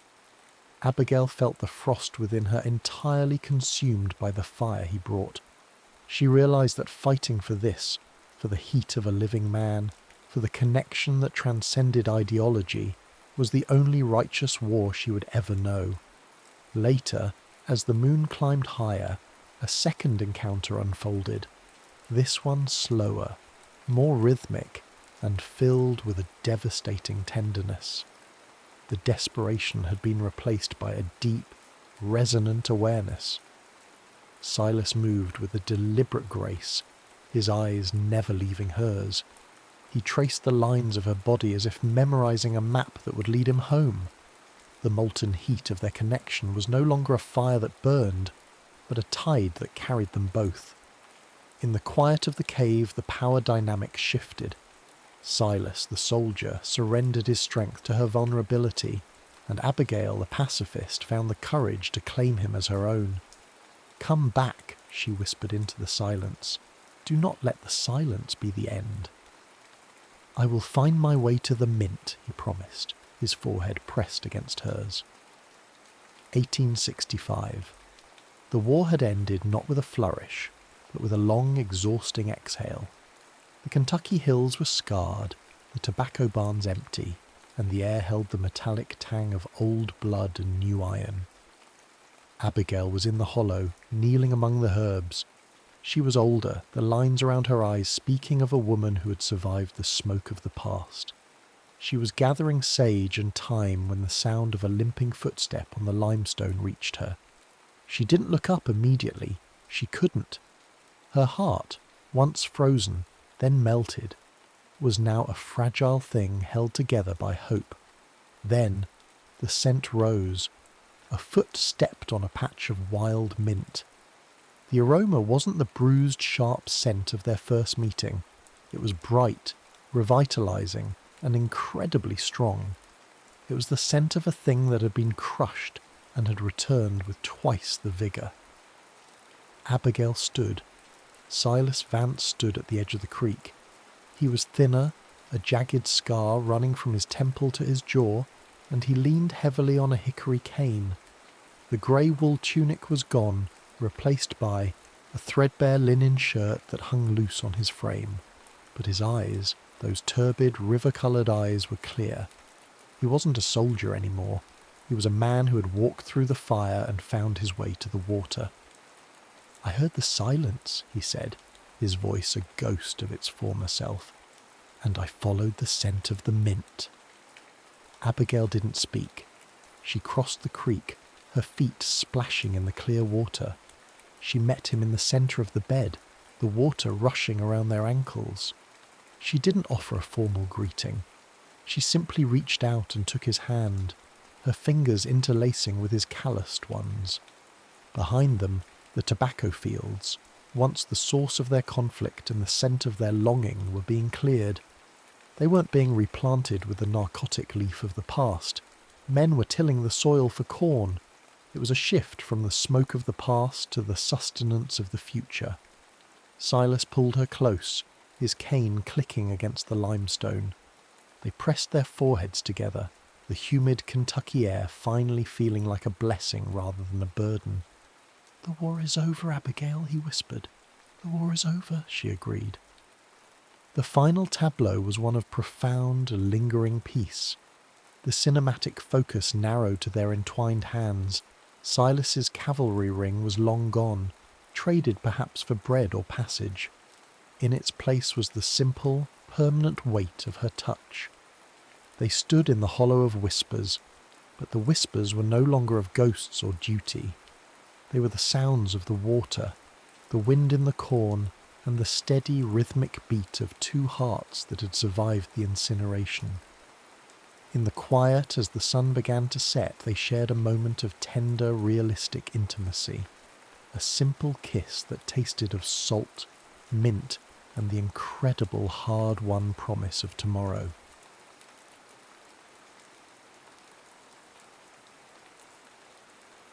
"4 days in Cedar Hollow. The landslide came at dawn, a wet thunder that severed Cedar Hollow from the county road and took the power lines with it. Anna Collier heard it from her bedroom window, the groaning earth, the crack of pine, and knew before the lights flickered that the world had contracted to the size of the valley. By afternoon, the library had become what it always became in crisis, a gathering place. She lit oil lamps in the reading room and set the camp stove on the reference desk, boiling water for instant coffee that tasted like memory and ash. The regulars came first. Mrs. Havering with her knitting, Tom Wilson with his portable radio, then the stranded travellers, then the curious, and then him. He appeared in the doorway near closing, rain streaming from his jacket, a duffel bag hanging from one shoulder. "I'm sorry," he said, and the apology seemed to encompass more than his wet boots on her floor. "I was told someone here might have a room." Anna looked at him properly then. 40 perhaps. Lean in the way of men who work with their hands. Dark hair silvered at the temples, eyes the colour of creek stones. "You're the engineer," she said. "From the county." "James Hale." He extended a hand, then withdrew it, seeing the rain dripping from his sleeve. "I was inspecting the culvert when the slide hit. My truck's on the other side." She should have felt imposed upon. The library had a small apartment upstairs, her refuge when her marriage felt too quiet. But it was hers, private, separate from the persona she maintained among the stacks. Instead, she felt something else, a quickening. "I have space," she said, "but you'll have to tolerate books." His smile was brief, transformative. "I think I can manage." That first night they were strangers observing proprieties. She showed him the narrow room, the shared bathroom, the kitchenette with its 2-burner stove. He thanked her with the careful courtesy of someone aware, of imposing. They ate soup heated over the camp stove, speaking of practical things, the roads, the weather, the likelihood of power restoration. But beneath the mundane exchange, Anna felt herself observed. Not in the way her husband observed her, cataloguing tasks, noting efficiencies, but with genuine curiosity. James asked about the library's collection, its history, her work. He listened to her answers as though they mattered. When she asked about his own life, he deflected gently. "Infrastructure," he said with a self-deprecating shrug. "Bridges, drainage, things people only notice when they fail." "But you notice them always," she said. He met her eyes then, and something passed between them. Recognition, perhaps, of kindred loneliness. "Yes," he said quietly. "I suppose I do." Later, alone in her room, Anna lay awake listening to the drum of rain on tin. She thought of her husband, David, in their house across town. He would be fine without her. He was always fine. There, marriage had become a series of parallel routines, affectionate but separate, like neighbouring gardens that never quite touched. She thought of the stranger sleeping one wall away, and felt a dangerous heat bloom in her chest. The second day brought sleet and necessity. Without power, the library's heating system was useless. James suggested combining their efforts, closing off the upper rooms, concentrating warmth in the reading room below. They worked together in companionable silence, hanging blankets over doorways, arranging chairs near the wood stove someone had donated decades ago. "Tell me about the books," he said, running his hand along a shelf of leather spines. "What do you love most?" Anna considered this. "The ones where people say true things," she said finally, "even when the truth is difficult." He pulled down a volume, Gaskell, she noted, and opened it at random. "I wanted to see the place where Margaret grew to what she is, even at the worst time of all, when I had no hope of ever calling her mine." He looked at her, like this. "Yes." Her voice came out softer than intended, like that. They fell into a rhythm over the following hours. She catalogued water damage while he repaired what he could, tightening hinges, resealing a window frame, fixing the temperamental lock on the front door. Between tasks they talked, not the polite conversation of strangers, but the careful excavation of deeper truths. He told her about his marriage. "Sarah's brilliant," he said, admiring and sad. "We built a good life, but somewhere along the way we forgot to build it together. Now we're just efficient." Anna understood. "David and I are kind to each other," she offered. "But kindness isn't the same as seeing. I could disappear and he'd mourn the disruption more than the loss." "I doubt that's true. Don't you?" She met his gaze. "When's the last time your wife asked what you were thinking rather than what you were doing?" His silence was answer. "Enough." That evening they prepared dinner together, pasta and canned sauce luxurious in the candlelit dimness. Anna found a dusty bottle of wine in the library's storage closet, left over from some long-ago fundraiser, and they drank from mismatched mugs, talking about first loves and lost dreams and the slow accretion of compromise that defined middle age. "I used to write," Anna confessed. "Stories, poetry, nothing published, but it mattered to me." "Why did you stop?" "Life, marriage. The library needed me more than my notebooks did." She paused. "That's not quite true. I stopped because no one asked to read them. After a while, silence becomes its own answer." James set down his mug. "I'd like to read them, if you'd let me." The offer was simple, but it pierced something in her chest. When had anyone last wanted to know her that way? Not as wife, librarian, reliable presence, but as herself. "They're in storage," she said, not quite ready for that vulnerability. "But thank you for asking." Later, washing dishes side by side, their hands collided in the soapy water. They both froze. Anna felt the heat of his palm against hers, the calluses earned through labour, the gentleness of his grip. Neither moved to break the contact. "Anna," he said quietly. A warning or an invitation? She couldn't tell. She stepped back, heart hammering. "I should check the stove," she managed, fleeing to the reading room where the fire burned too hot and her face burned hotter still. News came on the third morning via Tom Wilson's radio. Power crews had reached the valley's edge. Roads would open within 48 hours, perhaps sooner. Anna should have felt relieved. Instead, she felt the walls closing in. James stood at the window, watching sleet become rain. "I should be glad," he said. "I have work waiting. Sarah's probably worried." "Have you called her?" "No signal, and—" He turned to face her. "I'm not sure what I'd say." The confession hung between them, dangerous and electric. Anna knew she should deflect, return to safe territory, preserve the careful distance they'd maintained. Instead, she asked, "What would you want to say? That I've been happier these 3 days than I've been in years?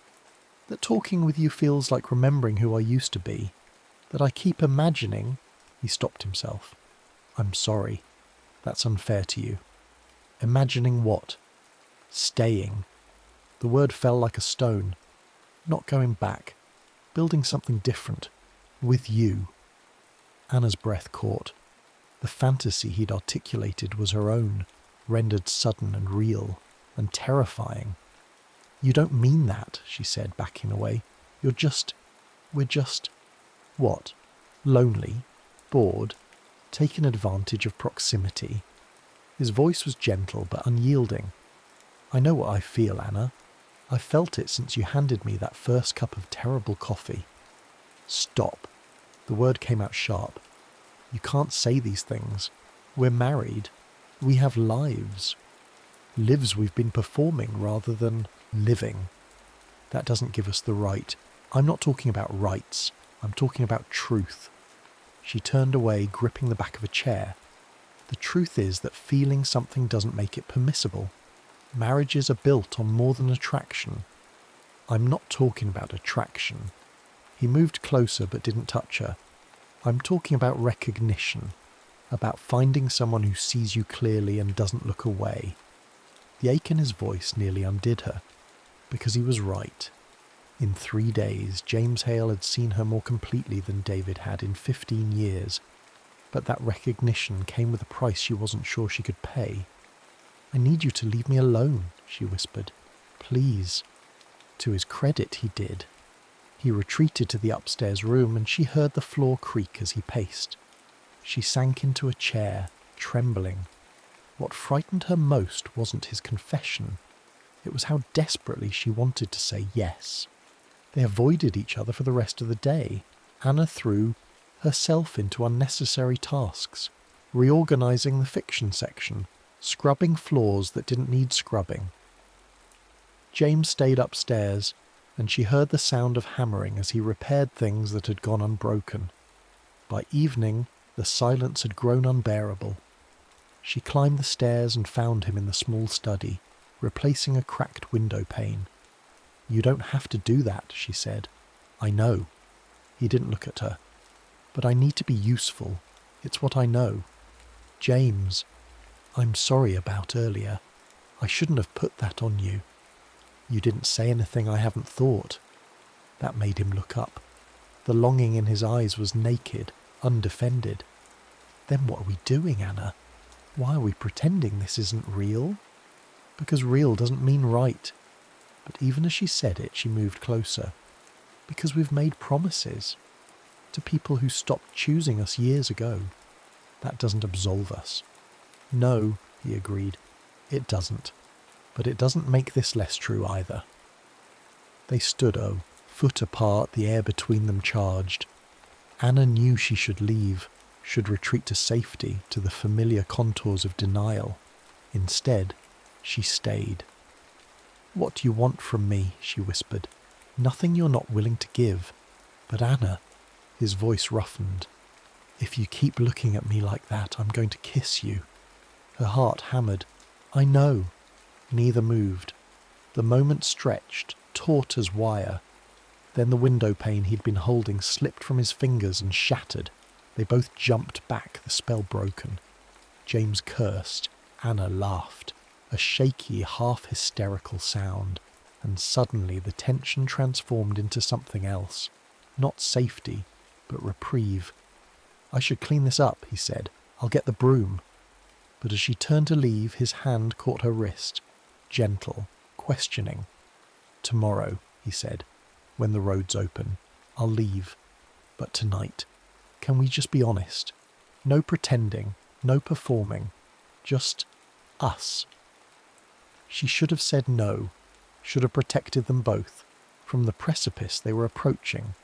Instead, she nodded. "Just tonight," she whispered. It was a promise and a lie, and they both knew it. The fourth night arrived with a silence that felt sacramental. Rain had stopped. The world outside held its breath. They sat in the reading room, candles burning low, speaking the truths they'd been circling. He told her about the morning he'd woken next to Sarah, and realised he felt nothing. Not anger or resentment, just absence.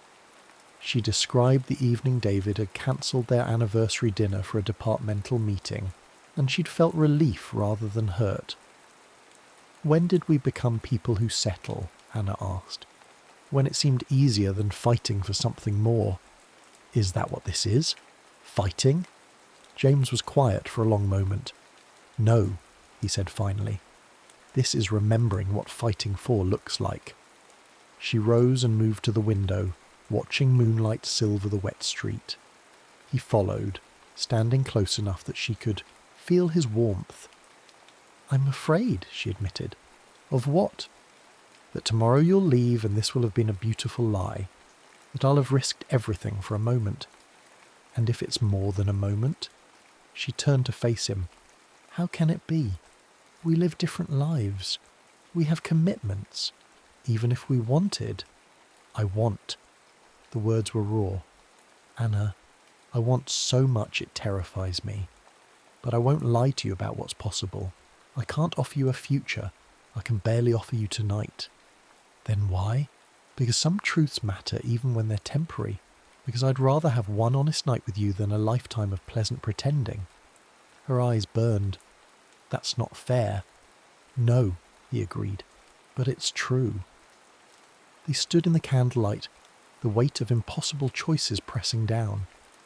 Anna thought of David, of the life they'd built. Comfortable, predictable, kind. She thought of the woman she'd become in that life. Competent, contained, fundamentally unseen. And then she stopped thinking. She reached up and touched James's face. His breath caught. For a heartbeat, neither moved. "Anna, don't." Her thumb traced his cheekbone. "Don't ask me if I'm sure. Don't give me reasons to stop. Just..." He kissed her. It was nothing like she'd imagined. Gentle at first, almost tentative, as though they were both afraid of shattering something precious. Then deeper, hungry, years of loneliness finding voice in the press of lips and the tangle of breath. When they broke apart, both were trembling. "We can't," she whispered against his mouth. "I know. I know." But neither pulled away. Instead, Anna took his hand and led him upstairs to the small room where, in the candlelight, they undressed each other slowly, not with the practiced efficiency of long marriage, but with reverence and discovery. Each button, each whisper of fabric felt ceremonial. James's hands trembled as he traced the curve of her shoulder. "You're beautiful. I'm 43 and ordinary. You're neither." He kissed the hollow of her neck. "You're extraordinary. You always have been." Anna had forgotten what it felt like to be seen this way, not as function or convenience, but as desire itself. When James lowered her to the bed, his body covering hers, she felt a decade of numbness crack open. Their lovemaking was slow and deliberate. He learned her by touch, the places that made her gasp, the rhythm that made her arch into him. She discovered him in turn, the scar on his ribs, the catch in his breath when she kissed his collarbone, the way he whispered her name like a prayer. There was no pretense between them. When she asked him to slow down, he did. When he asked if something felt good, she answered honestly. They negotiated pleasure with the same care they'd negotiated conversation. Each moment a choice, each touch a question answered with trust. "Look at me," he said when she closed her eyes. "Anna, look at me." She did, and saw herself reflected in his gaze, wanted, known, real. When release came, it came for both of them together, a cresting wave that left them gasping and intertwined. Anna's face pressed to James's shoulder, his hand cradling her head. Afterward they lay in the twisted sheets, limbs entangled, hearts slowing. "I love you," he said into the darkness. "I know I have no right. I know it changes nothing. But I love you." Anna felt tears slide down her temples. "I love you too. God help me, I do." They held each other through the night, knowing morning would bring separation but unable to imagine being anywhere else. Rishid slept alone so many nights and closed the door behind them. The power returned at dawn with an industrial hum that felt obscene. Anna woke to find James already dressed, his duffel packed, standing at the window. "Roads are open," he said without turning. "I checked the radio." She sat up, pulling the sheet around her. "So that's it." "What else can it be?" But his voice cracked on the question. She rose and went to him, wrapping her arms around him from behind. For a moment he leaned into her touch. Then carefully he disentangled himself. "If I don't leave now," he said, "I won't leave at all. And we both know what that costs." Anna wanted to argue, wanted to say that love mattered more than vows made in youth to people they'd outgrown. But she thought of David, kind, dependable David, and knew she couldn't unmake 15 years on the strength of 4 days. "What happens now?" she asked. "We go back to our lives. We try to be better than we were. And this? Us?" James turned to face her, cupping her cheek in his palm. "This was real. Don't let anyone tell you otherwise. Not your husband, not your conscience, not the years that'll try to convince you it was just a storm-drunk fantasy. It was real, and it mattered. Will I see you again? I don't know. Maybe that's not the question. Then what is? Whether what we found here changes how we live there." Kissed her once more, long, aching, final, and then he was gone. Anna returned home that afternoon to find David making soup. He hugged her, asked if she was all right, told her he'd been worried. She answered carefully, honestly where she could. That night, lying beside her husband, she thought about James's question. Could 4 days change a lifetime? She didn't know yet. But the next morning, when David mentioned a faculty lecture he wanted to attend, Anna said, "I'd like to come with you." He looked surprised. "Really? I thought you found them boring." "I do, but I'd like to understand what matters to you." It was a small beginning. Perhaps it would lead nowhere. Perhaps the gap between them was too wide to bridge. But for the first time in years, she wanted to try. 3 weeks later, a package arrived at the library. Inside was a book, a vintage edition of North and South, its spine carefully repaired. In the margin of chapter 19, penciled in a hand she recognised, were 7 words. Some lights are meant to be remembered. Anna pressed the book to her chest and let herself cry. Not for what she'd lost, but for what she'd briefly held, and for the truth that James had given her, that she was capable of being seen, of being loved, of being more than the comfortable role she had accepted. She would carry that truth forward, not as license for abandonment, but as a standard by which to measure her life. And in the quiet of the library, surrounded by stories of people who'd said true things even when truth was difficult, Anna Collier began to write again. The end.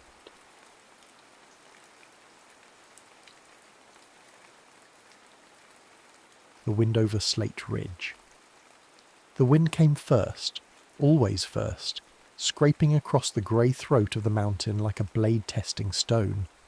Eleanor Hale felt it through the walls of the converted tool shed that served as Slate Ridge's schoolhouse, felt it rattle the loose window panes and whistle through gaps in the timber frame.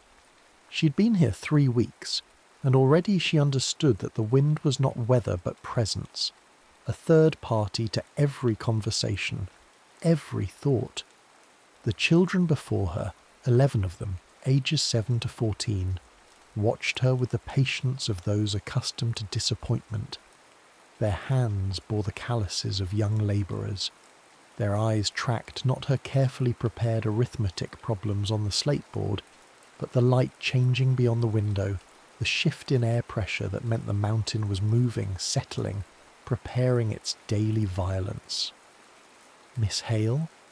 The smallest girl, Ada, raised a dirt-creased hand. "My pa says the northeast face is showing cracks again. Says it'll come down before spring." Eleanor set down her chalk. This was the 3rd time this week a lesson had been interrupted by geology, by the mountain's moods and prophecies. In Boston, such interruptions would have been discipline problems. Here they were survival.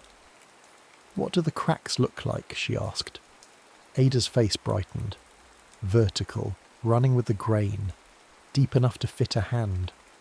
"And what does that tell you?" "That the stone's under stress, that it wants to move." Eleanor nodded, her heart performing a small traitorous leap. This was learning, not the rote memorization she'd been trained to deliver, but observation, deduction, the marriage of eye and understanding. She turned to the board and began sketching the mechanics of stone fracture, the vocabulary of tension and compression that these children already knew in their bones but had never seen named, dignified by geometry. She didn't notice him at first. Jonah Reed, standing in the doorway with his shoulders blocking most of the weak afternoon light. When she finally turned, his presence struck her like a physical force. He was perhaps 35, his face weathered to the same grey as the quarry stone, his eyes the colour of winter sky. He held his hat in hands that looked capable of breaking or building with equal facility. "Mr. Reed." She heard the unwanted formality in her voice, the eastern crispness that marked her as foreign here. "Can I help you?" "Came to fetch the Bennett boys, slide on the south tier." His voice was low, abraded by wind and dust. "Their father wants them home before dark." 2 children rose without question, gathering their meagre possing's with practised efficiency. Eleanor watched them go, watched Jonah Reed's eyes pass over her makeshift geological diagram with something that might have been interest or might have been contempt. She couldn't yet read the local silences. "You're teaching them stonework," he said. Not a question. "I'm teaching them to see what they already know." His mouth twitched, not quite a smile. "And you learned this where? Boston?" "Books, mostly, and observation." She met his gaze, refused to apologize for her education. "I understand you think that's insufficient. I think the mountain doesn't care what books say." He settled his hat back on his head. "But I also think Ada's right about those cracks. And I heard what you told her about stress fractures. That was accurate." It was the smallest of concessions, but Eleanor felt it warm something in her chest. She nodded, and he left, and the wind came howling back into the space he'd vacated. That night, in her boarding room above the general store, Eleanor stood at the window and watched the quarry settlement hunker down against the cold. Lamplight made yellow squares in the darkness. Somewhere, men were drinking and gambling away their exhaustion. Somewhere, children slept under thin blankets. Somewhere, Jonah Reed was doing whatever it was quarry foremen did when the day's danger had passed. She pressed her palm against the cold glass. She had come here fleeing irrelevance, the genteel suffocation of her aunt's Boston parlour, where her education was ornamental and her opinions unwelcome. She'd imagined herself useful, necessary, a figure of transformation in the wilderness. Instead, she felt like an artifact, something fragile and possibly fraudulent. But Ada had listened, and Jonah Reed had called her accurate. It was enough. For now, it was enough. The mountain's lessons came hard and fast. Eleanor learned to read the weather in the colour of the stone, the quality of the wind. She learned which men could be trusted and which were made cruel by fear. She learned that survival here was not individual but collective, an intricate web of dependencies where a single broken thread could kill. And she learned to watch Jonah Reed. He moved through the quarry like water finding level, his attention everywhere at once. He could read stone the way she read books, understanding not just what was present but what was implied, what was coming. She began timing her walks to coincide with the shift changes, telling herself it was educational, that she needed to understand the rhythms of this place to teach its children. It was partially true. One raw morning in early November, she found him alone on the eastern rim, staring down at a section of cliff face that gleamed wet in the thin sunlight. She approached carefully, boots crunching on loose shale. "That's not stable," she said. He didn't startle. "No." The strata are tilted. See how the layers don't run true? There's a fault line cutting through. Probably old, probably been there for centuries, but it's active. That moisture isn't from rain. Jonah turned to look at her. Really look at her. Not the polite half attention he'd offered before. "You see that from here?" "I see the pattern. The rest is inference." She moved closer, close enough to smell the stone dust on his coat, the faint tang of black powder. "What are you seeing?" "The way the mountain breathes." He gestured toward the wet stone. "That seep started 3 days ago. The old men say it means nothing, that the mountain's been weeping since their grandfather's time. But I think it's moving, settling into something new. Do you trust the old men?" "I trust the mountain." He paused. "But I'm starting to think your books might help me hear it better." Something shifted between them then, subtle as a change in air pressure, profound as a crack running deep. Eleanor felt it in her pulse, the sudden acute awareness of her body in space, of his proximity, of the vast drop behind them, and the cold wind pressing them toward dangerous ground. "I could show you," she said, "the mathematics of it, the geometry." "I'd like that."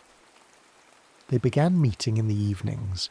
In the schoolhouse after the children had gone, Eleanor would spread her books across the rough tables while Jonah brought specimens, chunks of granite, samples of quartz-veined slate, fragments that told the mountain's history. She taught him the language of geology, and he taught her to read the subtle signs that books couldn't capture. The smell of stressed stone, the particular echo of a hollow space, the way sound changed when a crack was forming. Their fingers touched over diagrams. Their breath mingled in the cold air when they bent over the same sample. They were careful not to acknowledge it, this growing current between them, but it charged everything. Every explanation, every shared discovery, every moment of understanding achieved in tandem. One night, working late over a particularly complex stratigraphic map, Jonah spoke into the silence. My wife died in a slide 4 years ago. His voice was steady, factual. She was bringing lunch to the cruise. Wrong place, wrong time. The mountain took her in seconds. Eleanor's hand stilled on the paper. I'm sorry. Everyone's sorry. That's what they say when the mountain kills. He looked at her, his eyes dark in the lamplight. But I'm telling you because you should know. This place takes things, and I've learned not to want what can be taken. The implication hung between them, heavy as falling stone. I understand, Eleanor said, though her throat felt tight. I came here because I needed to matter, to be tested, to choose something real instead of having my life chosen for me. But I'm beginning to think that desire itself is dangerous here. It is. He stood, began gathering his coat. Then he stopped, turned back to her. But I can't seem to stop wanting to see you, to hear what you think, to watch you teach those children that their observations matter. He paused. That's dangerous too. He left before she could respond. The wind took the warmth of his presence, replaced it with cold. Eleanor sat alone in the lamplight, her heart a wild thing in her chest, and understood that she was lost. Already. December brought snow and paranoia. The unstable northeast face that Ada's father had worried over began showing new cracks, hairline fractures that Eleanor mapped obsessively, comparing them to the geological survey she had ordered from the territorial office. The mathematics were clear. The face would fail. Not today, perhaps not this year, but inevitably, catastrophically. The town elders disagreed. The mountain's been standing since the Bible was written, old Thomas Carmichael declared in the general store loud enough for everyone to hear. I've worked that face for 40 years. If it were going to come down, it would have done it already. Rock memory doesn't work that way, Eleanor had replied, unable to stop herself. The stresses accumulate. Just because something has held for 40 years doesn't mean it will hold for 41. The room went cold. These men had survived by trusting their instincts, their experience, their father's wisdom. She was asking them to trust equations instead, to believe in invisible forces and theoretical models. She was asking them to fear what they'd never feared before. Jonah stood at the back of the store, silent. His face gave nothing away. That night she confronted him outside the boarding house, her breath making ghosts in the frozen air. You know I'm right. You've seen the same patterns I have. I've seen patterns before, he said carefully. Been wrong before too. This is different. The data. He said it gently, but she heard the distance in it. Eleanor, these men have families. They've got quotas to fill, debts to pay. If we shut down the northeast face on speculation, people starve. You're asking me to choose between your mathematics and their survival. I'm asking you to prevent their deaths. Are you certain? His eyes were hard now, challenging. Certain enough to stake lives on it. Because that's what you're asking me to do. She wanted to say yes. The numbers were clear, the trajectory obvious. But standing there in the cold, watching his breath mingle with hers in the darkness, she felt the weight of responsibility like a physical thing. She'd been so sure of her relevance, her purpose. Now she was being asked to prove it with consequences she couldn't fully imagine. I'm certain, she whispered. Jonah nodded slowly. Then I'll talk to the crews. But Eleanor, if you're wrong, you'll need to leave. This town won't forgive being made afraid for nothing. And if I'm right? His smile was sad. Then we'll bury fewer men. But you'll still have made them afraid. Sometimes there's no winning against the mountain. He left her there, and she watched him disappear into the darkness, feeling the first true cold of doubt. 3 days later, a minor slide took down a tool shed on the northeast face. No one was hurt. It happened during the night shift change. Pure luck. But the message was clear. The mountain was moving. The town's response was not gratitude, but resentment. She'd been right, yes, but being right meant confronting their vulnerability, acknowledging that the old ways might be insufficient. Men stopped meeting her eyes. Parents kept their children home from school. Even Ada avoided her in the store. And Jonah became distant, polite, professionally courteous. He consulted her maps, implemented her recommendations, but the warmth was gone. He'd chosen duty over desire, safety over feeling, and she couldn't blame him. She could only ache. On Christmas Eve, sitting alone in the schoolhouse, Eleanor drafted her letter of resignation. She would return to Boston, to irrelevance and safety. She had tried to matter, and had only succeeded in making herself the symbol of fear and change. Better to leave them to their comfortable certainties, their old patterns, their chosen blindness. She sealed the letter as snow began to fall, heavy and silent, blanketing the mountain in white. The sound came at dawn, a deep groan like the earth, clearing its throat. Eleanor woke to it, her body knowing before her mind did that this was catastrophe. She dressed in seconds, running into streets already filling with frightened people. The northeast face, the entire northeast face, was preparing to fail. The slide hadn't happened yet, but it was coming. She could see it in the way the snow was shifting, the unnatural bulge in the cliff wall, the hairline cracks suddenly gaping wide. Hours, maybe. Perhaps only minutes. Jonah was already there, organising evacuations with the grim efficiency of a man who'd done this before. He saw her and something flickered in his eyes. Relief or regret, she couldn't tell. "How long?" he asked. She studied the face, her mind racing through calculations. The main fracture is propagating along the fault line. See there? She pointed to where a crack was visibly widening, stone grinding against stone with a sound like distant thunder. When it reaches that dolomite layer, the whole mass will go. We have to redirect it. Can't redirect a mountain. No, but we can change where it falls. She grabbed his arm, pulled him to a makeshift map table where her surveys were pinned. Look, if we collapse this support column here, the mass will shift east into the old quarry pit instead of west into the settlement. It's already hollow from previous mining. It can take the load. Jonah studied the map, his jaw tight. That's an intentional blast on unstable ground. Could trigger the whole thing early. Kill whoever sets the charges. I'll do it. The hell you will. I'm the one who understands the engineering, and I'm the one who knows how to set charges.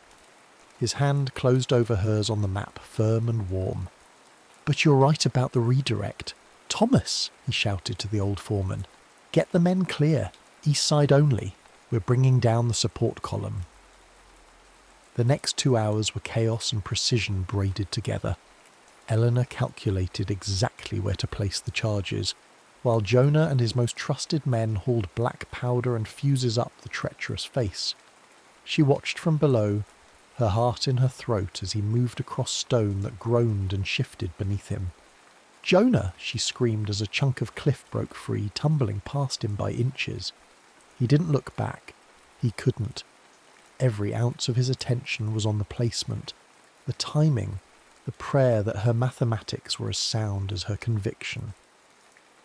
When the charges were set, he came down faster than she'd ever seen anyone move on stone, sliding and jumping with controlled recklessness. He hit the ground running, grabbing her hand and pulling her behind the reinforced barrier they'd erected. "Light it," he ordered his second. The fuse sparked, raced upward, disappeared into the mountain. Jonah's hand tightened on hers. She pressed against him without thinking. feeling his heart hammering against her shoulder blade. The explosion was small, precise, exactly what was needed. For a moment, nothing happened. Then the entire northeast face exhaled, a vast settling groan, and came down in a controlled collapse that filled the old pit with thunder and stone dust.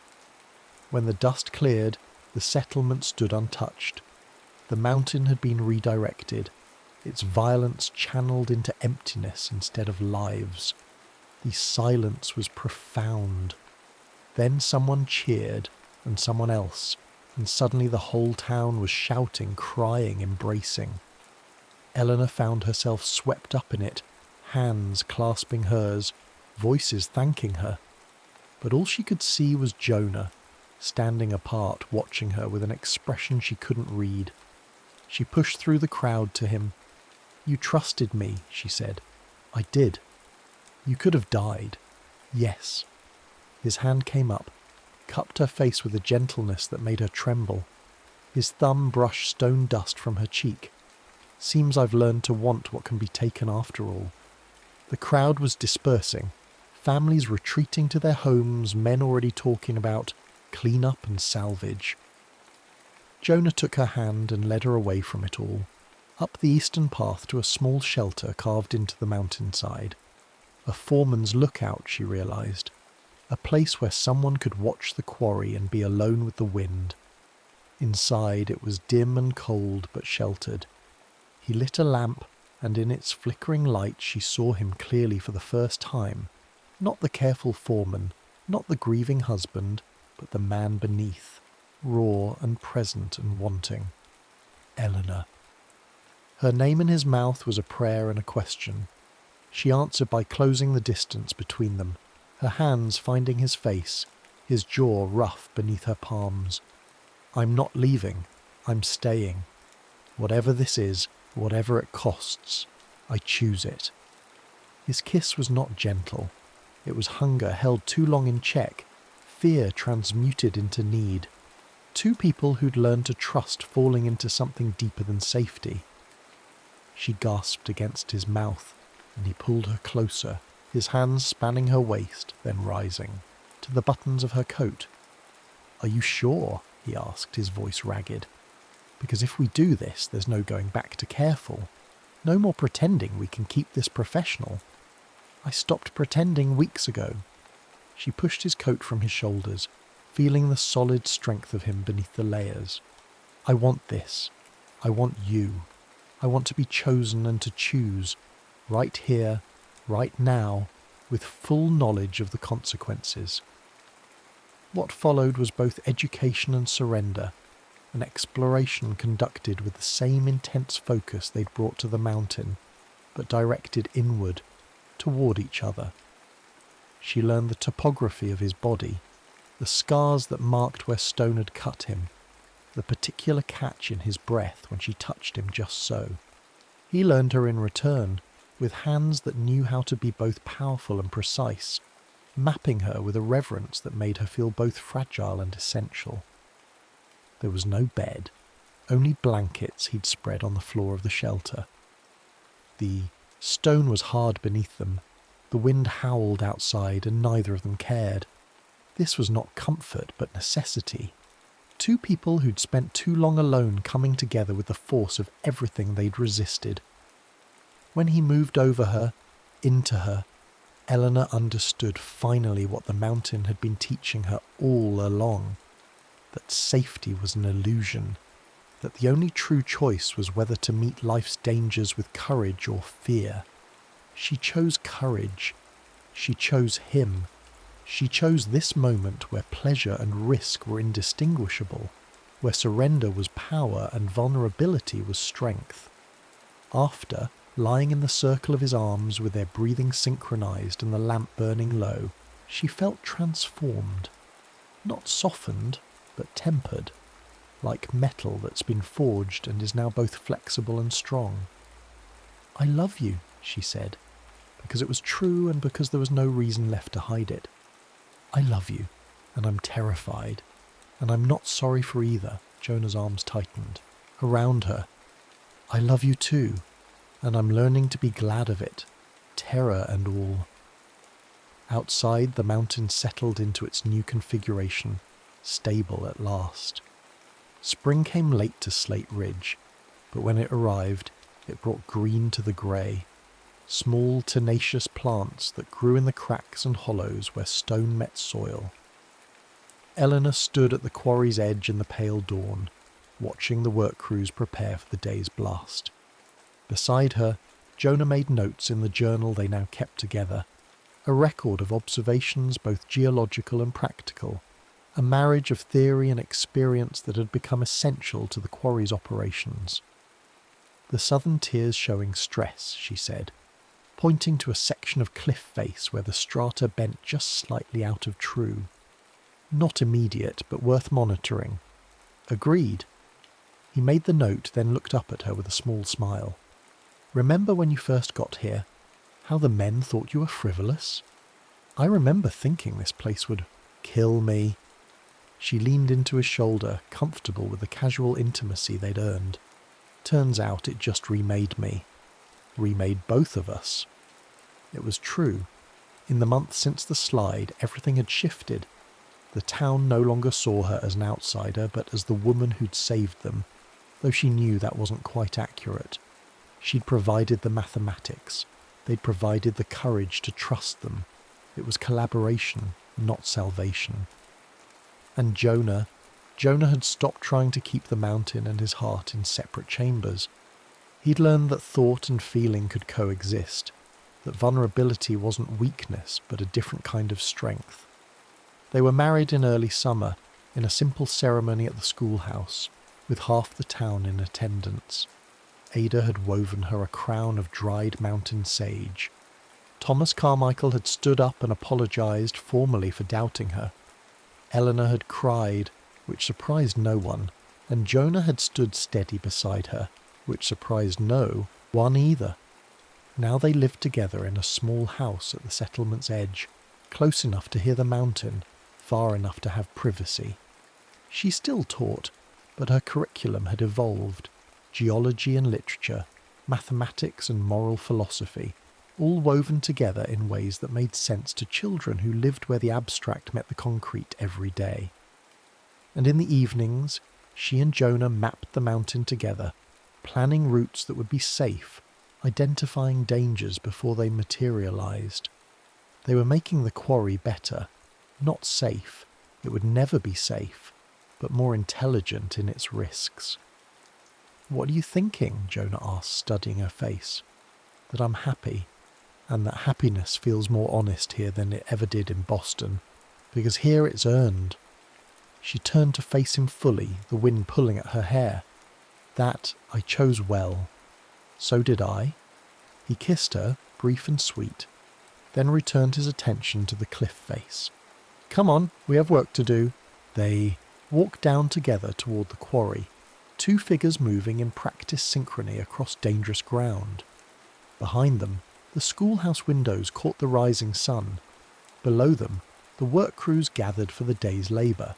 And all around them, the mountain, vast, indifferent, utterly itself, held them all in its grey embrace. The wind came as it always did, but now when Eleanor felt it, she didn't brace against it. She simply stood firm and let it pass through her, another element in the landscape she'd learned to call home. They had been tested. They had chosen each other despite the risks, or perhaps because of them, and that choice, renewed each morning in the wind over Slate Ridge, was its own kind of permanence, not the false safety of avoiding danger, but the true strength of meeting it together, with eyes open and hearts willing. It was enough. It was everything.